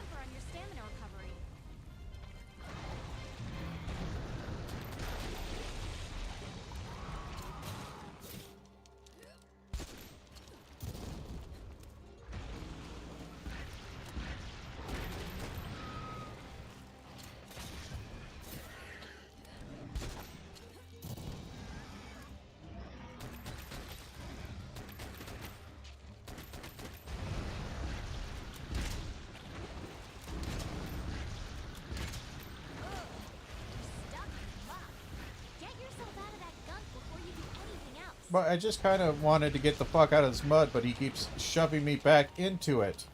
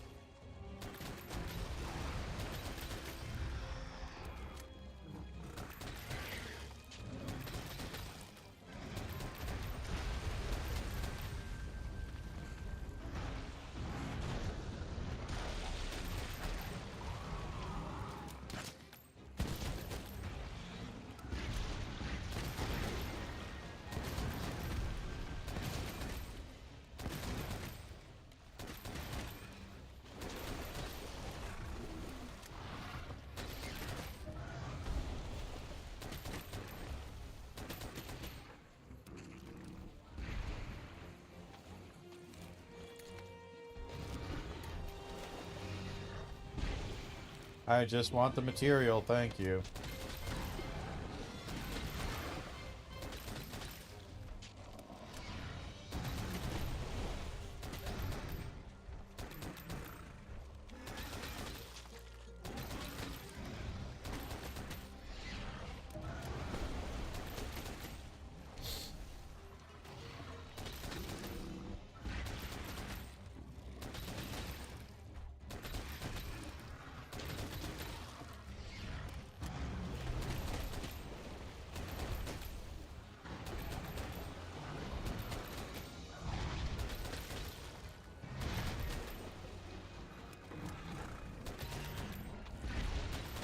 Well, this feels like it's taken a while, I'm gonna be honest.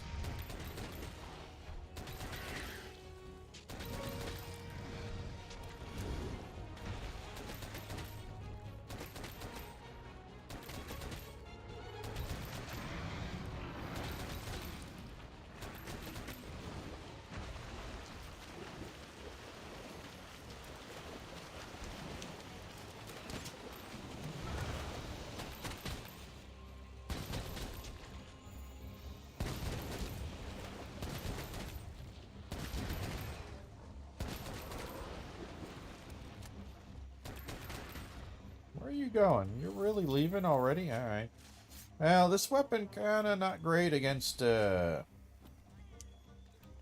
dude, I'll be honest. He's a little bit, the fact that he's not dead, and he's actually leaving the area, is a little bit, disconcerting. Oh, wait, no, he is almost dead. Okay.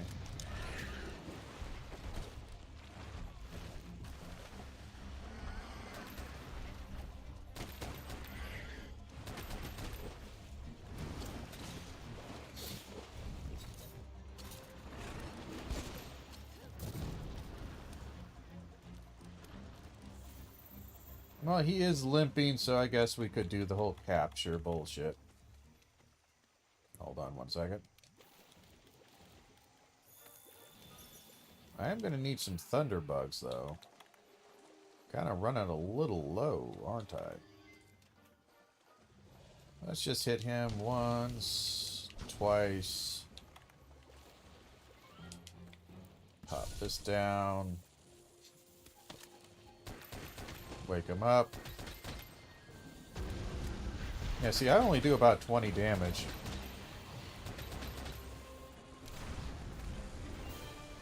Whereas, there we go, 25. You did it. But I can't shake this feeling that there's something really bad about those thorns.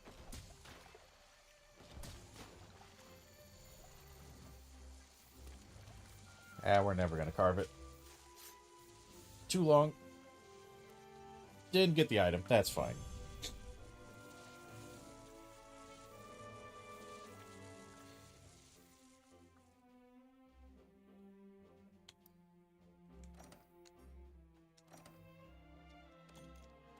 Lovely.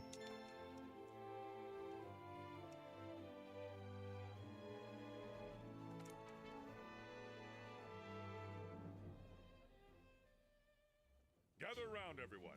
Thanks to you, our researcher, it's heading. The Great Ravine. Correct. I say we try and capture Zora once it gets there. Have you gone mad? Capture it? Hear me out. If we don't... Is it even possible? If I said it wasn't, Let's give it... then it's settled. Before we send the hunters, Nanjanath has been active in... You're right, but be careful. Commander Hunter, I... Old Angie. That troubling report we received. Think you could... Right. Good, then. Let's get this show on the road. We have an elder... Everyone dismissed.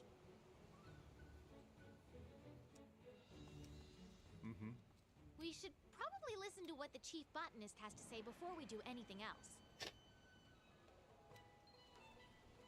Focus, and you'll do fine.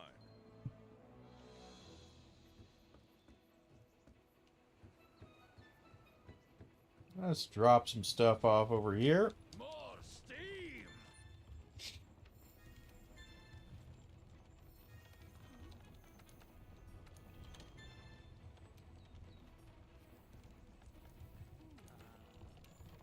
And all these are kind of terrible. That one's probably the one we'll most likely do. Sure. Chief Botanist, eh? What do you got for me? Whoa. Oh, yeah, that's right. Toby Kadachi. That's right. Toby Kadachi.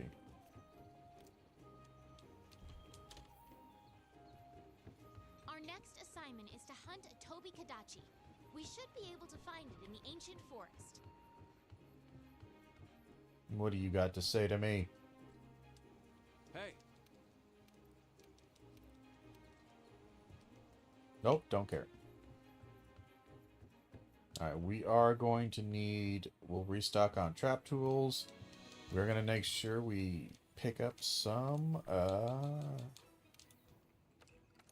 Thunderbugs.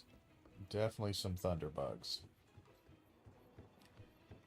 I don't think there's much for us to do up here with Juratotus done. Hold on. We need to think about this. Alright, so we did Pookie Pookie. After Pookie Pookie, there's Baroth, right? After Baroth, there's Juratotus. I think we're on 5, right? That sounds kind of right to me.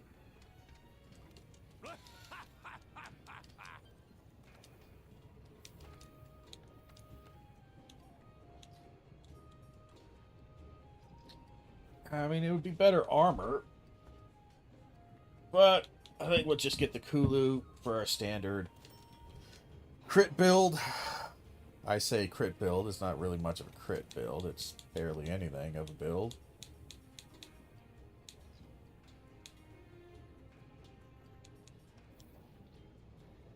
Alright.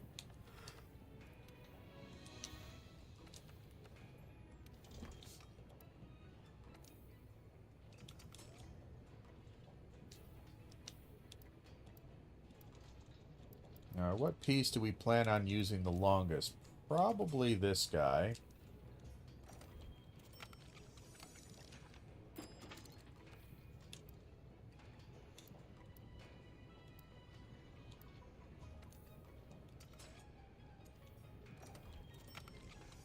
There we go. That increases our defense by quite a bit. Makes us much more likely to survive any random smacks and bangs and booms and whatnot. We'll pay a little money for some sweet, sweet meat. And then we have ourselves a nice little Toby Kadachi. Oh, yeah. We'll do a quick little Toby. And we'll pick northwest. That'll get us pretty close to where he is. Whoa. Hold on. Wrong button.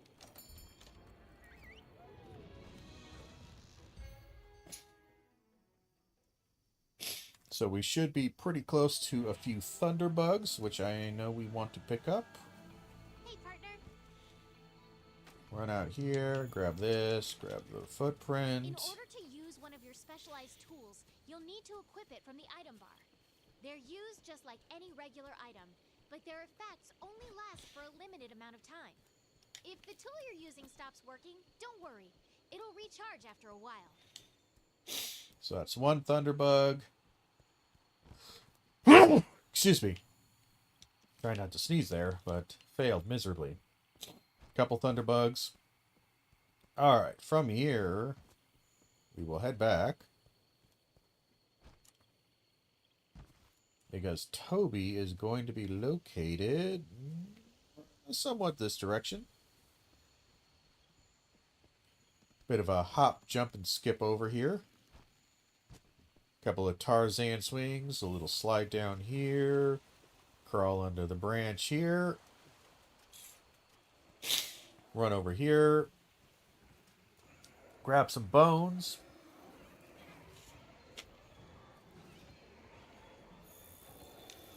Try to not get hit by anything.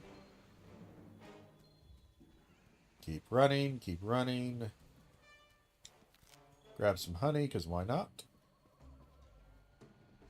Up we go.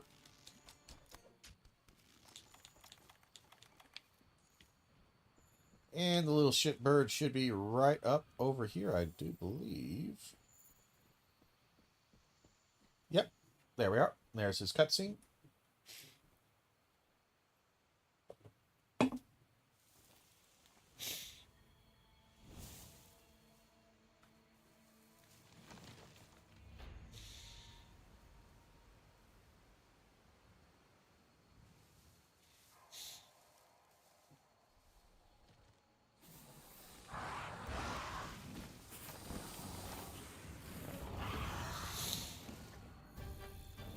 Oh.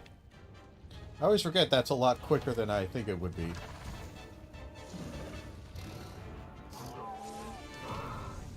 Avoid his super move. I don't know why he does that so much now. I feel like he does it a lot.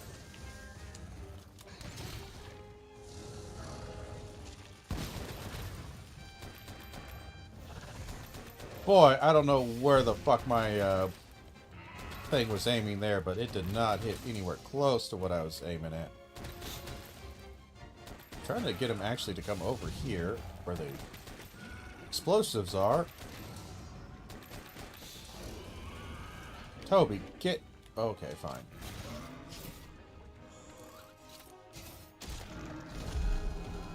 Fine, Toby. If you're gonna be like that, I'm gonna just treat you mean. Sadly, we gotta do 2. It's a light weapon. So it takes 2 to actually get a full weaken.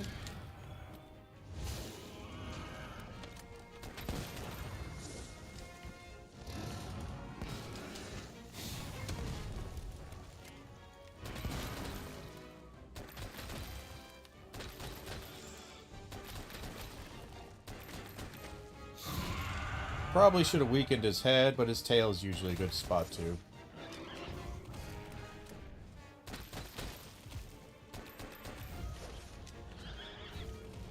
Just kind of dodge into his stuff. That'll be a circle attack. Another circle attack. Oh, what the fuck was that hitbox? There's no place to hide around here. Time to try out your ghillie man. Wacky.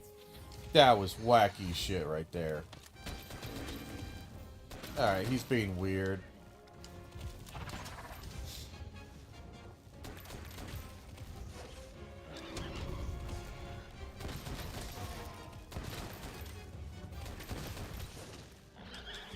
Dude, do a different fucking move. Holy shit.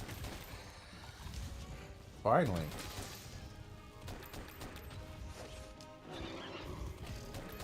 God, he's weird right now. Why is it every single time I fought Toby in the past couple of times, I'm always like, why are you so weird? Your fighting's so weird.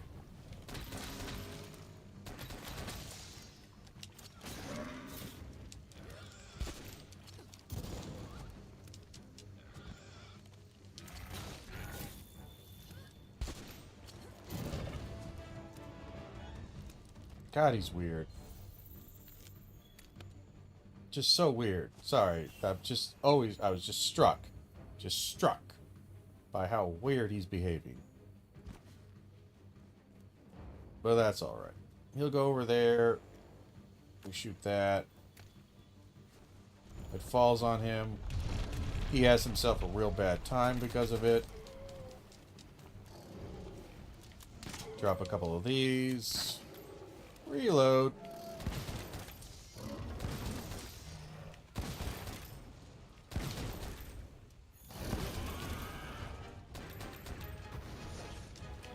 Every once in a while, I swear, these bullets go the weirdest direction. You know? You notice that? Sometimes they just go really far off course.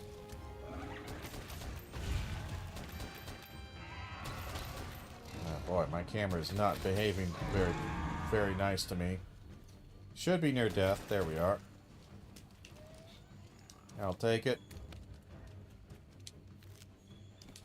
Wow, this bone really respawned quickly. Wow.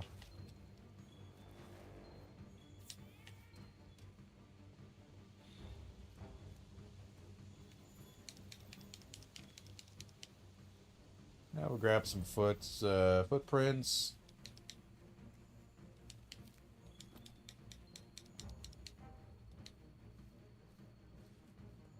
He went to rest over here, which is fine by me. We will grab a couple of sleep herbs while we're here. If we can get through water.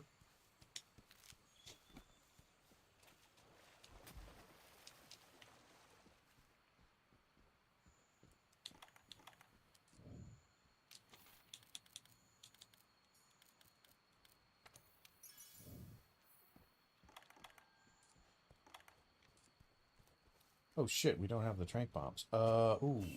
Crap. Fastest way to a parashroom. Shit. Shut the fuck up, honey. You can also use it to keep tabs on monsters. Shit.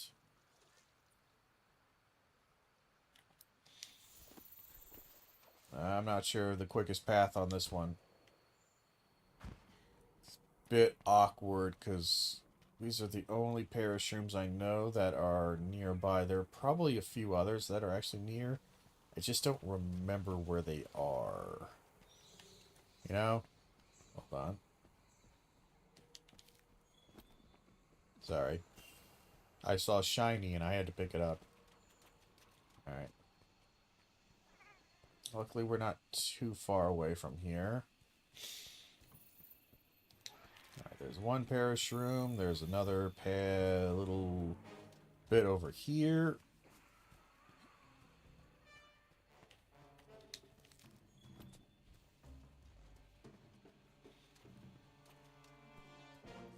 And from here we can run back upstairs.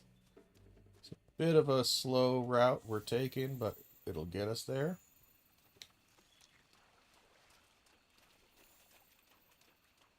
Again, he is limping, and he's not going to get his life back fast enough to really cause us any problems. Just a little bit annoying.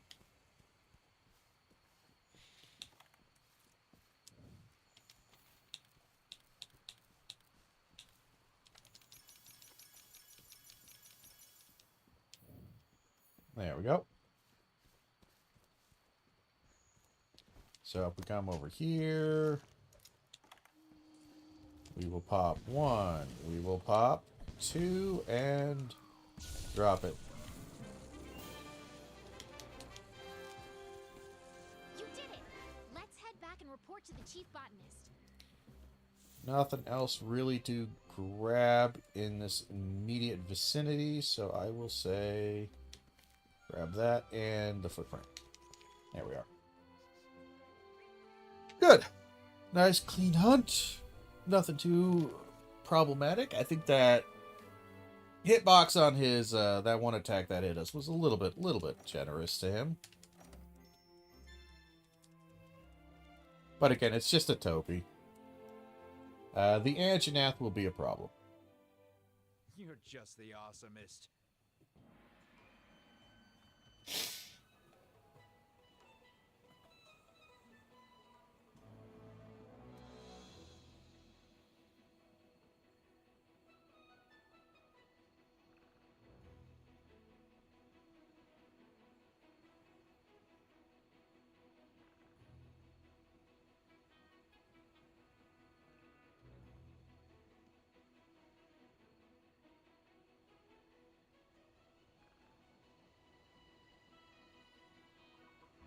All right, so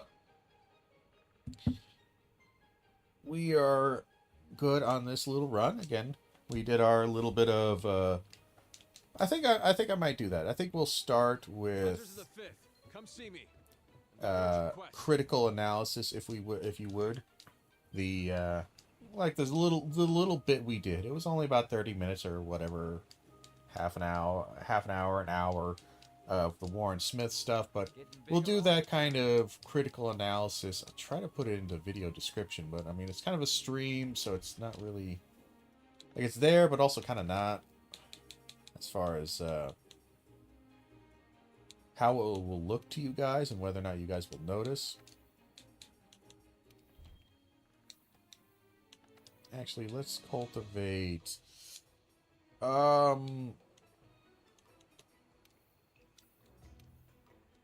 honey. We'll cultivate honey. I think that'll be better. Next thing is, we need to talk to this fucking old lady. But, yeah, I think we'll probably do a fair bit more of those long streams that we do. Trying to lay them out. And I think I'm still trying to find a good whiteboard. A good whiteboard program. Oops. To write out thoughts and general ideas as I'm doing the analysis of this crap. To kind of explain out or help to summarize to people who might jump in later what we're talking about and why it's a problem. Like, why do I have a problem with Peter Boghossian? Why do I have a problem with this, Warren Smith guy? What are they doing that's so wrong and so terrible? Why am I a hater? Well, there's many good reasons, in case you were wondering. But I think we have our Anjanath quest here. Maybe Toby doesn't have anything for us. He might have a Pierce weapon. I don't know, though.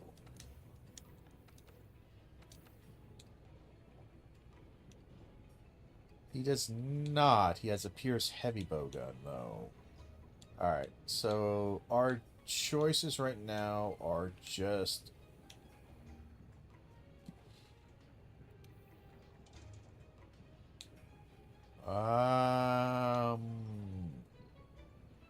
Rapid Fire 1 just kind of sucks. The Baroth might be a little bit better, but not by much.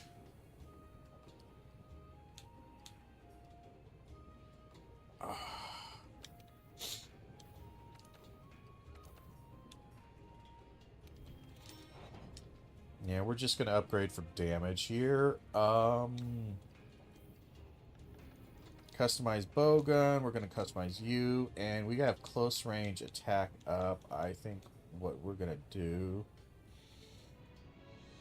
because we're just using one.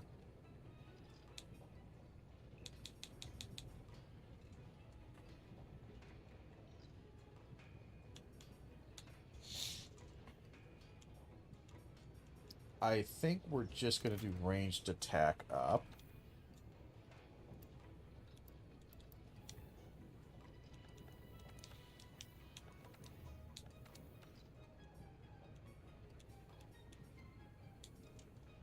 Maybe evade extender would be the thing that could be okay for our build on this one, but everything else, not really. Not really. Alright. We do need to put away a ton of crap here, though.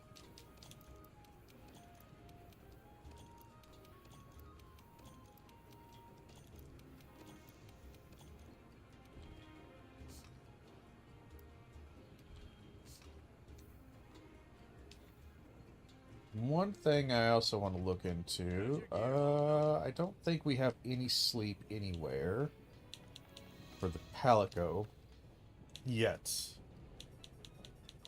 Yeah, it's just thunder or poison, which we will do poison, actually. We won't get sleep until the Radabon.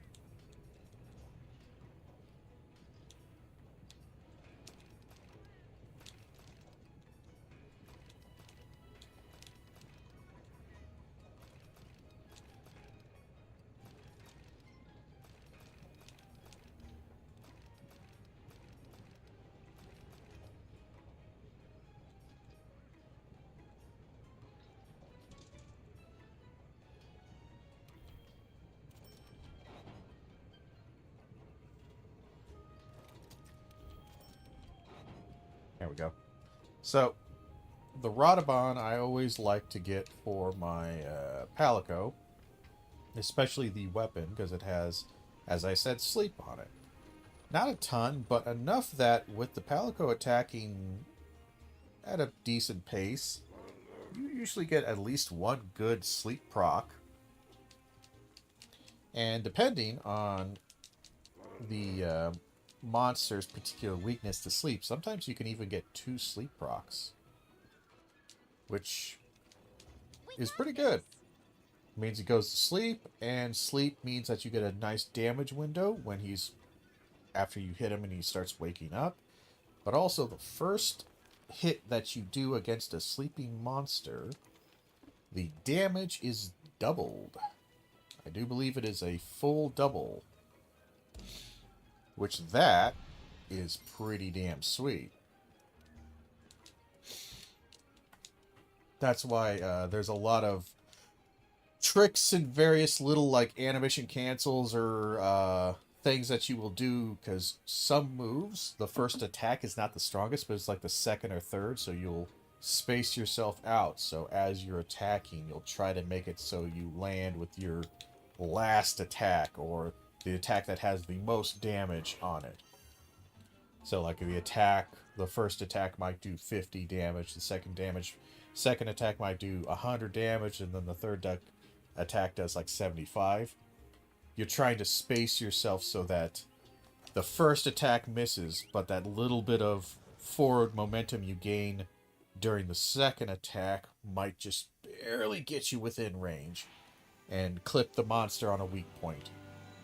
That's usually what you want to try doing. Secure the base by taking out that encroaching Anjanath. Use everything at your disposal. That's the way it works here in the New World. So, quickest, easiest way to do this is we just spawn out here, and Anjanath's cutscene is in this area. Boom. Anjanath.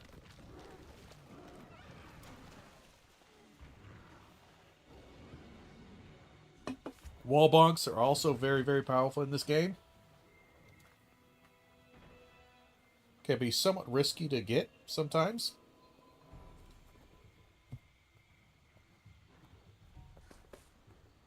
But we're brave. We're brave people, aren't we? Maybe.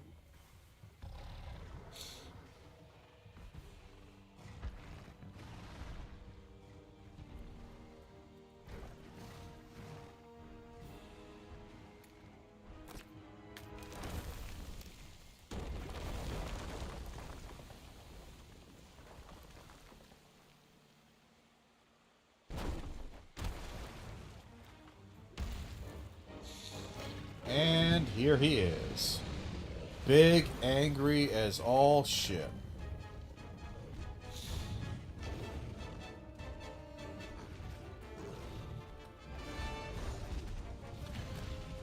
If you're clever, you can use the slinger to distract monsters.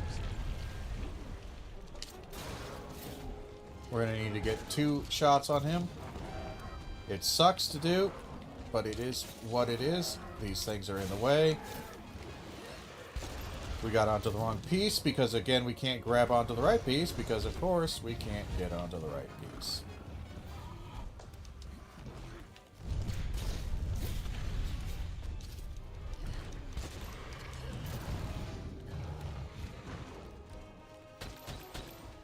God damn it, I really wish these little fucking pieces of shit would get the fuck out of my way.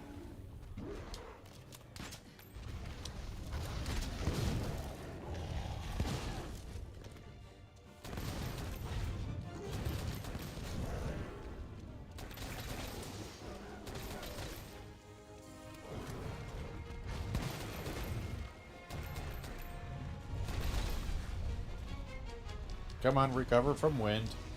Somehow that has wind pressure, by the way. Don't ask me how. Okay, fine, fuck you.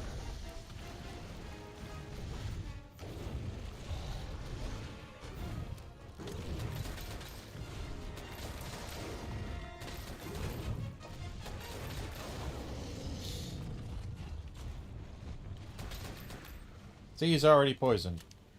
That's a poison proc, and that'll do, I don't know, like 300 damage or something. Not a lot. But it'll do some damage, you know? It's not going to be terrible. It's not going to be very good, but it's not going to be terrible.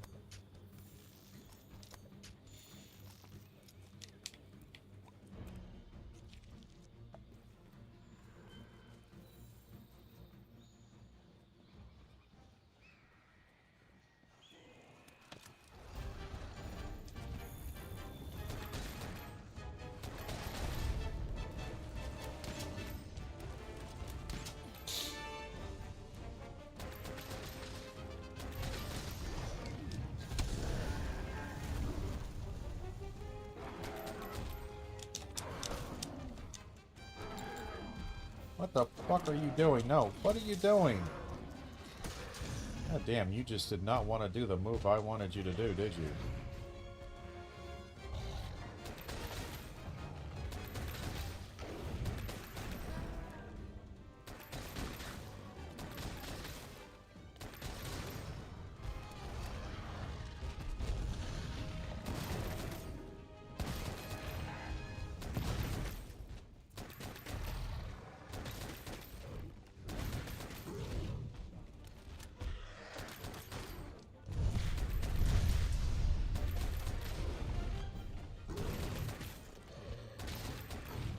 Notice how, again, there's just every once in a while, it will really go at a bad angle for me.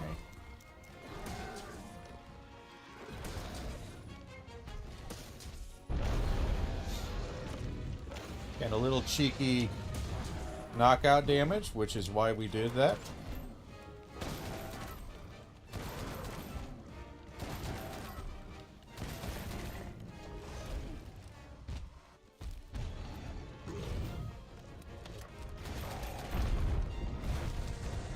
Try not to get hit by that.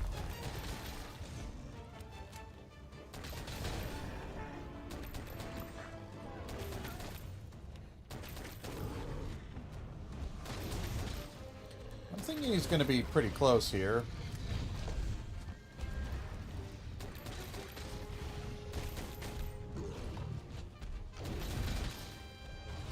His tail is always a big weak point.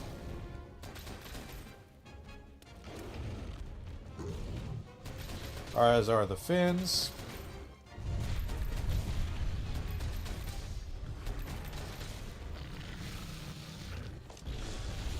Try to be nowhere in front of him when he does that. Oh, that's bad. Monsters are fighting each other? I really don't want my camera turned into an absolute nightmare. I don't know why, but yeah. Anjanath gets absolutely... Notice again, the angle of that attack was just not even close to where it should be.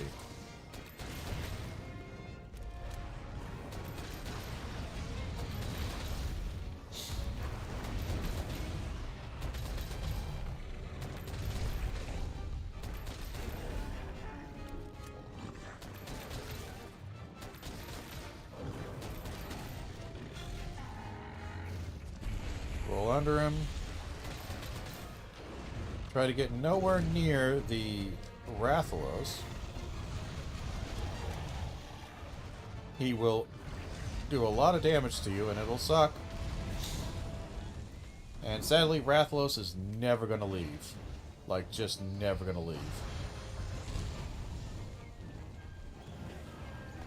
Luckily, this guy's limping.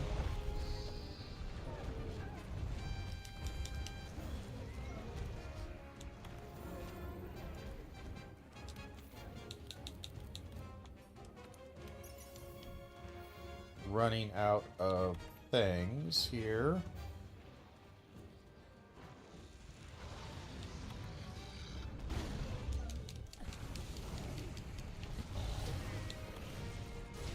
Jesus fucking Christ, could you stop fucking tagging me with that shit? Come on. There we are.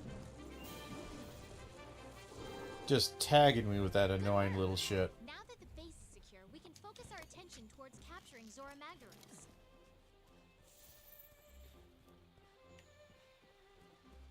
Yeah, there's no way we get anywhere near anything useful up here. Nope, too far away.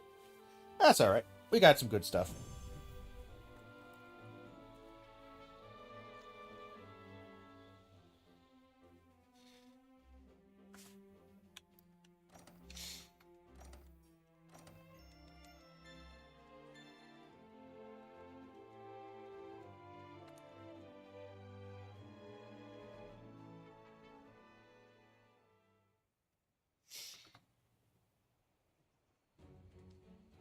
And now we're on to the Zora Magdaros. I think this is what the one that's called one for the history books or something like that. But this might be terrible to do with boat gun. I'll be honest. Because we do terrible damage against the magma cores. However, there is a chance during this, make sure you hammer it as much Like as really pretty bad damage to the magma cores. Affirmative, sir. Technicians, make sure you do a final check on the equipment before we begin. Yes, sir. Quartermasters, we can't bring our quarry back to base. So take what you need and be prepared to conduct your research on site. Don't worry, Commando. Everything will be in order. Keep your ears open. May the Sapphire Star light your way. Dismissed.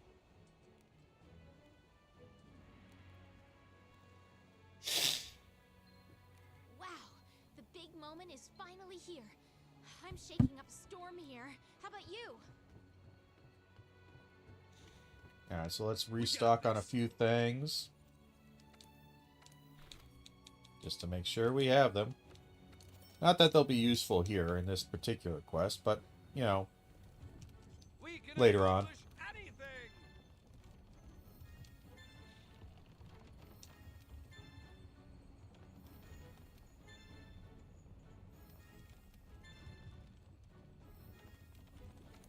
Damn, that was a lot of them. These are all terrible, by the way. We probably won't keep any of these.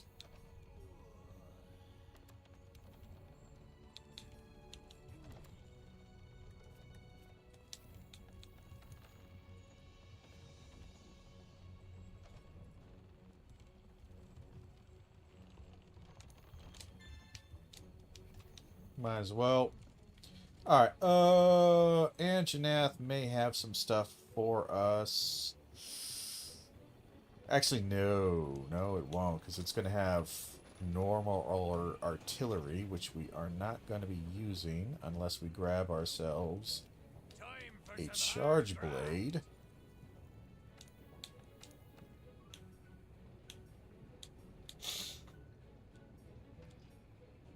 Special ammo boost. I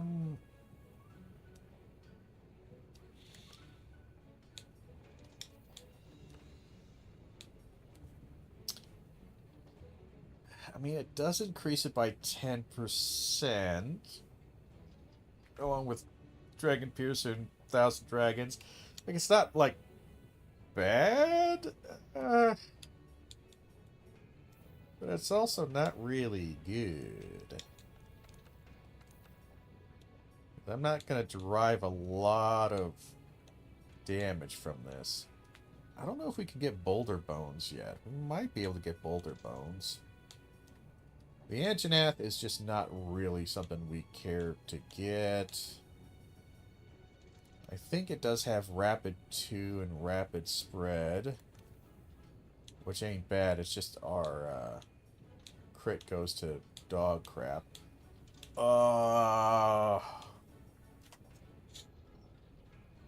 Good lord, you look at the damage difference here. Good lord, that's a shitload. Also, it's a normal 2 fast reload, rapid fire. That's pretty strong.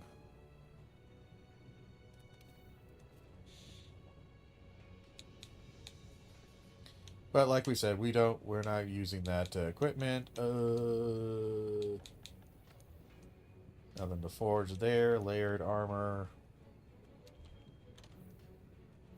Just the Orion crap. Armor. I don't know on this one whether I really want to get the Anjanath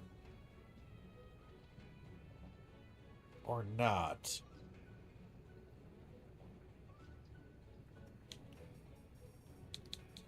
Now the Kestodon, it does have affinity sliding, which is not going to be super prevalent in a lot of what I'm going to be doing, but could be theoretically nice.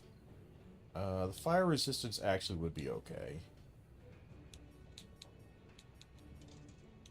What do we have? Just that. It seems silly to get fire resistance here.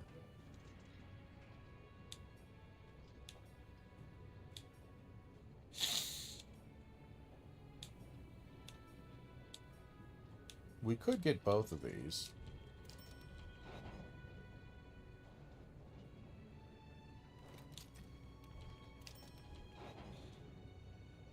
This might be a little bit more useful overall.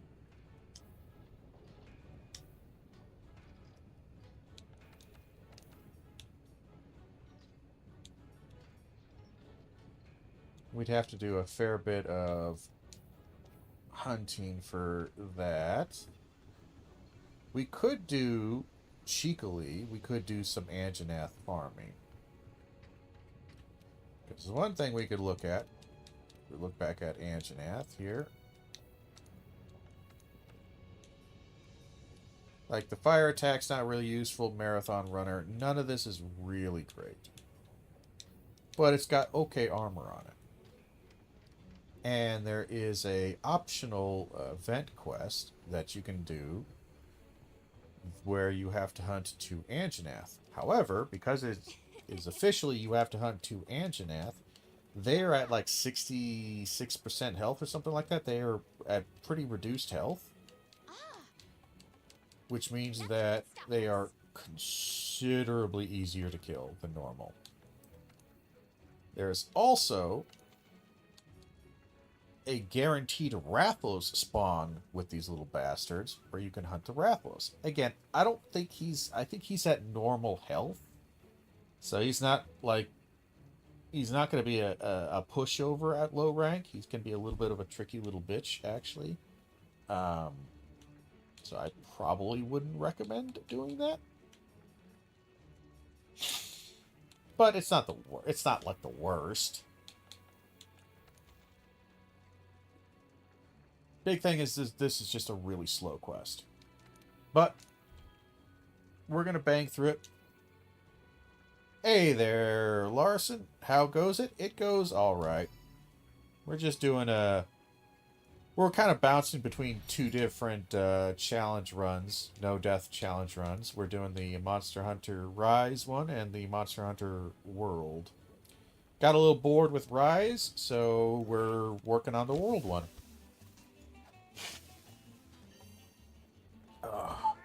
Spent a little bit of time at the beginning of the stream. We're going over some quick pseudo-intellectual grifter analysis, as I always like to stir the pot a little bit with that stuff.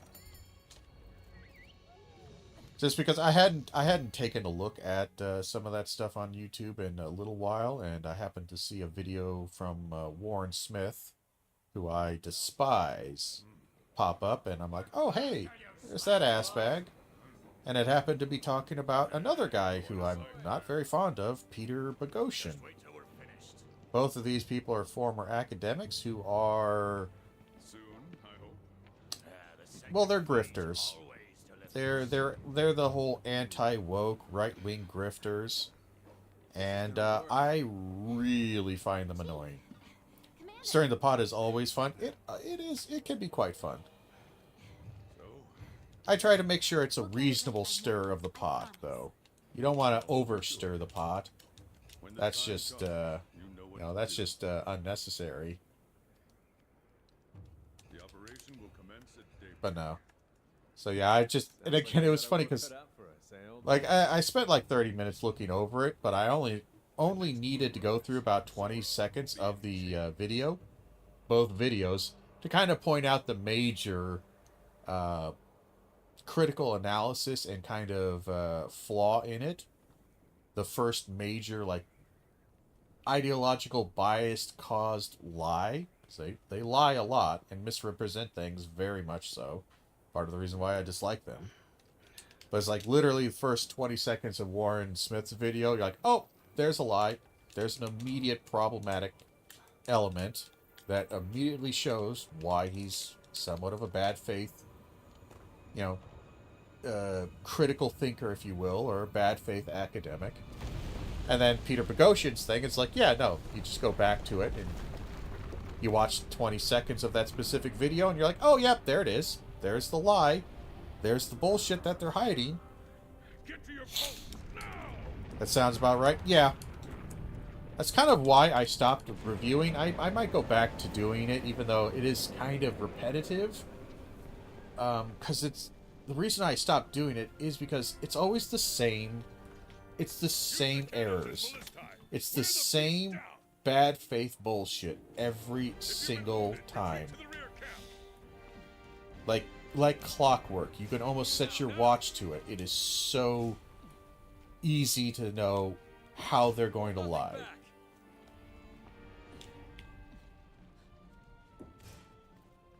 I don't think the cannonballs can actually reach Zora from here, so I'm going to go ahead and just load up a few things here, because it takes a while for him to get here. He might just barely be within range now. But we'll let him get a little closer. Load up the cannonballs on this one. This should still hit.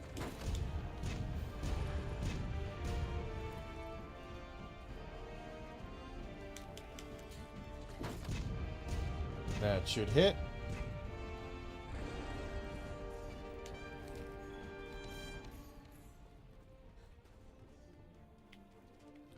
Is this one loaded up yet?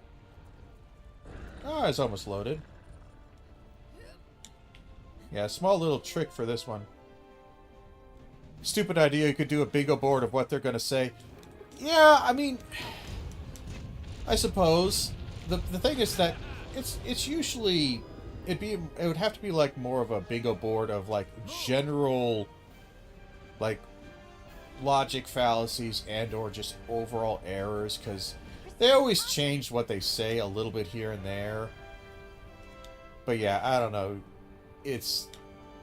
The biggest thing always is it's just kind of the same. It's deliberately editing clips and bad representation of them. It's editing out context. It is using specific kind of charged rhetoric to basically prep the viewer into seeing what they want them to see. Now, again, this happens a lot. It is something that I sometimes do, certainly. It's very difficult to avoid, your own opinion coloring your analysis before you present your proof.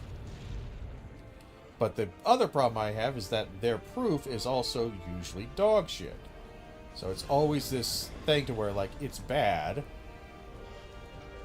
Not just because there's some initial bullshit that they're hiding, but also what they have to provide is pretty lame. Especially Warren Smith. That guy, I swear to God, he has nothing to say. When you really think, what does he add to the video? As far as, like, clarifying his analysis or providing, you know, something that isn't just apparent from the video. I don't know. The guy just kind of seems like a tool to me.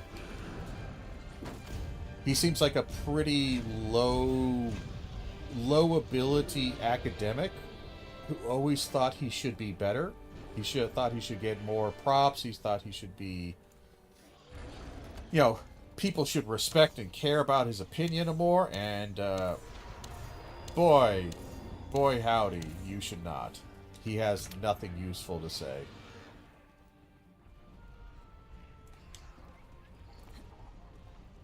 Sorry for rambling, but this is a very boring mission. There's really nothing for me to do other than to just run back and forth between these cannons and fire them occasionally, and occasionally get whacked by a bird. Directly in my face. Little bastard.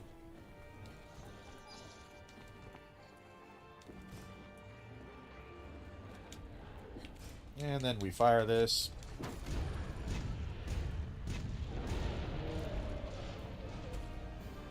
Alright, this cannon is now ready.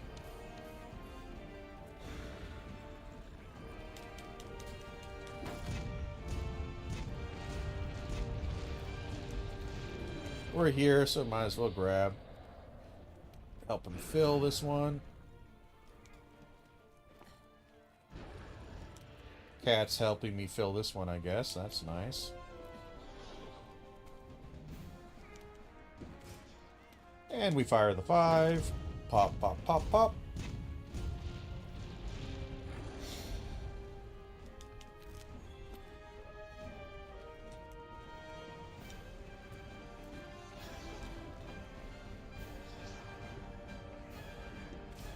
Run my ass on over here. First finder post. Success. We restrained its movement. Now, hammer it with all you've got. We need to wear it down. Get out of my way. Probably sick on the first one, but boring after. Yeah, kind of. Like, it's a fun spectacle in a sense. Because, yeah, you're seeing, again, Zora Magnaros for the first time, and he is... I think in the entire game series, he's one of the largest monsters they've ever put forth. So he's kind of... It's a cool little set piece. But... then you realize, oh, wait, hold on. It is literally just this. Just running back and forth between cannons. It's still not weak enough to capture, sir. And that's it. You just run in between, back and forth. Load cannonballs occasionally. Fire them. Eventually you run out of cannonballs.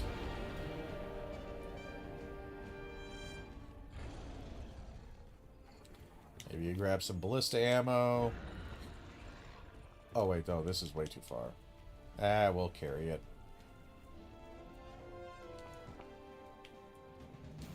And he doesn't really, again, you can't die here. Like, I don't know. I don't know how you would die. We'll fire it with only 4, because why not?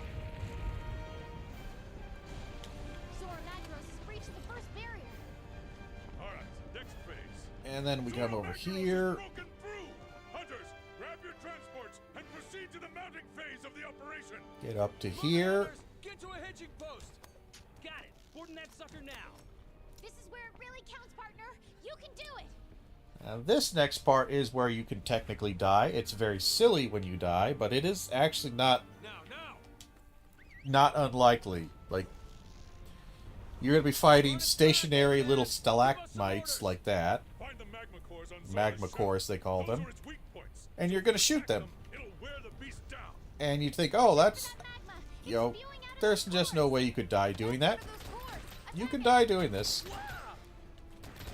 Because they explode every once in a while, and they do a crap ton of fire damage. So here we go. That right there, that actually can do a shocking amount of damage.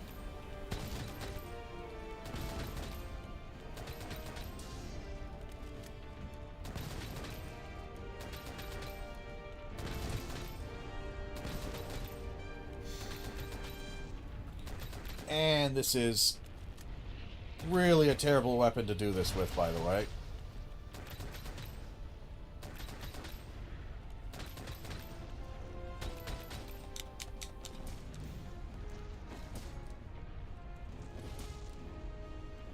It's faster to actually just do the crappy melee.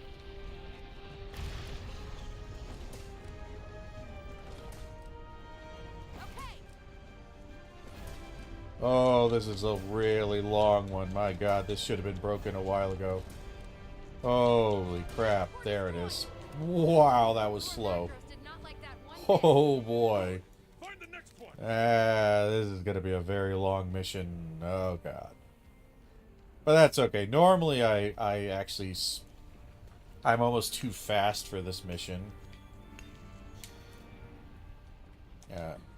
Because of the weapon I use. Oh, he took a step and we went weird.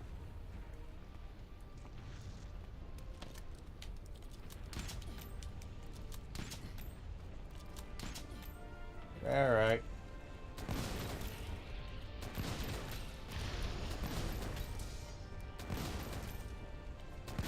This might speed it up a little bit.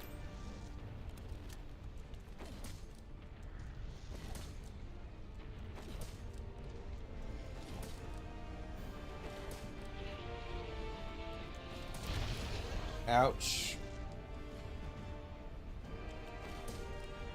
Come on. Come on. God, this takes forever. Oh. I should have brought a melee weapon. I did not realize how slow this would be. I kind of figured it'd be terrible. But that's pretty bad.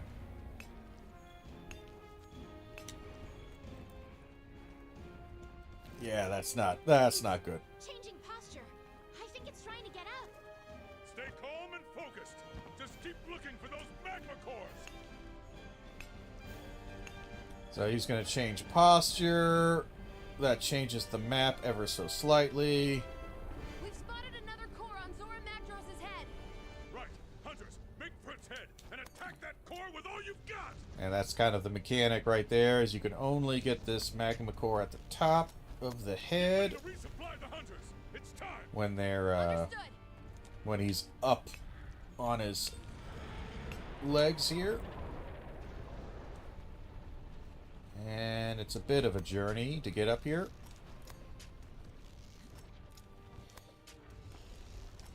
Once we get up here, we will grab a quick heal.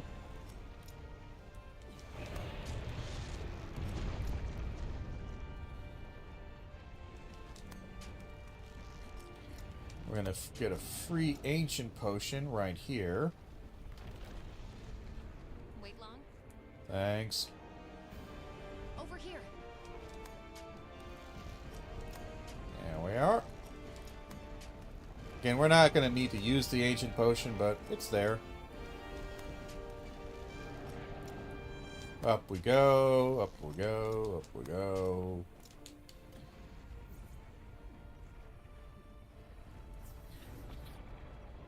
Alright.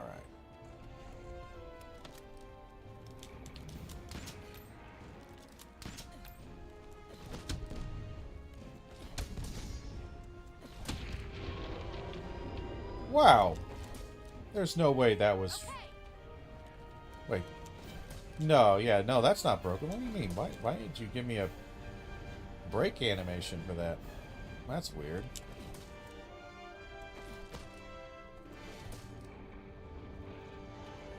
Weird. I suppose it's not, like, terrible. It's just weird.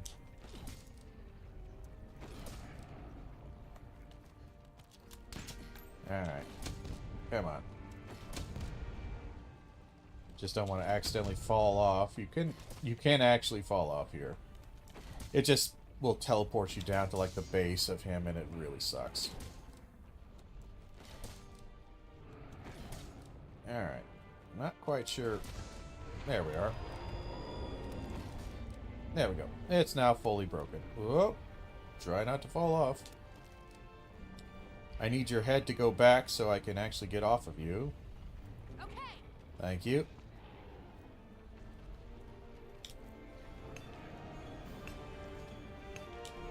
He didn't drop anything though, did he? Doesn't look like it. No. Nope. Nothing to collect. Alright, no shinies. That's alright. A little disappointing, but it's fine.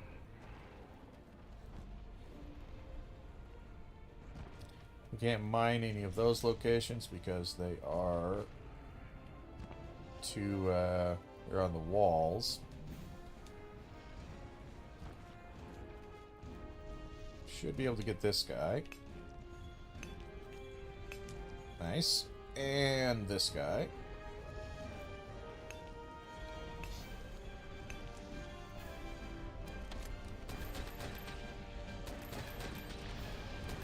Just keep your distance.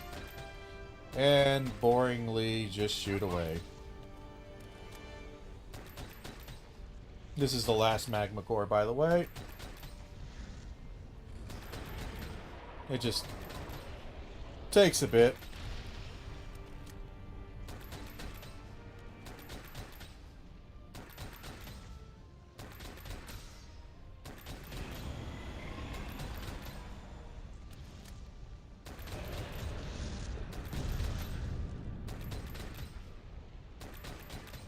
And there we are. That's actually a good thing. Allows me to put down these.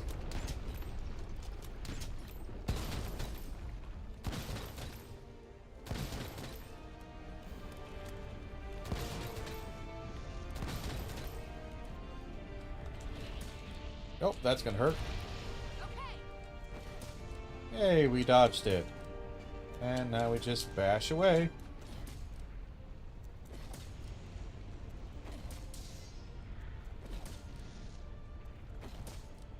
Just bashing away. There we are. Okay, that's enough. And that should give me 2 pieces. Hunters, hold your position. Watch your footing or it'll shake you off. There is, what, 2 or 3 down here? Let's see.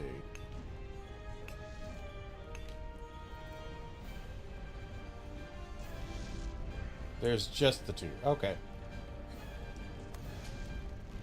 Alright. Now we're kind of done. Now we just have to wait for the other monster to show up, Nergigante. Do a quick little set-piece fight against him. Jump all the way down. Break my legs. Some of these mining locations have probably respawned. Yep. So we'll grab them.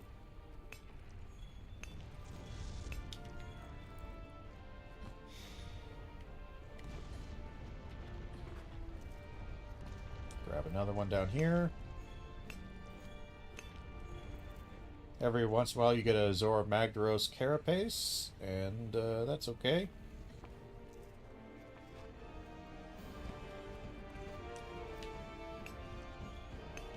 We are somewhat going through the terrain. Gonna pretend like I didn't see that.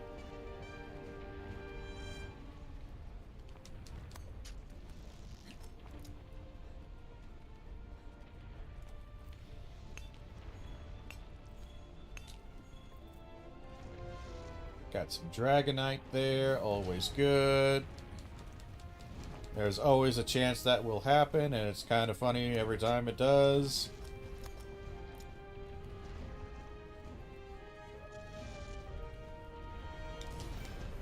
Don't know why that spot is really a hot spot for explosions right now, but boy, it was.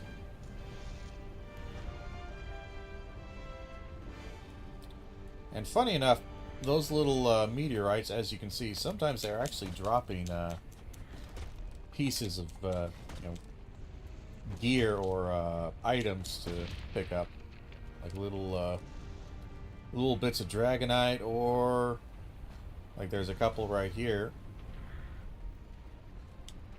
At least one. We have another mine location here.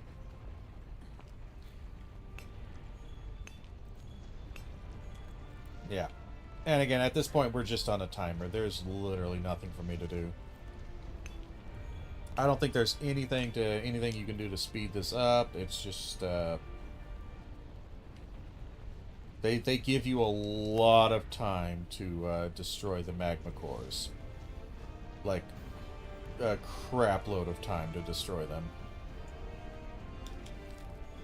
So until they move forward, I'm just gonna run about and mine shit. We broke all 4. I'm pretty sure we broke all 4. Yeah, we definitely broke these 3 down there. Alright, let's restrain this beast. Ready your one-shot binders. And here comes Nergigante.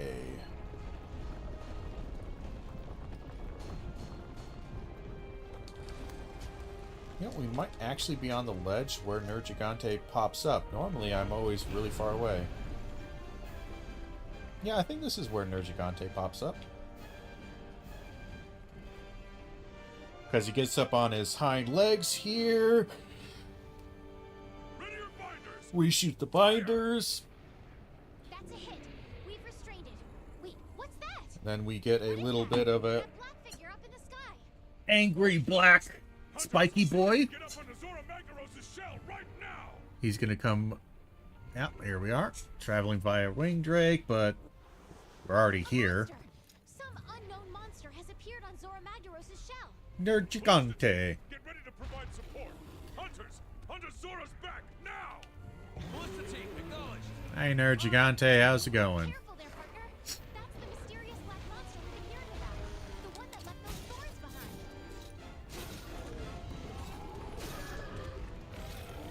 behind. Into a wall you go.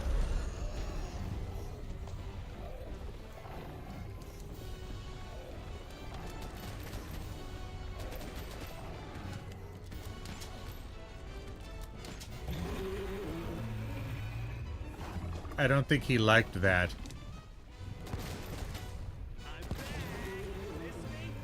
No, I did not actually miss you. Like, not at all. There we are. Oh. That's interesting. This is not a 100%...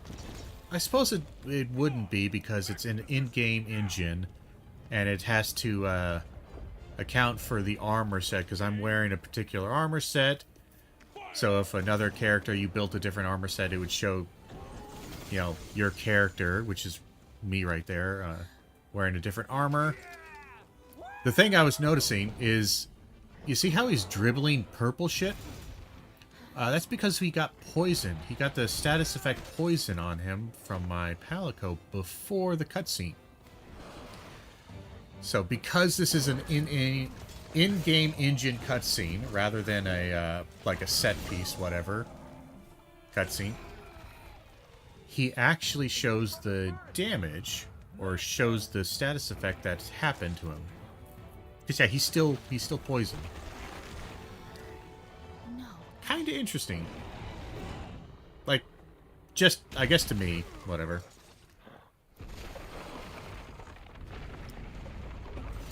Just that they would calculate that, or they would put that into effect. Because, like, I always knew, like, okay, yeah, obviously, it does it for the character model. So if I build Baroth armor, it would show me in Baroth armor. Or if I built Pookie Pookie, it would show me in Pookie Pookie. Right now, it's showing me in my mixture. But I didn't realize they would do it for the monster. For Nergigante. So that's kind of fun. I've just never seen that before. I've never had him be poisoned. At least not in my recent memory.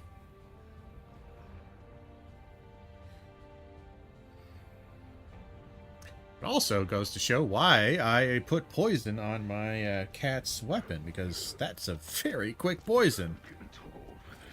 We barely fought him for like 10 seconds, and he already got poisoned. Poison doesn't do a ton of damage, but it does, you know, do a bit. Every little bit adds up, you know. But okay. Alright. Nice. Nice. It's also interesting how the slow motion part of the poison is still dripping at full speed. Yeah. That was kind of an odd one. All right, Yeah. gather first. Your Since it, however, got some good tectonic move. That fissure is There's no we Just exhausted even if we kind of don't an know interesting thing, because I don't think that would be true. I'm trying to think of Wilds if there's any cutscenes in the middle of a fight or the end of a fight. together. Hunters, may the sapphire star light There's a your way. couple with Uthduna during Wild, so I wonder if you poisoned Uthduna right before you killed Uthduna. Because the first time you fight Uthduna, it technically doesn't die. It just, you kill it, it goes into a cutscene, and then Arkveld shows up, murders the shit out of Uthduna, then you carve it.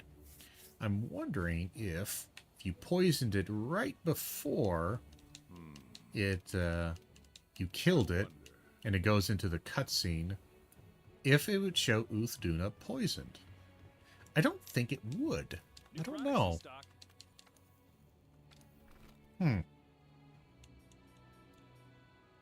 Again, it really doesn't matter. But, it's an interesting thing to think about.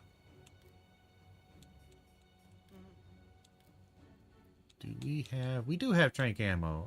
I'll take some trank ammo. Trank ammo is somewhat useful.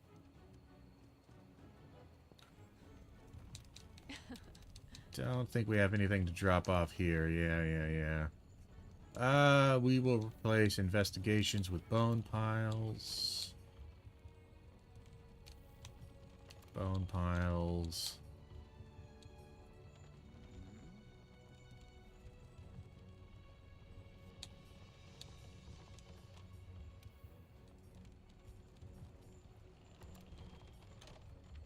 Etymology. Nothing else really to do there. We got a couple people to talk to. Greetings. Hey ho. Hurry back now. Sorry, burping right there. Okay. A few other things to pick up as far as small side missions, which we probably won't do. Not really. I've got new stock in. Won't really need to do most of them. How's your gear holding up? I don't think there's going to be any armor other than high metal, and high metal does not have anything for me. The only thing would be heavy artillery, which we actually will make, but we're not going to wear. Because we will do that for a, there'll be another Azora Magdaros fight eventually. And heavy artillery will help out during that.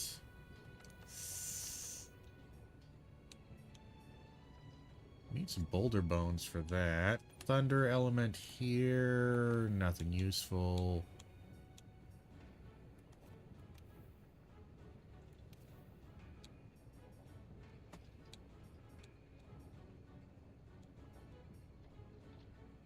And not much useful there. I think the only thing is I need some boulder bones.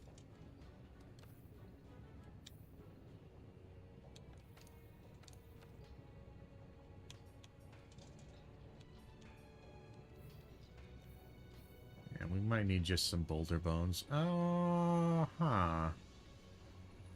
Well, let's see. That was... Hold on. I know we're behind on our Anjanath was 7. Technically, we just fought Zora Magdaros, but we'll be fighting him again.